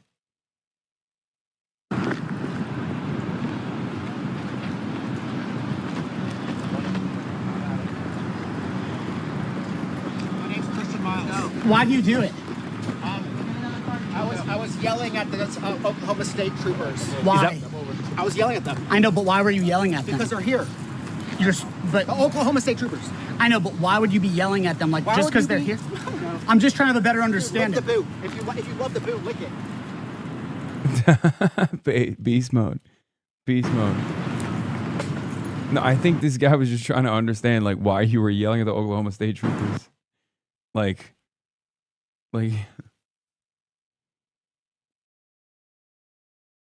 Big Z in the call with 600 phone banking recruits. Lemaire and 600 of his closest friends making 30,000 calls on a typical Monday. Join us tomorrow. Cap and crawl from Hasanabi's chat to every hustle.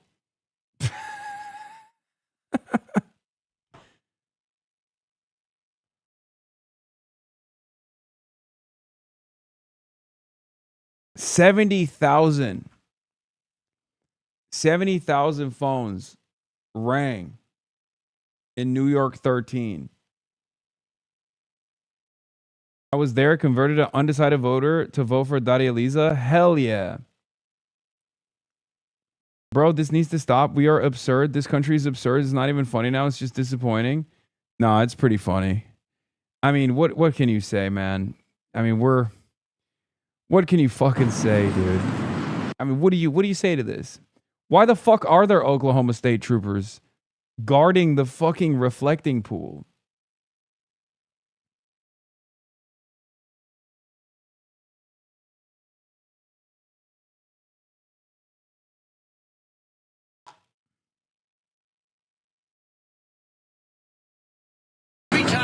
Yeah, baby duck died at the reflecting pool. This image was shared with me in the past hour by someone who's visited the reflecting pool. It's unclear what the cause of death is.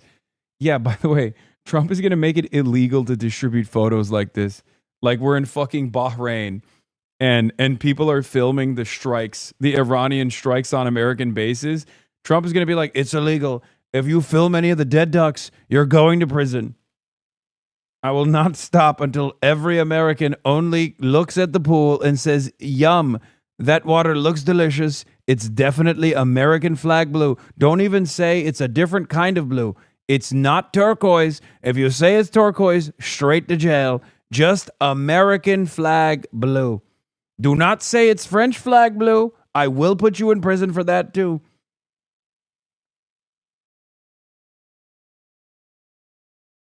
Another water molester arrested.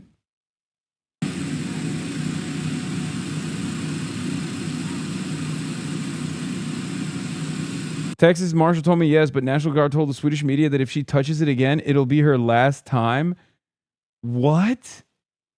Good morning from the reflecting pool where we've been told by a Texas Marshal that I'm allowed to touch the water.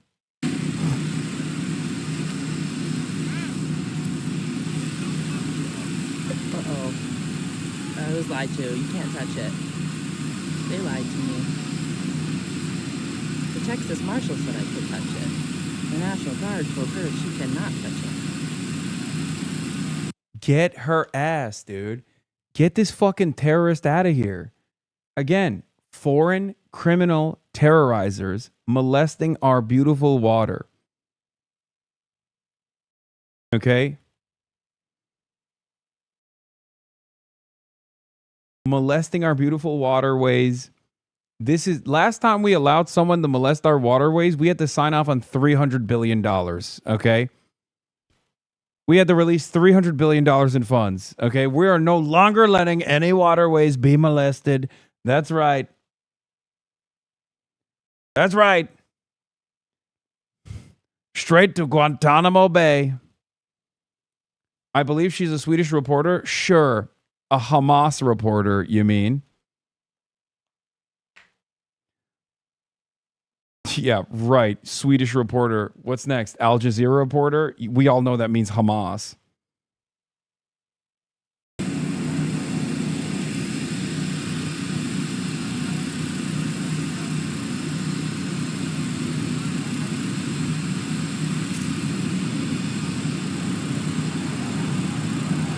That's awesome that they're just like arresting people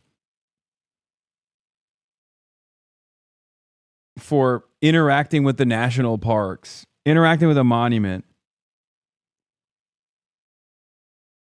What is this, right? 121 years ago, Albert Einstein published a paper. All of you have, actually. Chris Wright, please. Yes, thank you, Mr. President. So 141 years ago, Albert Einstein, 121 years ago, Albert Einstein published a paper. Nobody cares. Good point. Good point. I never go back. I just and usually.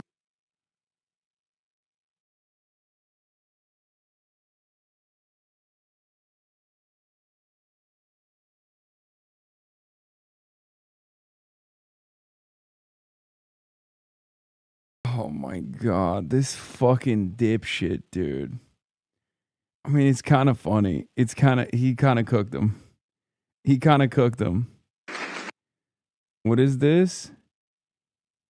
Zionist lawfare activist Hillel Neuer blasts UN Special Rapporteur Francesca Albanese for saying America is controlled by the Jewish lobby, then brags about successfully lobbying the U.S. government to sanction her and close her bank accounts for her criticisms of Israel. She is banned from entering. She is banned entry from the United States. She cannot use a bank card. She cannot use a debit card. She cannot receive a payment. It sends a message of deterrence. And after she was sanctioned, we got her husband, who works for the World Bank, who shares in her incitement. He was demoted from his position at the World Bank for incitement to hate. She is banned. Bro, what is going? Dude, it is nutty, man.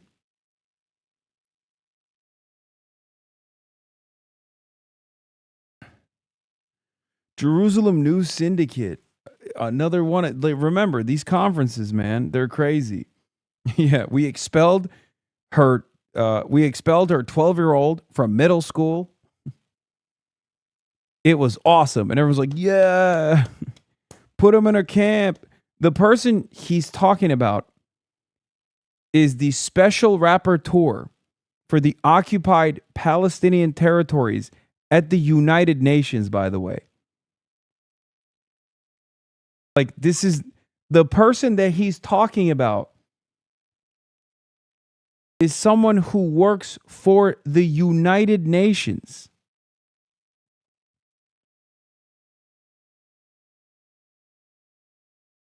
Like, that's who this dipshit got debanked successfully.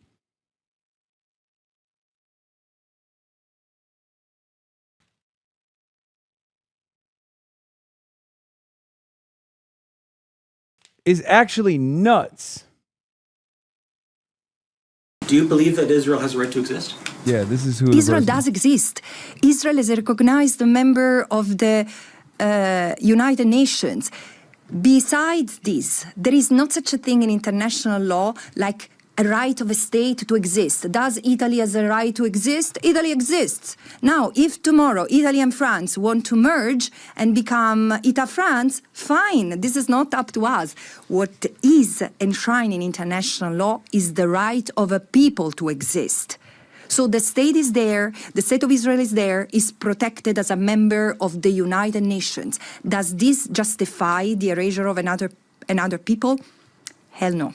Not 75 years ago, not 57 years ago, surely not today. Where is the protection of the Palestinian people from erasure, from annexation, from illegal occupation and apartheid? This is what we need to discuss. I love her. She's brilliant. That's who this fucking comic book villain is celebrating, ruining the life of. It's crazy because it's like, then they demoted.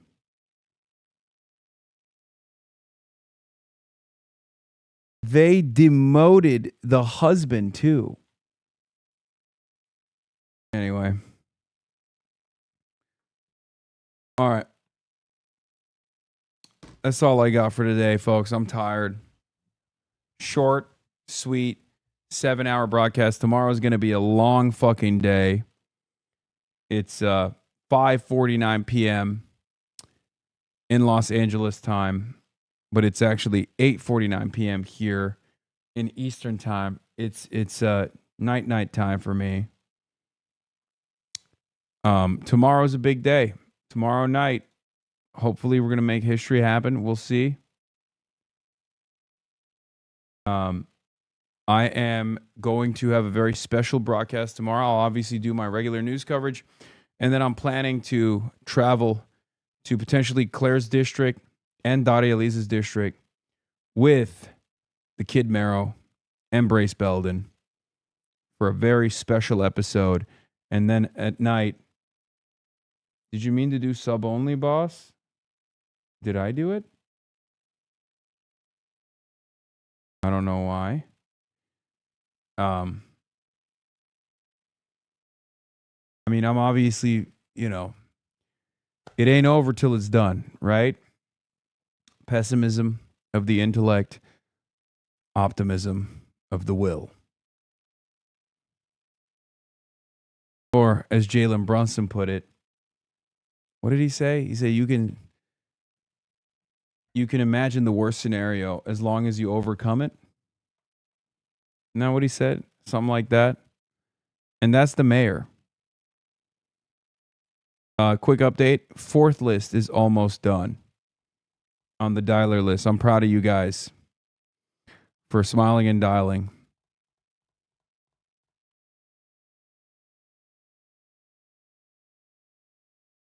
Oh, goddamn.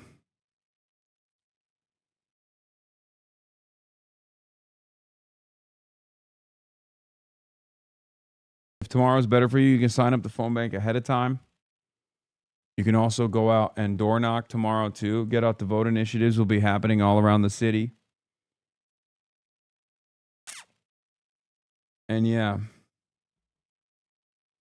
It's amazing that US people are so full of themselves. When calling from Switzerland, everyone's like, yes, makes sense that you can call from there. New York is the most important city. Was a good night. See ya.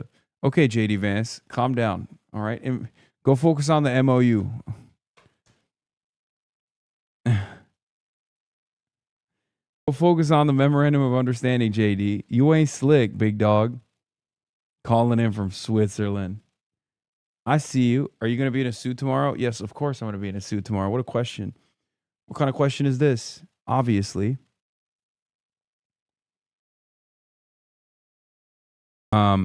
Anyway.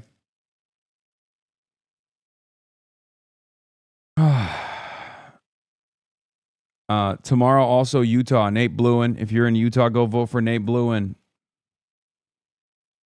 Okay? And then at night, I'm going to go to both of the election watch parties later. Okay? And that's it. I didn't finish reacting to Dean on Jubilee, but maybe... For you, we'll help all your lawns real soon. Just you wait. Sha-da-da, sha-da-da, sha-da-da-da-da-da-da. Hey, what can you say? Hey, that's PBS for you. But held to jet advice real soon. Just you wait. But hey, what can you say? That's PBS for you. Brought on by viewers like you. Just you wait. Just you wait.